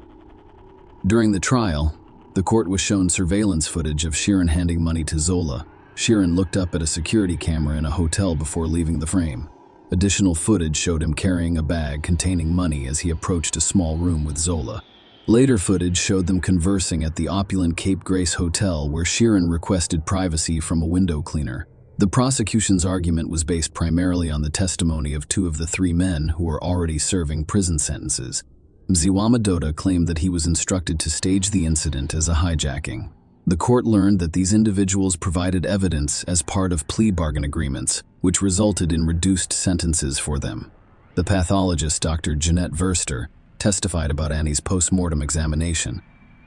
The court was informed that Annie had gunshot wounds in her left hand and neck, resulting in significant blood loss. Dr. Verster emphasized that Annie could have passed away in a matter of heartbeats.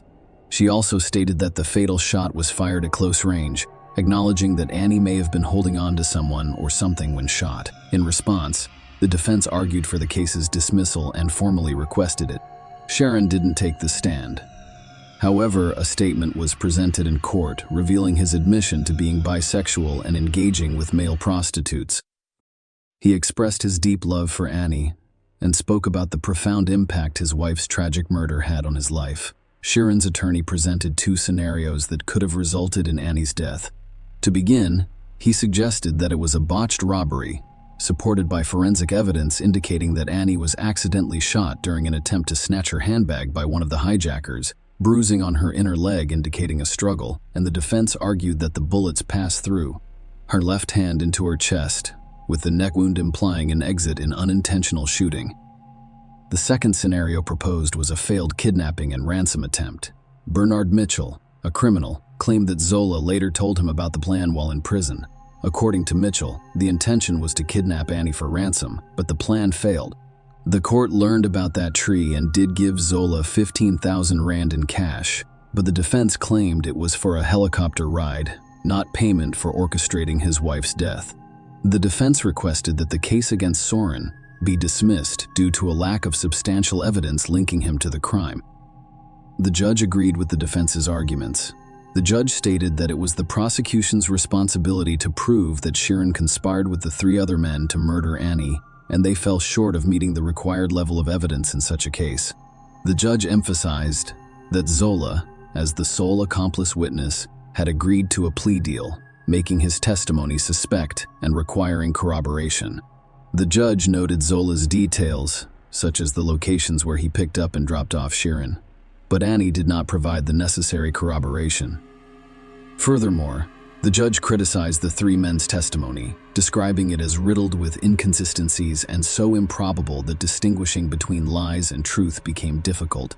The judge informed the court that the evidence linking Sheeran to Annie's murder was of such poor quality that only Sheeran's confession would have resulted in a conviction. As a result, the judge ruled that he was not required to provide evidence and could be discharged if there was no chance of conviction unless he incriminated himself on the witness stand. Following this ruling, he left South Africa and returned to the United Kingdom as a free man, with the murder charge against him dropped. According to Annie's family, Sherwin has never contacted them to tell them everything he knows about what happened to her. They have many unanswered questions.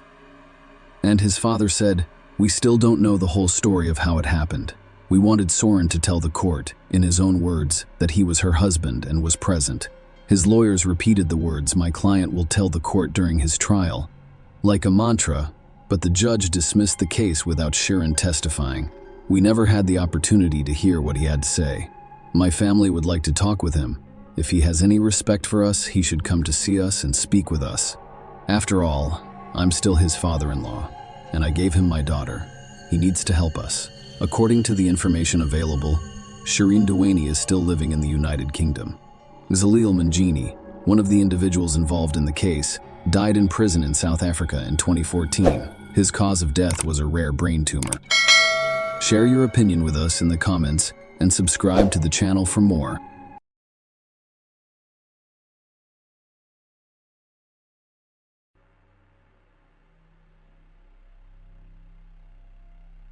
On the evening of January 31, 2019, 21-year-old Libby Squire, a philosophy student at the University of Hull in East Yorkshire in England, reluctantly joined her friends for a night out at home.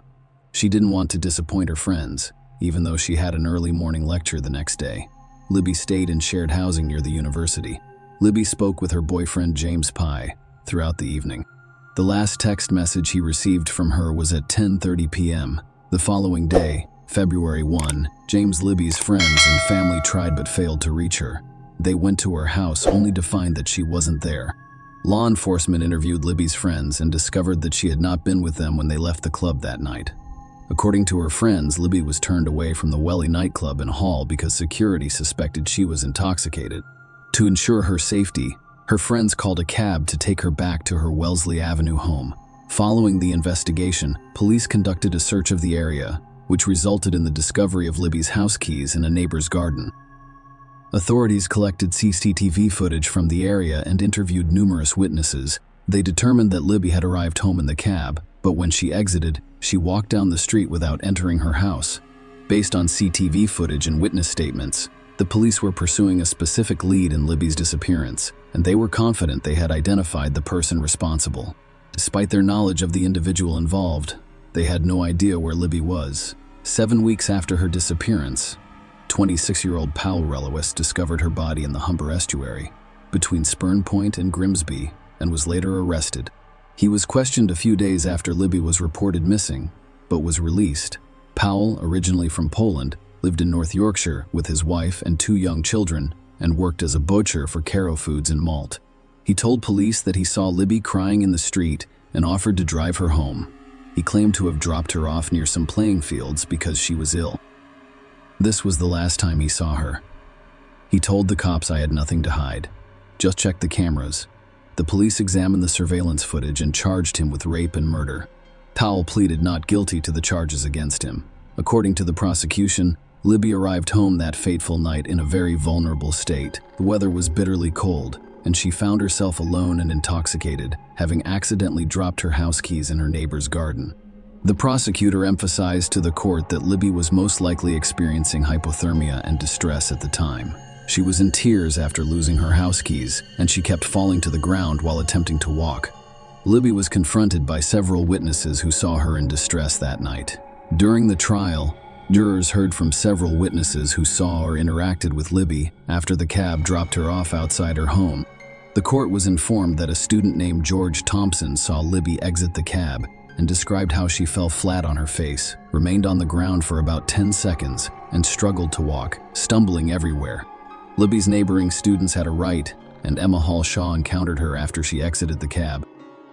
They heard her crying and sobbing outside her house and invited her to come inside. However, Libby chose not to testify against Roland Jacobs, and Alan Jones revealed that they stopped their car on their way home from a darts match when they noticed Libby on the ground. They approached her, concerned about her well-being, and offered to help. Roland mentioned that Libby mumbled, making it difficult to understand her words. She once asked him to lie down with her, and when she asked for a hug, he refused, prompting her to use offensive language. Despite spending about 10 minutes attempting to help her, they felt powerless and eventually left. Lorna Allen described seeing Libby lying on the floor, crying and screaming near a bus stop just before midnight on January 31. Lorna described Libby as slurring her words, talking to herself and appearing very intoxicated. During the trial, the court was told that while Libby was wandering the streets in distress, Powell was driving around the area looking for an opportunity. The prosecution claimed that Powell saw Libby just after midnight. The jury was shown CCTV footage obtained by the police, which showed Powell's silver Vauxhall Astra driving around in circular patterns at times. The prosecution claimed Powell was driving around that night, looking for a victim to spy on and satisfy himself. The jury learned about Powell's history, which included several sexually motivated burglaries in the months preceding Libby's disappearance, during which he kept stolen items as trophies. When police arrested him for Libby's murder, they discovered underwear and intimate toys stolen from women. They discovered a bag in his car containing these items as well as photographs of young women. When questioned about the bag, Powell initially claimed ignorance before admitting that he had forgotten about it and had no idea where it came from or how long it had been there. According to court testimony, in the year leading up to Libby's disappearance, Powell exposed himself to women in public and peered through windows. The jury was told that a female student had a terrifying experience when she saw a man's face peering through her window while she was dressing. The man's face was only inches from the window, which terrified her. She recognized this individual as having power. Another woman said she saw Powell at her window, observing her during an intimate moment with her boyfriend. When her housemates returned later that night, they discovered a used contraceptive hanging on the front door, along with women's underwear in the letterbox. Another victim discovered an unwrapped contraceptive and a pair of women's underwear alongside her child's toy. During the trial, forensic scientist Nikolai Taylor testified that Powell's DNA and bodily fluids were found on the woman's underwear. She told the jury that this finding implied intimate contact with the underwear, possibly indicating that Powell had worn them. According to the prosecution's evidence, Libby entered Powell's car after midnight and was driven to the Oak Road playing fields. While CCTV footage captured Libby getting into the car, no additional footage was available once she arrived at the playing fields. The prosecution claimed that Powell sexually assaulted Libby before either killing her or leaving her to die in the cold waters of the River Hall. They believe that Libby's body then drifted out to sea from that location. To bolster their claim that Libby was sexually assaulted on the playing fields, the prosecution summoned Sam and offered him as a witness. Sam, who lives near the playing fields, testified that he heard a woman's desperate screams coming from the direction of the river. According to court documents, a man was later seen emerging from the darkness and fleeing the scene. The prosecution claimed that the woman screaming was Libby and the man running away was Power.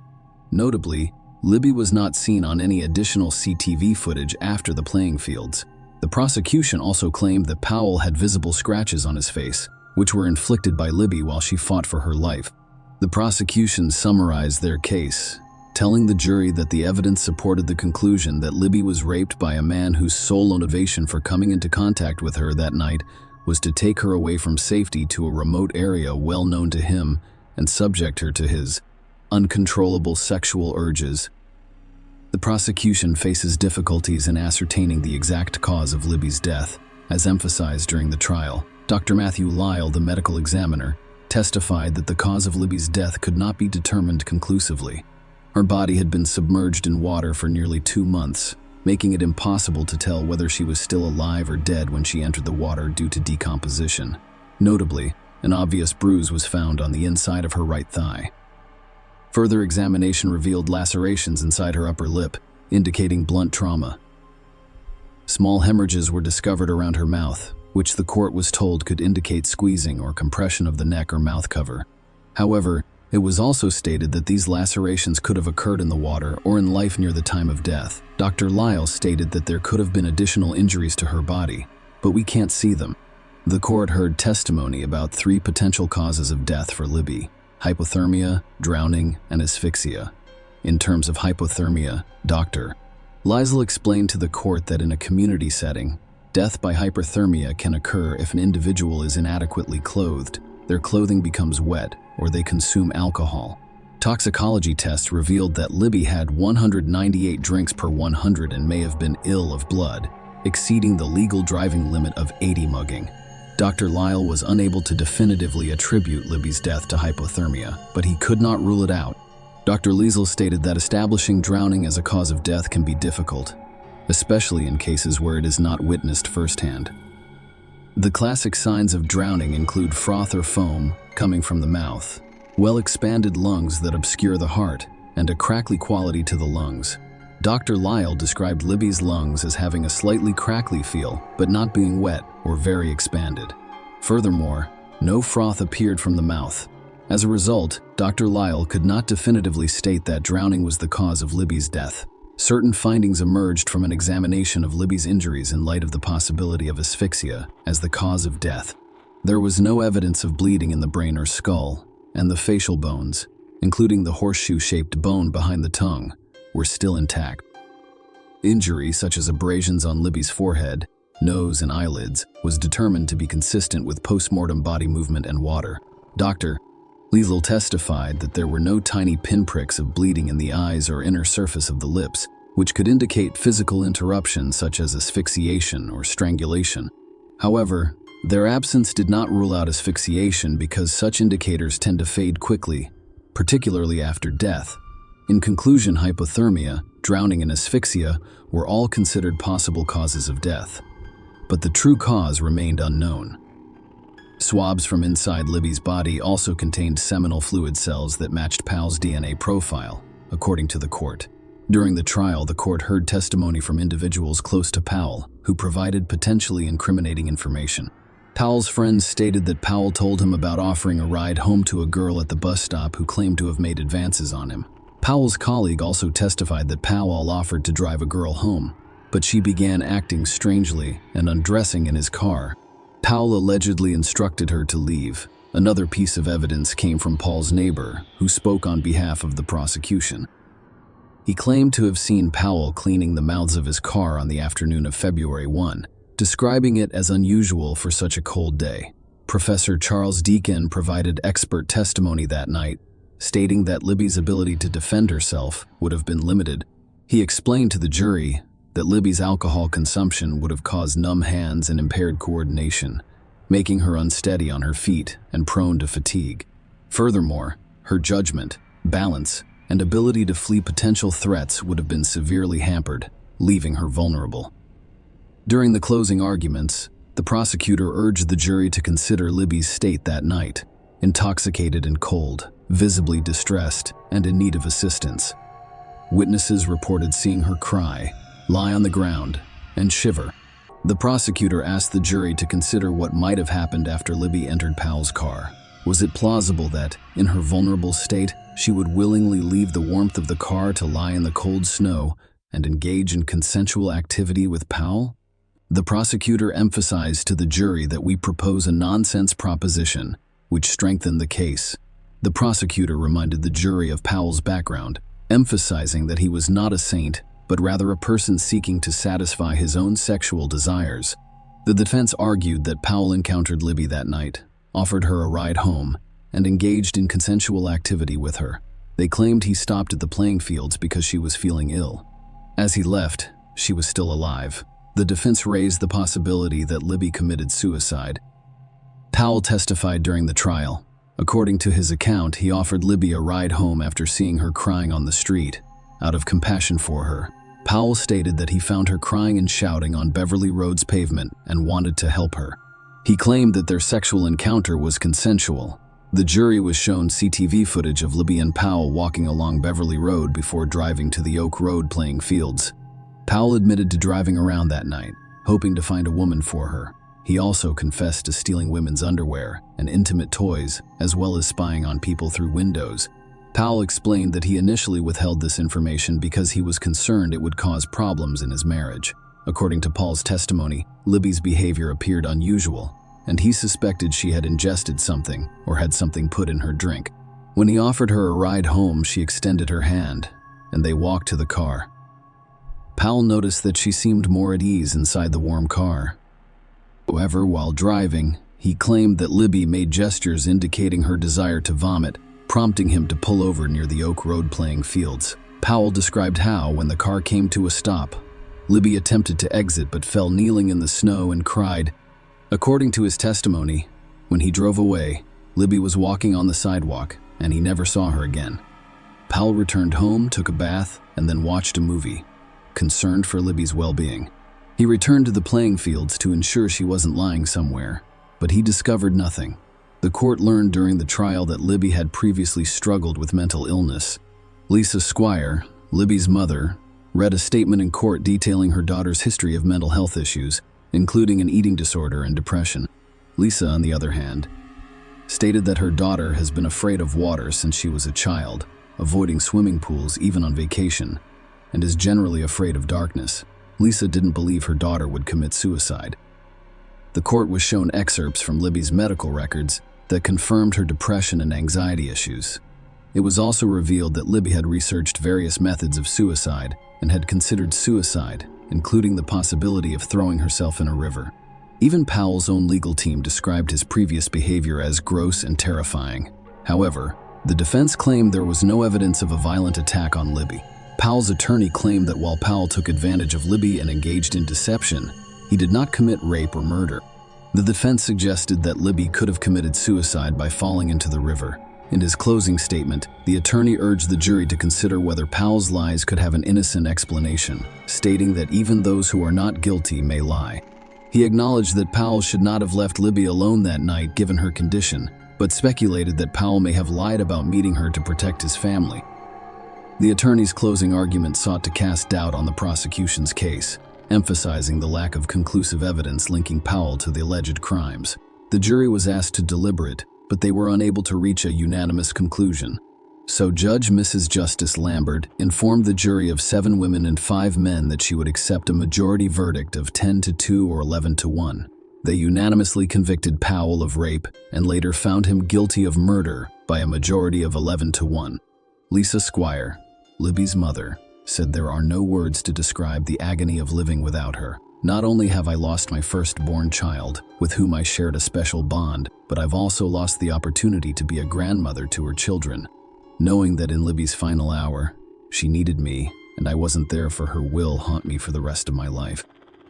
Because of what happened to Libby that night, I now exist in 2 worlds. Lee, there is one world in which I am a mother, wife, and employee, but there is also a dark and lonely one. In this world, I wish to die so that I could be with my girl one more time." Russ, Libby's father, also testified in court, expressing his difficulty viewing photos of his daughter after her death. During the sentencing, the judge addressed Powell, emphasizing how, leading up to Libby's murder, his criminal actions grew in audacity and confidence that he would not be apprehended. The judge noted Powell's blatant staring at women, even after they had noticed it. The judge was certain that Powell's intention was to hide Libby's body, with the hope that it would be carried out to sea and never discovered. Powell received a minimum sentence of 27 years for murder and an additional 18 years for rape. Share your opinion with us in the comments and subscribe to the channel for more.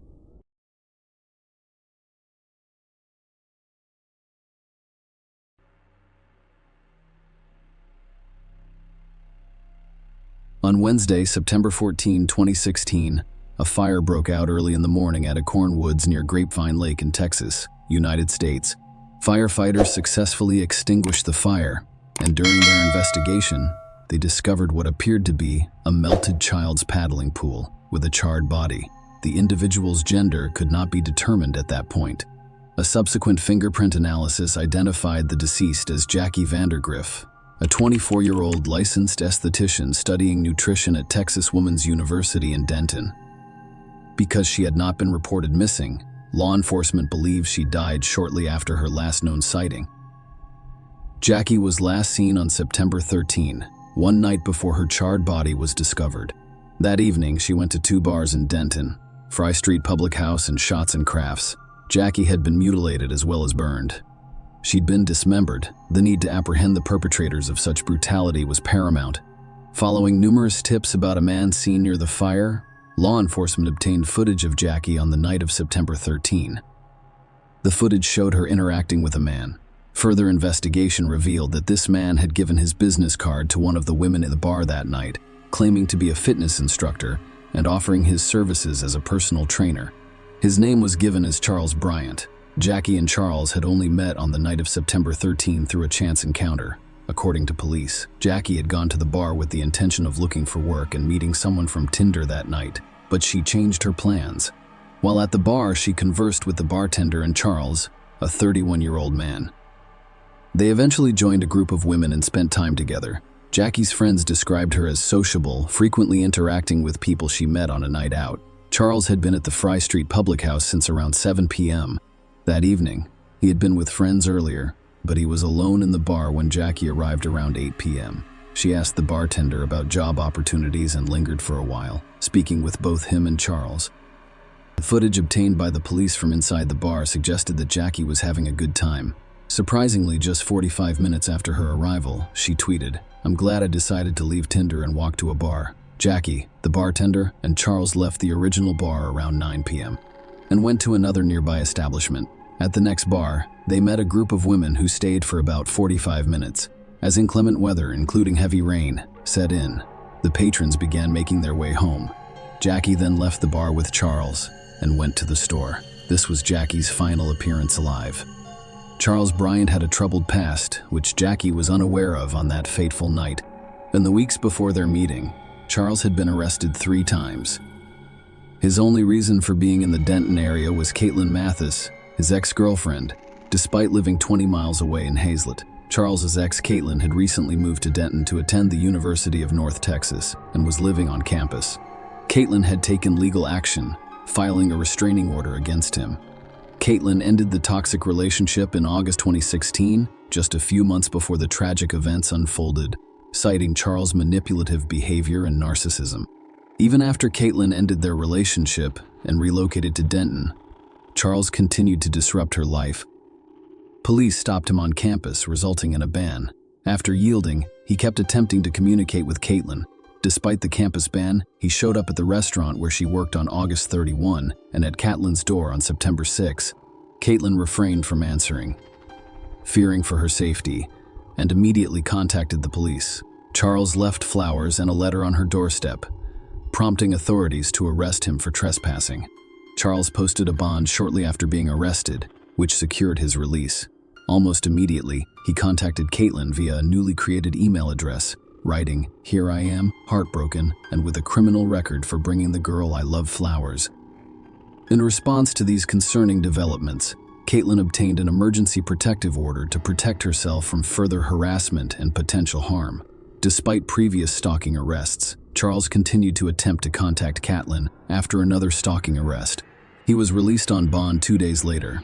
On September 13th, a week after his most recent release, Charles returned to Denton, specifically to the Frey Street Public House, which Caitlin frequented.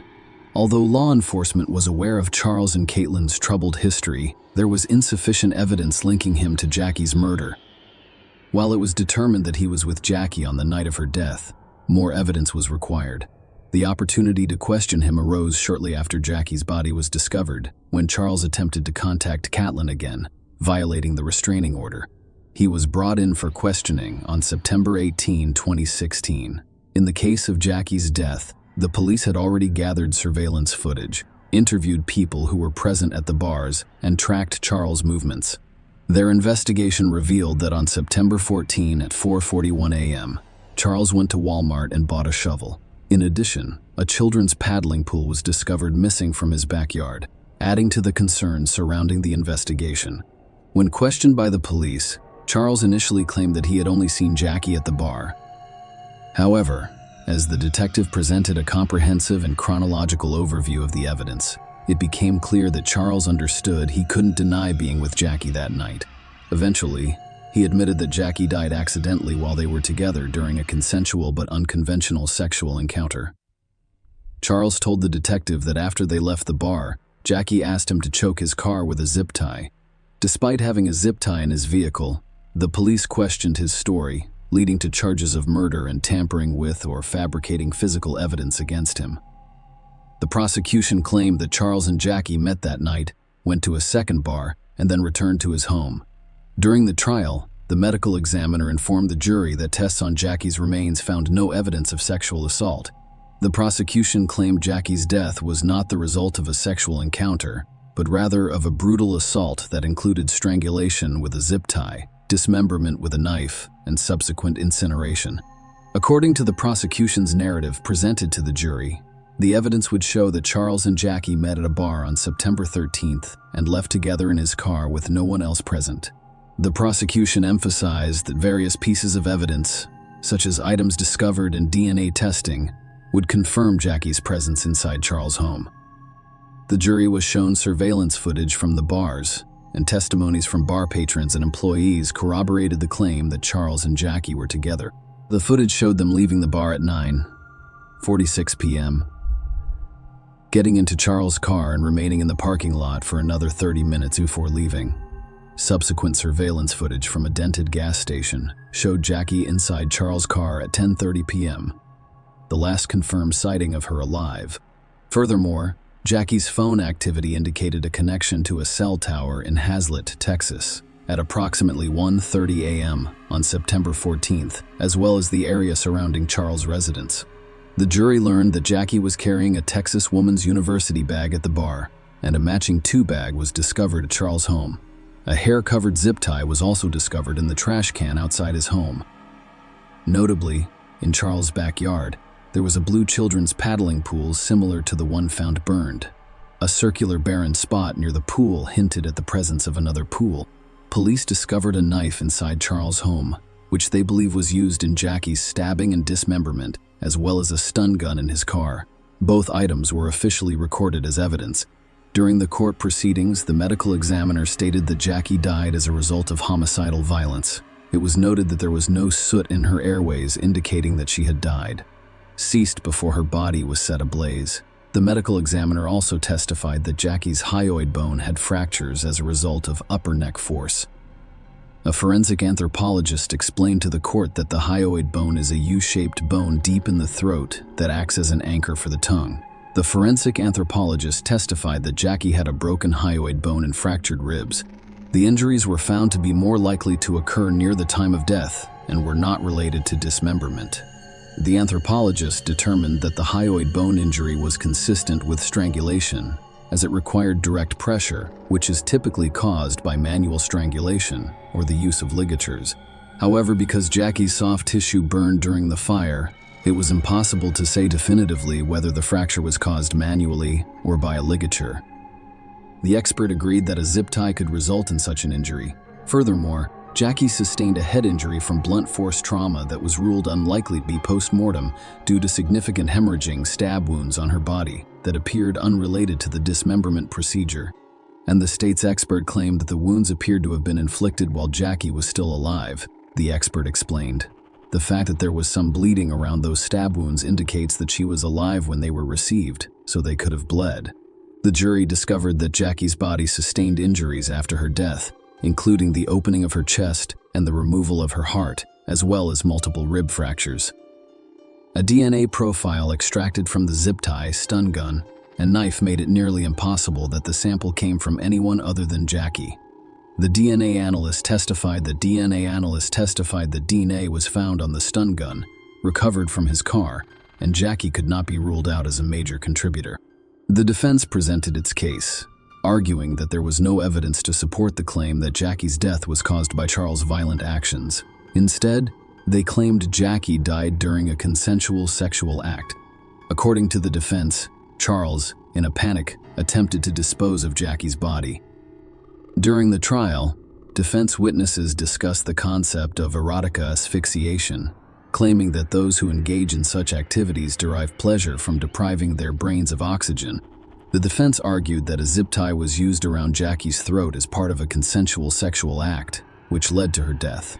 According to their account, Jackie's body went limp, which caused Charles to freak out. The defense argued that the subsequent dismemberment and burning of the body were impulsive and chaotic actions motivated by panic and intoxication. Joette Keene, Charles's attorney, acknowledged in her closing arguments that Charles made a terrible mistake, stating that he is guilty of making a horrible mistake when something goes wrong. There was no reason for a good-looking guy to kill that good-looking girl. In contrast, the prosecution's closing statements called into question the defense's narrative, claiming that there was no evidence to support the claim that Charles and Jackie engaged in sexual activity. They dismissed the defense's argument that Charles' panic is illogical, emphasizing the gravity of his actions. The defense claims he freaked out, but their own experts determined it was homicidal violence. Why cut out the heart?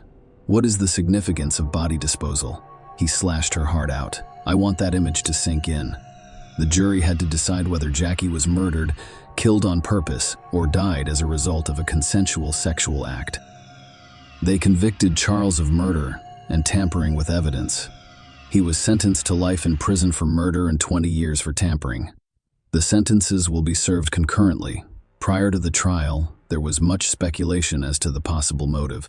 Prosecutors are concerned if there is no clear motive, as jurors prefer to hear a complete story and explanation of what occurred. They must be certain of their verdict before being convicted, and, in many cases, a motive strengthens the prosecution's case. In this case, the prosecution had no motivation. But does it matter? When does the evidence become clear? Do we require a motive? In cases like this, the motivation is usually sexual. However, the prosecution argued that there was no evidence of sexual activity. We don't need to know what went through Charles Bryant's mind that night. Did he want to do it? And he did. Jackie's parents have partnered with Texas Women's University to establish an endowment in her memory. Share your opinion with us in the comments and subscribe to the channel for more.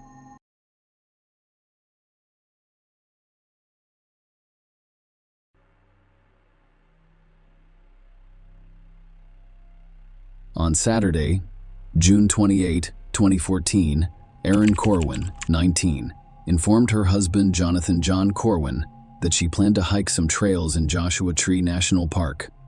Her mother, Laura Evelyn, was due to visit the following week, and Erin expressed a desire to go on some walks together.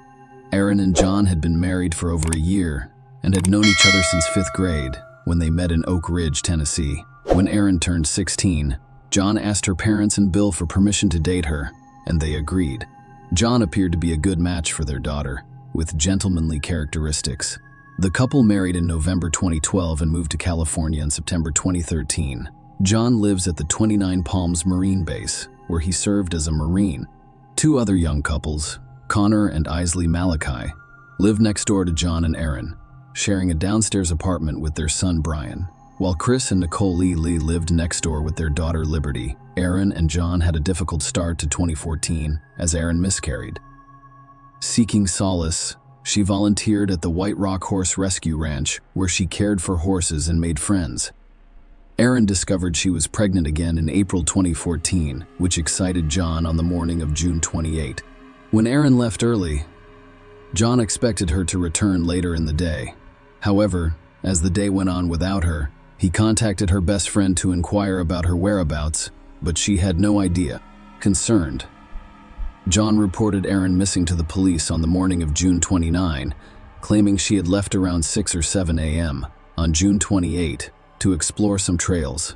He mentioned that she had expressed love before leaving, and he returned to sleep after seeing her off. Erin has not communicated since then.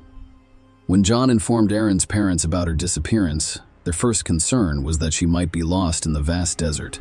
Without provisions, you will face harsh conditions. Military troops joined the search, conducting a massive operation across 300 rugged acres of desert.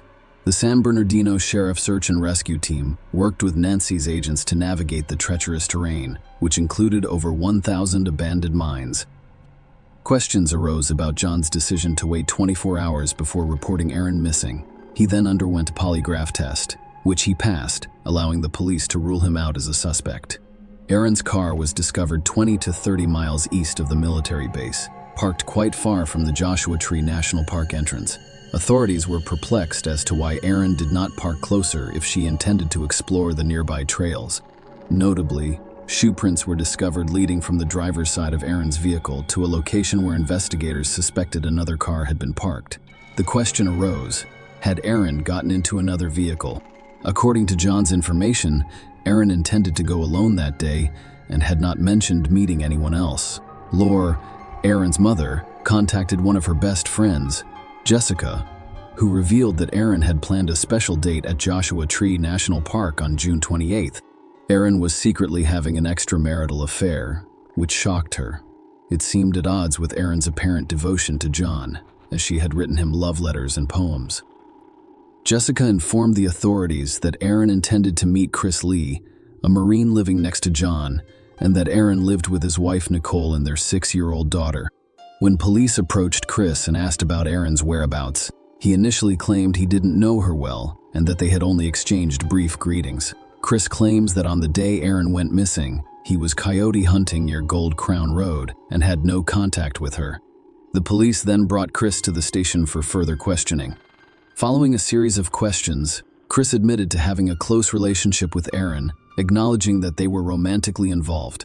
However, he claimed that their physical interactions were limited to kissing and no sexual intercourse occurred.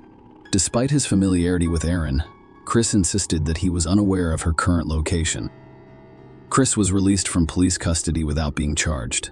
The search for Erin persisted. But, Given the large number of mines in Joshua Tree National Park and its surroundings, hope faded. Erin's remains were discovered on August 16th, nearly 2 months after she disappeared. A caver alerted by a strong gasoline odor investigated one of the mines and discovered Erin's body within. A tire, a homemade torch, and a bottle of Sprite sat beside her. The autopsy determined that Erin's death was a homicide, with strangulation as the cause. She was choked to death with a homemade garrote, and her body was dropped 250 feet down the rows of the Peruman shaft while the garrote remained around her neck. Police discovered a propane tank inside the mine, indicating an attempt to burn her body. Because of Erin's advanced state of decomposition, it was impossible to say for certain whether she was pregnant. The garrote found around Erin's neck was made from 2 rebar handles and paracord. The autopsy revealed several skull fractures, one of which happened shortly before or during her death. In addition, fractures to her left collarbone and left rib were discovered shortly before or during her death. The remaining skull fractures were caused post-mortem, most likely during the process of dragging or throwing her into the mine. DNA testing on the items discovered alongside Erin's body in the shaft produced significant results. Chris's DNA was discovered on the shirt tied around the torch, and the Sprite bottle, which still had the lid on, contained both Chris's and Erin's DNA. Chris was arrested and charged with first-degree murder. With the added circumstance of lying in wait, Chris pleaded not guilty to the charges following his arrest. The prosecution claimed that Erin and Chris were having an affair, and when Erin discovered she was pregnant, she confided in Chris. According to police, Chris, unwilling to jeopardize his relationship with his wife, considered a drastic solution to the problem: murder Erin. The prosecution claimed that Chris meticulously planned the murder over several weeks, researching effective methods for disposing of a body. He had a plan in place. He allegedly enticed Erin to the desert and killed her with a garrote he had brought with him. They claimed that the murder was premeditated. During Chris's arrest, officers discovered 2 spools of paracord and a blue climbing rope in his car. The paracord matched the cord around Erin's neck. Erin had told her friend Jessica that Chris was the baby's father and that she loved him more than John. She even expressed a desire to move to Alaska, Chris' hometown, to be with him. The court heard that their affair became public in April 2014 when their neighbor Islington saw them kissing. Nicole informed John, who confronted Chris, explicitly stating that he did not want to see him near Erin again. During the trial, Islington testified for the prosecution, stating that Chris frequently discussed murder, mentioning it more than I can count. She remembered him talking about hiding a body in the desert corner. Ling's husband also testified that Chris had discussed murder with him. Just a few weeks before Erin disappeared, Chris allegedly told Connor that if you put a body in a fire with tires, it will disintegrate, and that they would be unable to find anything.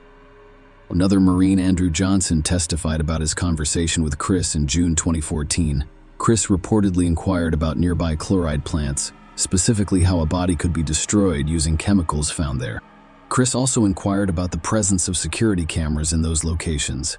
Andrew stated that he did not find the conversation unusual at the time because his experiences in Afghanistan had desensitized him, and he knew Chris felt the same way. The court learned that a propane tank and a tire were discovered inside the mine shaft, next to Erin's body. The prosecution informed the court that Chris borrowed a propane tank from a horse ranch, and a fellow Marine discovered one in Chris's car on the morning of June 28. When questioned, Chris allegedly told the Marine he planned to blow up a mine shaft. The jury was presented with compelling evidence about the DNA found on the shirt and Sprite bottle, as well as incriminating Google searches like how to dispose of a body. The prosecution urges the jury to consider these elements and convict Chris, claiming that the evidence strongly points to him as the sole person responsible for Erin's death. They urge the jury to investigate Chris's actions, including previous conversations, research, and the weapons he brought, to determine whether the murder was premeditated. In a significant turn, Chris may have recognized the weight of the evidence against him and initially pleaded not guilty. He later recanted during the trial and admitted to Erin's murder. However, he claimed that the action was impulsive rather than planned. This admission complicated the trial, forcing the jury to consider the degree of premeditation in Chris's actions leading up to Erin's tragic death. The defense presented its case by admitting Chris was responsible for Erin's death.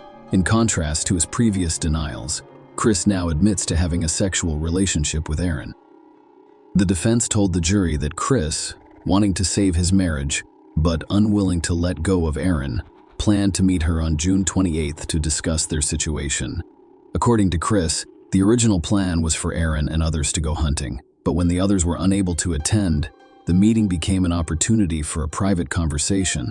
Chris claimed that on that day, he planned to blow up a mine shaft with tires. In preparation, he brought gasoline and diesel fuel to the desert, as well as a propane tank. He described how he threw these materials into his mind, realizing he had used up all of the gasoline for God to apply to the torch. When he realized he couldn't carry out the plant explosion, he also discarded the torch in his mind. This, according to Chris, these items were discovered inside the mine shaft. The defense called only one witness, Chris, who claimed that Erin occasionally babysat his daughter. According to Chris, during their time in the desert together, Erin discussed their future as a family and expressed a desire to care for his daughter. Chris described an incident in which his wife Nicole expressed concern for their daughter's well-being, implying that Erin may be engaging in inappropriate behavior. In response to these concerns, Chris claimed that he confronted Erin while they were in the desert and asked her directly, "Have you ever touched Liberty? Have you molested my daughter?" According to Chris's testimony, Erin's admission to touching his daughter elicited a strong emotional response. He described feeling an overwhelming surge of hatred and rage, as if someone had rammed a red-hot knife into his heart.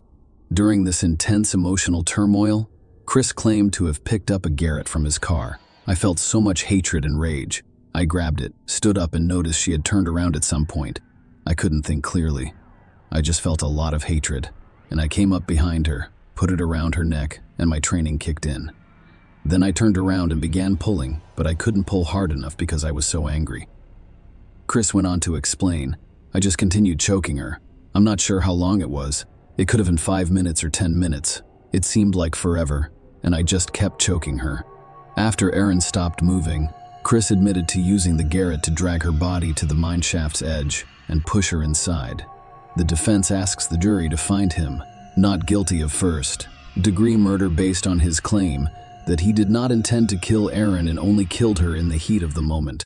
The prosecution strongly contested Chris's defense, claiming that it was a fabrication. The emphasis emphasizes that no one had previously expressed concern about Erin's behavior. The alleged abuse was not reported to police, and Chris and his wife did not seek medical attention for their daughter as a result of the alleged abuse. The prosecution claimed that Chris made up this story during the trial in order to get a lesser charge of involuntary manslaughter, with the expectation of a shorter prison sentence due to the overwhelming evidence against him. The prosecutor pointed out that Chris only admitted his involvement in front of the jury, implying a calculated move for attention. The prosecutor addressed Chris directly, saying, "You chose to do it in front of the jury. It's about you. You sought attention." Ultimately, the jury did not believe Chris's defense. They quickly returned a guilty verdict for first-degree murder with a special circumstance. Chris was sentenced to life in prison without the possibility of parole after a 15-minute trial. Share your opinion with us in the comments and subscribe to the channel for more.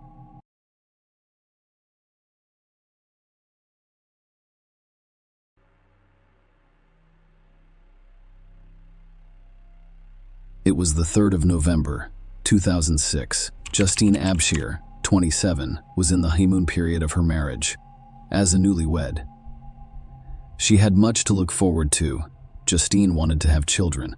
Justine adored her husband of just 5 months, Eric Abshir, who had 2 children from a previous relationship. They met in 1999 while both working at Lowe's home improvement store. Justine was a cashier, and Eric was her manager. She was only 20 years old. He was 26 and informed her that he had 2 young daughters. Following Eric's military service in the Marines, they married, and he started his own hauling business driving a dump truck. Justine also found a suitable position as a kindergarten teacher at Emerald Hill Elementary in Culpeper, VA. Justine went to work on November 3, but her colleagues noticed something was wrong. They noticed her seemingly swollen eyes and assumed she was crying. Justine, on the other hand, assured them that her condition was the result of allergies. Later that day, while pursuing her master's degree at UVA, she ran into her classmates again. She arrived 30 minutes late and wore sunglasses inside. When the class ended at 7 p.m., Justine left immediately. Her co-workers had no idea that it would be the last time they saw her. A distressing 911 call was received at 1:57 a.m. from Taylorsville Road in Barboursville, Virginia, reporting a hit and run. When the police arrived, they found Eric in a state of hysteria, cradling his lifeless wife, Justine, in the middle of the road. Unfortunately, Justine had died as a result of a car accident. Eric told the police that Justine called him at 1:19 a.m. to report a car breakdown and request assistance. She was approximately 5 miles from their home. Eric jumped on his motorcycle and rushed to the location she specified, only to find her lying on the road. Eric sat with Justine, covering her with his jacket, before setting out to find help. He approached several nearby houses and knocked on doors, hoping to find help. At 1:57 a.m., one of the homeowners called 911. Eric later admitted to the police that he had his cell phone in his pocket, but he hadn't realized it at the time, while on paper. Initially, the scene appeared to be a hit-and-run case. That viewpoint shifted very quickly. The police investigation revealed a lack of typical evidence related to a hidden run on Taylorsville Road in Barboursville, Virginia. Despite her severe injuries, Justine and her clothing showed no broken glass, skid marks, tire marks, debris, or blood. This absence led authorities to suspect that her death was not the result of a random collision, but rather of a deliberate act. The situation becomes even more complicated. Despite Eric's claims of mechanical problems, the police discovered that Justine's car was in good working order with no defects. This inconsistency raised questions about the veracity of Eric's account. Justine was very close to her parents, Heidi and Stephen Swartz, as well as her sister, Lauren Swartz, and they were devastated when Eric's brother called to tell them that Justine had died. Their shock and devastation turned into confusion. They knew Justine well. She was afraid of the darkness. She was even described as afraid of her own shadow, so they couldn't understand why she would choose to drive alone at night. The perplexity grew when her body was discovered 600 feet away from her car, which contained her purse, coat, and keys. This raised questions about why she would leave these belongings and walk away from the vehicle, especially after calling Eric to come and pick her up. Only 2 days after Justine's memorial service, an important revelation occurred. Heidi, Justine's mother, entered a restaurant and burst into tears. Sensing Heidi's distress, a compassionate restaurant employee offered to help, prompting Heidi to tell the heartbreaking story of Justine, the kindergarten teacher who was killed by a car. To Heidi's surprise, the woman revealed an astonishing fact. Justine had not died in a hit and run. She had been murdered, and her husband, Eric, was the primary suspect. It turned out that some people believe Eric was involved in Justine's death. When questioned by the police, Eric gave a detailed account of the evening, claiming that everything was normal. According to him, Justine returned home after 7 p.m., and he arrived shortly thereafter.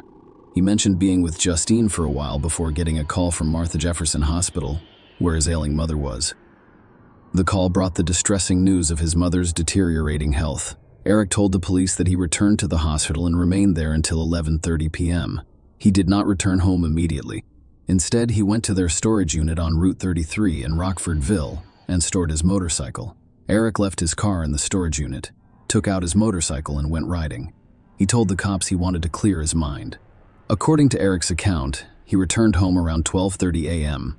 when Justine was awake and ready to talk. However, an argument arose between them when Justine wanted to discuss his mother's health, which Eric was hesitant to discuss. He informed the cops that he felt the need for solitude. In response, Justine allegedly said, "Well, maybe I need to be alone too." According to Eric, Justine left and drove away in her 2002 Ford Mustang. Eric told the cops he was unconcerned because he expected Justine to return and was casually watching television. His next contact with Justine came at 1:19 a.m. when she called him and was angry. She explained that her car had broken down and asked him to pick her up, specifying the exact location. He stated that it took him approximately 10-15 minutes to leave the house after receiving Justine's call, as he needed to put on his shoes, grab his jacket, keys, and helmet. Eric stated that he found her between Eric stated that he found her between 1:39 a.m. 1:44 a.m. The police found Eric's account suspicious, especially given the crime scene and Justine's injuries. This prompted them to conduct a thorough investigation into the events surrounding Justin's death. It will take 4 years, but the police will eventually have enough evidence to charge Eric. He was charged with first-degree murder of his wife. The prosecution claimed that Eric committed the murder with the intent to end his marriage and for financial gain. The court was informed that Justine had undergone a significant transformation in the months preceding the November incident. She stopped meeting with friends, ignored calls, and even turned down a friend's housewarming gift of flowers, citing Eric's ban on accepting gifts. The prosecution claimed Justine was killed somewhere else and then dumped on the road where she was discovered, as part of Eric's hit and run scheme. Their argument was that this was done to secure a $1.05 million insurance payout. According to the prosecution, Justine's injuries contradicted the theory of a vehicular collision. She suffered 113 blunt trauma injuries, including several broken bones, lacerated organs, and 23 head wounds. Surprisingly, there was little blood at the scene. The prosecution presented testimony from 2 medical examiners that called into question the notion that Justine died as a result of being hit by a car while standing on the road. Instead, they claimed that she was brutally assaulted, strangled, and then run over after death. Dr. Todd Lokasiewicz, who conducted Justine's autopsy, testified that his findings were consistent with manual strangulation. He discovered deep tissue bruising in the neck muscles and hemorrhages in the eye and lip. He testified that Justine had sustained numerous severe internal injuries. Some wounds did not bleed, indicating that they occurred after Justine's death. He reported finding less than half of the blood he expected in her chest and abdominal cavities. The second medical examiner pointed out that the average female body contains 5 liters of blood, but Justine had less than 1 liter. This inconsistency, according to the prosecution, contradicted the scarcity of blood found on the road, supporting their claim that she was killed somewhere else. Alla Susan Crawford, Eric's high school girlfriend and mother of his 2 children, testified that less than 2 hours before he discovered Justine on the road, he inquired about their future together. They exchanged 43 calls that day, during which Eric expressed his feelings for Allison. In court, Allison stated that he asked if there was any hope for our relationship, revealing Eric's admission of regret for marrying Justine. Another witness testified for the prosecution. Cecil Roebuck stated that he was on Greene County's side roads late that night looking for a school bus. He explained to the court that he was unfamiliar with the roads and pulled his car into a driveway to turn around. Cecil claimed that a man approached him and informed him that his wife's car was nearly out of gas. He asked Cecil to follow him to a gas station, but before they arrived, the man pulled over and informed Cecil that his car had run out of gas. He asked Cecil for a lift back to his house, and he agreed. Cecil stated that he did not associate the incident with Justine's case until 2 years later, when he saw a program about her death. He told the court that he thought the man was Eric and that he had helped him stage the hit and run, albeit unbeknownst to him at the time. The court was made aware of Eric's financial difficulties during the proceedings. Justine's father, Steve Swartz, testified in court and revealed that his daughter was the couple's primary credit holder, and at the time of her death, they owed $85,000. The insurance claims adjuster has testified about several policies with Eric as the beneficiary. Less than a fortnight after Justine's death, Eric filed an uninsured motorist claim that, if approved, would have awarded him $100,000, with the possibility of an additional $1.05 million if the commercial aspect was approved. Notably, Justine's name appeared on the insurance for one of the dumpster trucks. In 2009, Eric filed for bankruptcy and received $330,000 to pay off his outstanding debts. This financial backdrop enriched the court's understanding of the case. During the trial, some evidence was presented in the absence of the jury, including allegations about an affair Eric allegedly had a month before his wedding and 3 days after Justine's death. Furthermore, it was suggested that he had explicit photos of a woman, but destroyed them to avoid negative perceptions.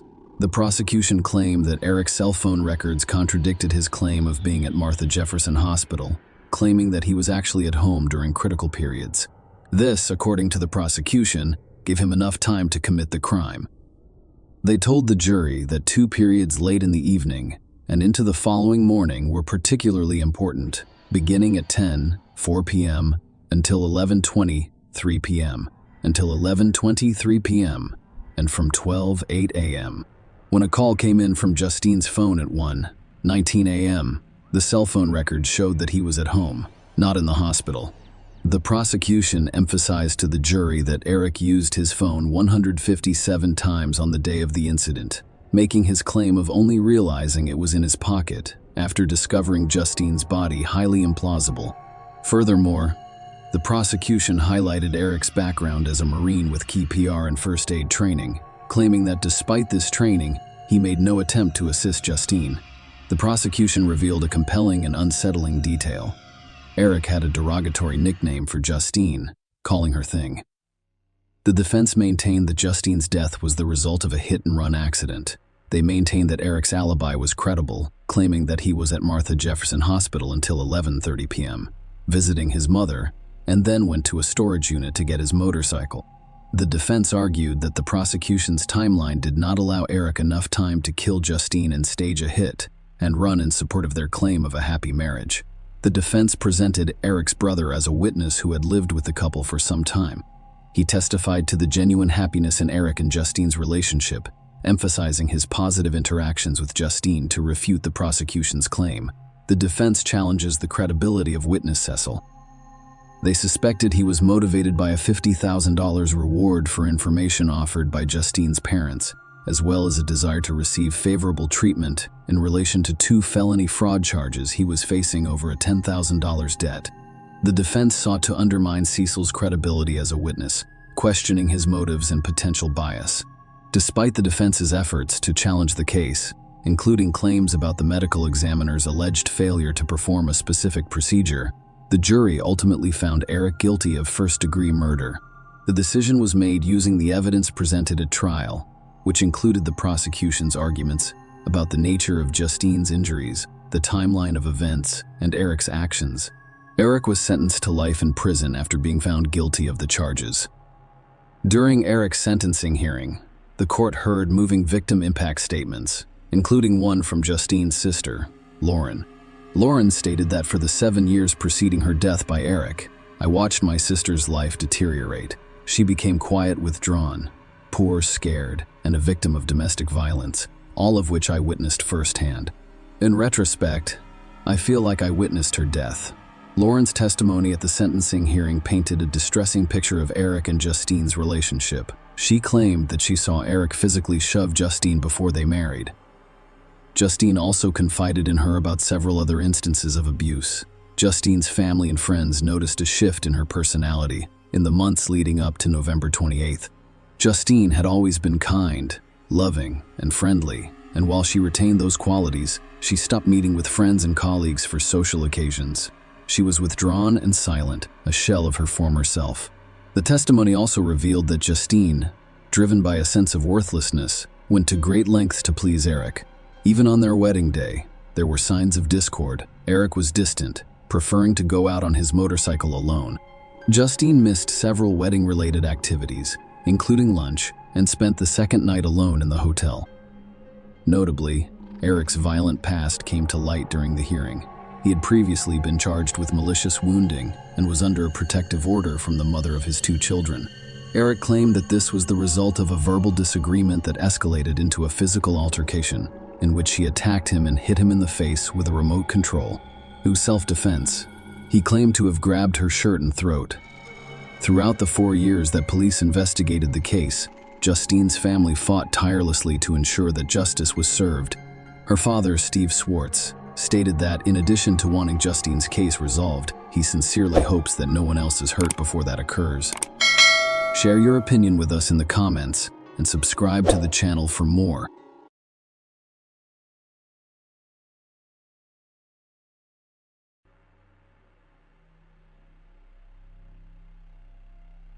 On May 28, 2008, a seemingly ordinary Wednesday, Moira Jones' life took an unexpected and tragic turn. Moira, a vibrant 40-year-old woman, went out on the town that evening with her boyfriend of 4 years, Paul Thompson. Moira chose Glasgow, Scotland, and the United Kingdom as her home.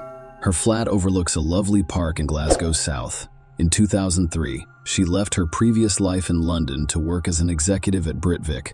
Glasgow quickly captured her heart, and she formed strong bonds with the city and its residents. Moira's fondness for Glasgow stemmed from the residents' warmth and friendliness, as well as their infectious sense of humor. The city, with its abundance of outdoor opportunities, proved to be an ideal place for someone who cherished the open air, trails, hills, glens, and beaches of Moira, providing her with numerous opportunities to explore and enjoy her love of the outdoors. Moira had intended to stay at Paul's house that fateful evening. She arrived with an overnight bag ready for a shared night. However, their argument changed her mind. Determined to sleep in her own flat, she set out for home, not realizing it would be a journey she would never complete. On the morning of May 29, 2008, a grim discovery was made in Glasgow's Queen's Park. A park ranger discovered a lifeless woman's body concealed behind a privet hedge. The tragic scene was nothing short of terrifying. The woman lay face down in the bushes, her lower body exposed, wearing only a pair of socks. Her jacket and bra had been torn, and her trousers were discarded between her legs. Moira's name and personal information were discovered nearby, leading the police to her apartment. To their dismay, there was no sign of Moira at home. They were concerned that the lifeless body they discovered could be hers. The authorities took immediate action and contacted Moira's parents, Beatrice, Bea, and Hubert Hugh Jones, who lived in Weston, Staffordshire. The agonizing message they delivered was that they believed Moira's body had been discovered, but they couldn't be certain. They needed the bereaved parents to identify their daughter with heavy hearts and unfathomable grief. Beatrice, Bea, and Hubert Hugh Jones made the somber trip to Glasgow. Their worst fears were confirmed when they saw the lifeless body. It was Moira, their beloved daughter. The unimaginable had become a harsh and cruel reality. Moira not only died tragically, but she also suffered the most horrifying fate. She was raped and beaten to death. Moira's younger brother, Grant, who lives all the way in Perth, Australia, received heartbreaking news of his sister's tragic death. He boarded the next available flight back to the United Kingdom, driven by a desire to be with his family during this extremely difficult time. As the investigation into Moira Jones's murder continued, the police faced a perplexing challenge. They had positively identified Moira, but her assailant remained unknown, elusive and unidentified. DNA evidence found on the lawyer's body had definitively ruled out her boyfriend, Paul, as a suspect. Nonetheless, the DNA profile obtained from the crime scene did not match anyone in the United Kingdom's extensive database. In their search for answers, the police cast a wide net, investigating the activities of 22 registered sex offenders living in the area and conducting interviews. They also spoke with people who had committed crimes near the park and underage drinkers who were known to frequent the area. Unfortunately, none of these conversations resulted in significant progress in the case. However, the investigators were able to piece together a timeline of events and obtain crucial CCTV footage showing a man in Moira's company. This unidentified man became the focus of the investigation, and police were eager to find and question him. The investigation's turning point occurred during door-to-door inquiries. When the police spoke with a woman named Lucy Pechlova, her information would prove to be the key to unraveling the mystery surrounding Moira Jones' tragic death. Lucy's account to the police revealed the presence of a man named Marek Harkar, a 6'3" old former Slovakian soldier. Lucy and Marek previously worked together in Liverpool in 2007. Marek arrived in Glasgow on May 18, 2008. When he needed a place to stay, Lucy offered him her bed on Queen's Drive. Marek's visit to Lucy's house, however, was not productive. Although he was supposed to be job hunting, he instead drank heavily and watched explicit videos. Marek left the bedside around 10 p.m. On May 28, allegedly drunk, and informed Lucy that he was going out to find a lady of easy virtue. Marek returned to the bedside around 3:15 a.m. According to Lucy, he looked different the next morning and appeared to be afraid of something. Surprisingly, Marek left the bedside on June 1, abandoning all of his belongings without warning. Later investigations revealed that Marek flew to the Czech Republic and then traveled by bus to Slovakia. Lucy handed over Marek's possessions to the police, who conducted DNA testing and discovered a crucial link to the crime, marking a significant breakthrough in the case. A Marek's black leather jacket was discovered to contain traces of Morris blood, providing compelling evidence with significant implications for the ongoing investigation. Marek Harker's arrest and extradition to the United Kingdom marks a significant development in the Moira Jones case. He faced a number of serious charges, including murder, rape, and robbery, and his trial began on March 12, 2009, in Glasgow. Throughout the proceedings, Marek maintained a not guilty plea to all charges. The court heard that Marek arrived in the United Kingdom in 2007. Morris had been in Glasgow for only 10 days when he was tragically murdered. The prosecution's case centered on Marek as the perpetrator. They presented a compelling story, alleging that on the night of May 28, Moira was on her way home from her boyfriend's house. But Marek had completely different plans. He had been drinking heavily, including beer and vodka, and was overheard saying he was going out to find a woman. Moira returned to her flat, where she had originally planned to spend the night, carrying a large black overnight bag and parking her car about 60 yards away near Queen's Park, according to the prosecution. It was approximately 11:30 p.m. The prosecution claimed that at this point, Marek approached Moira and forced her to walk along a path with him. CCTV footage obtained from a passing first bus captured two people crossing Langside Road and walking along the perimeter of Queen's Park, providing crucial evidence. The jury noticed a stark difference in height and stature between the two figures in the footage. Moira, who stood only 5 feet, 4 inches tall and weighed less than 9 stone, appeared much smaller than the man accompanying her. The prosecution claimed that the towering figure was Marek, who, at 6 feet 3 inches and a kickboxing enthusiast, had a significant physical advantage over Moira. The prosecution also outlined the written Marek allegedly forced Moirato to accompany a witness who reported seeing a man and a woman near a holly bush near the tennis courts, where 6 buttons from the wire top and a cigarette buttock bearing Marek's DNA were found. Furthermore, CCTV footage captured a man exiting the park near Queen's Park Baptist Church on Ballvicker Drive at 2:15 a.m. The prosecution claimed that this individual was Marek, who had been alone at the time. The prosecution's case painted a bleak and distressing picture of the events at Queen's Park. According to their account, Marek Harker forced Moira into the park, assaulted her violently and sexually, and stole some of her belongings. The autopsy findings revealed the horrific extent of Moira's injuries and shed light on the harrowing attack she had to endure. Moira's autopsy results indicated that she did not die from her injuries before 2 a.m., implying that she may have survived her ordeal for about 2.5 hours. Moira had sustained 65 distinct blunt force trauma injuries as a result of punches, kicks, and stomps, according to the examination. These injuries were the result of severe and sustained blunt force trauma. A forensic pathologist identified 65 external injuries, including a broken nose and 2 black eyes. Moira suffered brain damage, fractures to her right cheekbone and larynx, and bruised ribs. She had extensive bruising on her head and face, and one of her front teeth had been knocked out. Bruising spread to her chest, back, legs, and buttocks. Dr. Black's compelling testimony, which revealed the tragic details surrounding Moira Jones' death, captivated the courtroom.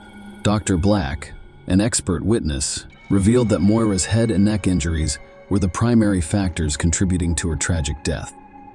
In a chilling revelation, she suggested that small hemorrhages in Moira's eyes indicated a possible asphyxiation factor in her death. The presence of bruises on the backs of her hands and arms raised additional concerns, which Dr. Black described as common defensive injuries. Dr. Black's expert testimony also highlighted the distressing aspect of the case. There was no evidence of a weapon being used in the attack. Instead, she believed the injuries were caused by physical blows to the fists or feet. Moira speculated that the extensive bruising on her neck was caused by an arm, leg, or knee compressing more of his neck while she was on the ground. As Dr. Black described additional distressing findings, the courtroom atmosphere became increasingly somber. Moira's brain was bleeding between layers, and there was a moderate amount of blood in her windpipe, indicating the gruesome ordeal she had been through. It was later discovered that she had swallowed some of the blood during the attack. Dr. Black also revealed that Moira had consumed other items during the assault, including bark fragments, grassy fragments, plant cuticle fragments, and leaf skeleton fragments. The implications were chilling, implying that Moira had been forced to consume these items while alive. The final damning piece of evidence was the DNA discovery. A vaginal swab yielded a semen sample from the boy's body, and DNA found on more of his clothes and body matched Merrick's DNA, with the jury being told that there was a 1,000,000,000 to 1 chance that it belonged to someone other than Merrick. The courtroom was packed with witnesses, each contributing their own piece to the chilling puzzle of Moira Jones' murder. Several residents near Queen's Park reported hearing disturbing noises on the night of May 28. One woman who lives in a flat overlooking the park recalled a chilling incident in which a loud scream pierced the night, only to be abruptly silenced. Other couples strolling through the park reported hearing Moira's obvious distress. Even a cab driver turned to his partner and said, "If there was a murder, we just heard about it." It was a shocking revelation that, despite the busy street and the large number of people who heard a woman screaming and in distress, no one intervened or called the police, allowing the tragic events to unfold in silence. In addition, a neighbor who lived near the bedside where Merrick stayed provided compelling testimony. He described how Mara approached him on the night of May 28th, frantically saying, "I'm looking for a woman." In her closing statements, the prosecutor urged the jury to convict her based on the evidence presented. The prosecutor painted a chilling picture of the heinous murder witnessed by Moira Jones, pleading with the jury to base their decision on evidence, rather than the overwhelming emotional horror of the event. On the other side of the courtroom, the defense vehemently claimed that the police had charged the wrong man. They claimed that 3 other men were involved in the murder, despite Merrick's innocence, and that one of these men, Jason Mulrin, a convicted sex offender, was at Lucy's bedside during the crime. They pointed out similarities between his previous criminal acts and Moira's attack, emphasizing his lack of an alibi on the night Moira was killed. The defense also claimed that Jason confessed to the murder to his ex-girlfriend, who became so concerned that she reported it to the police. However, when Jason testified in court, he categorically denied any involvement in Moira's rape or death, contradicting the defense's allegations. The defense urged the jury to find Merrick not guilty and to consider the possibility that another man was responsible for the murder. They also emphasized the importance of skepticism when evaluating the prosecution's DNA evidence, reminding the jury that scientists can only provide probabilities and that DNA should be viewed as one piece of evidence among many. Merrick Harkar's fate now lay in the hands of the jury, which had the difficult task of determining the truth in this complex and chilling case. The trial lasted 20 days and kept the courtroom in suspense. However, the jury delivered its verdict quickly, finding Merrick guilty of all charges in less than 2 hours. The judge imposed a harsh sentence, sentencing Merrick to life in prison with a minimum of 25 years. In the aftermath of Moira's tragic murder, her family turned their grief into a noble cause. They founded the Moira Fund, a charity that helps families in the United Kingdom who have been bereaved by murder. The charity provides grants to cover a variety of expenses, including funeral costs and transportation to court, assisting those in need during their darkest hours. Moira's memory continues to provide comfort and support to others who have experienced similar tragedies. Share your opinion with us in the comments and subscribe to the channel for more.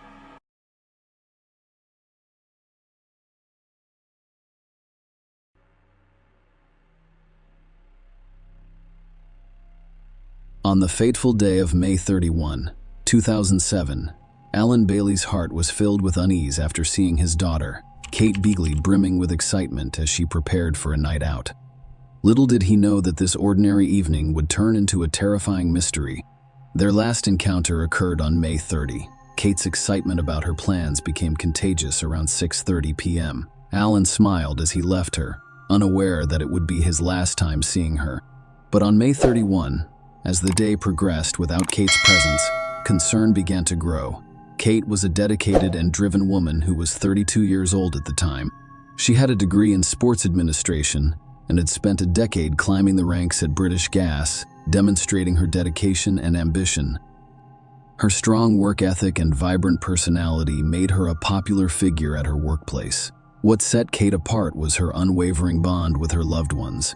She was the type of person who stayed in touch, providing a reassuring presence in the lives of her friends and family. When she did not show up for appointments or work on May 31, her father became concerned. Alan felt uneasy about his daughter's character. It had been less than 24 hours since they had last seen each other, but something felt off. Kate's absence was out of character, and the silence in her Walton-on-Thames apartment spoke louder than words. Unable to ignore his instincts, Alan took the step that no parent wants to take. He reported his daughter missing to the authorities, setting off a chain of events that would eventually solve the mystery surrounding Kate's sudden disappearance.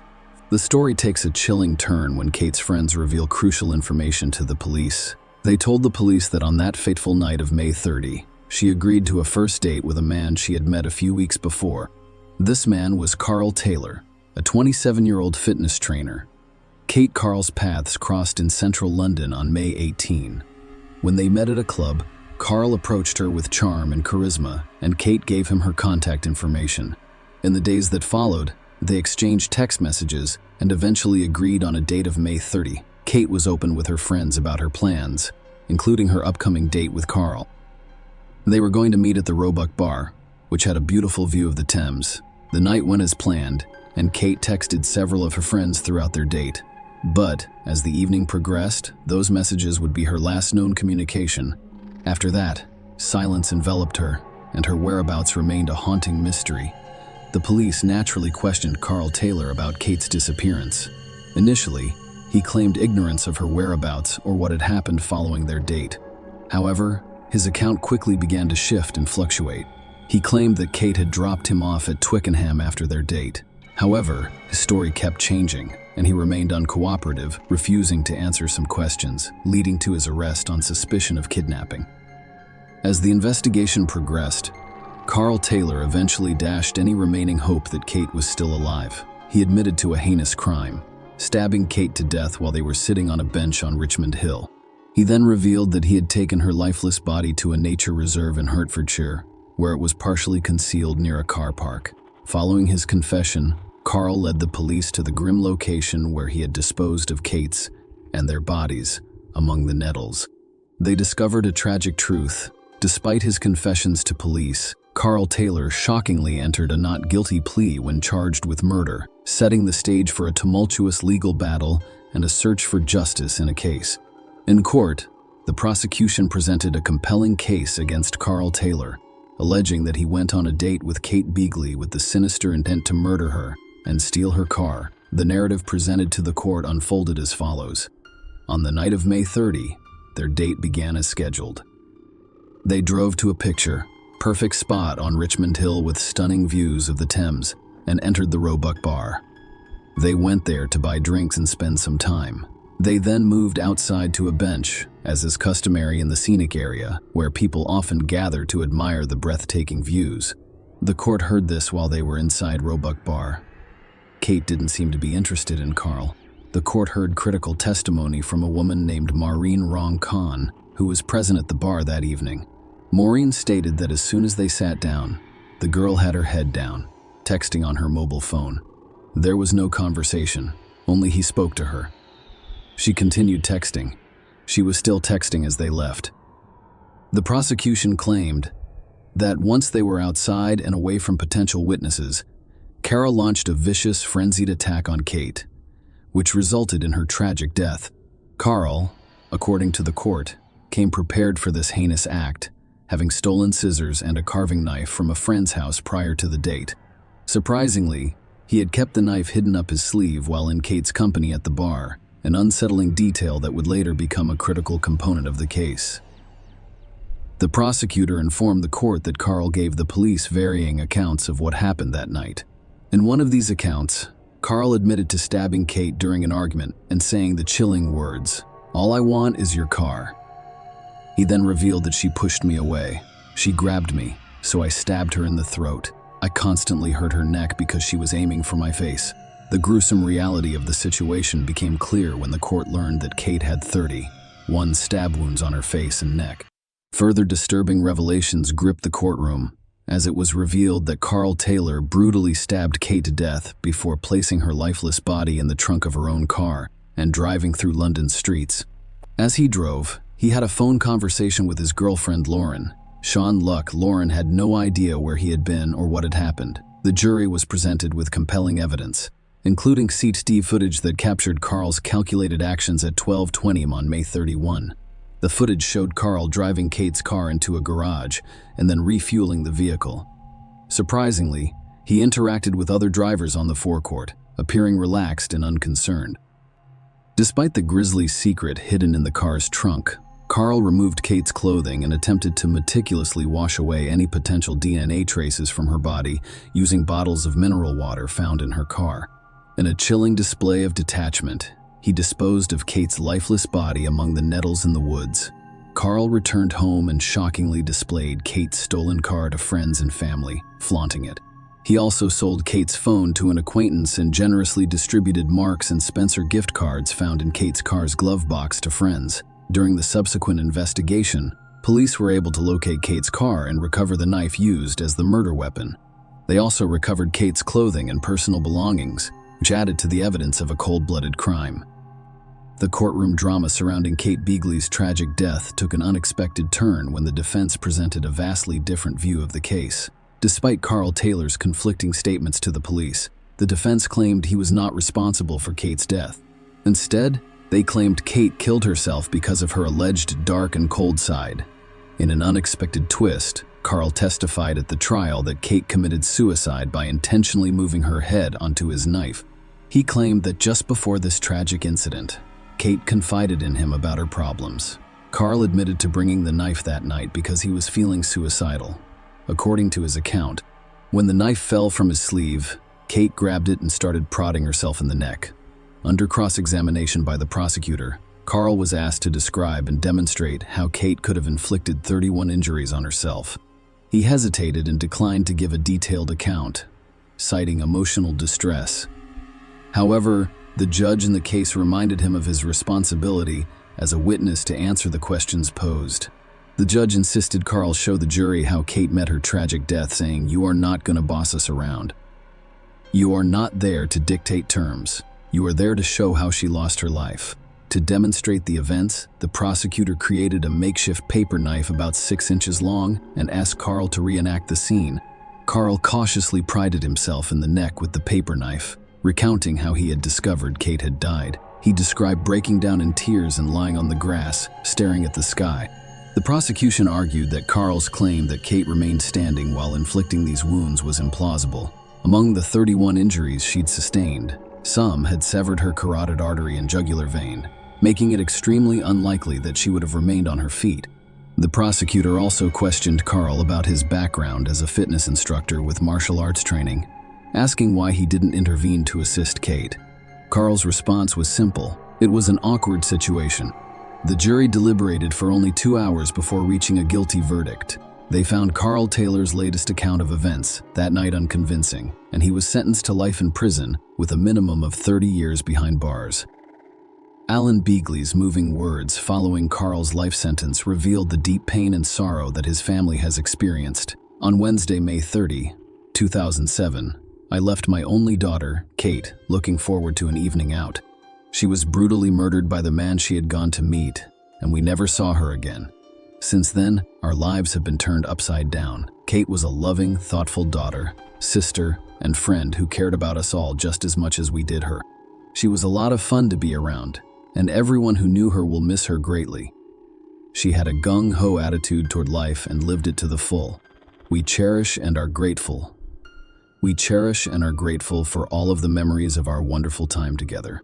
Kate's family and friends have been devastated by her tragic and unexpected death, and I speak for everyone when I say that our lives will never be the same again. Our family has been devastated, and life without Kate feels empty and meaningless.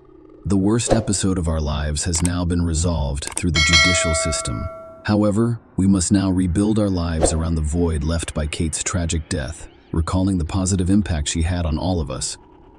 Share your opinion with us in the comments and subscribe to the channel for more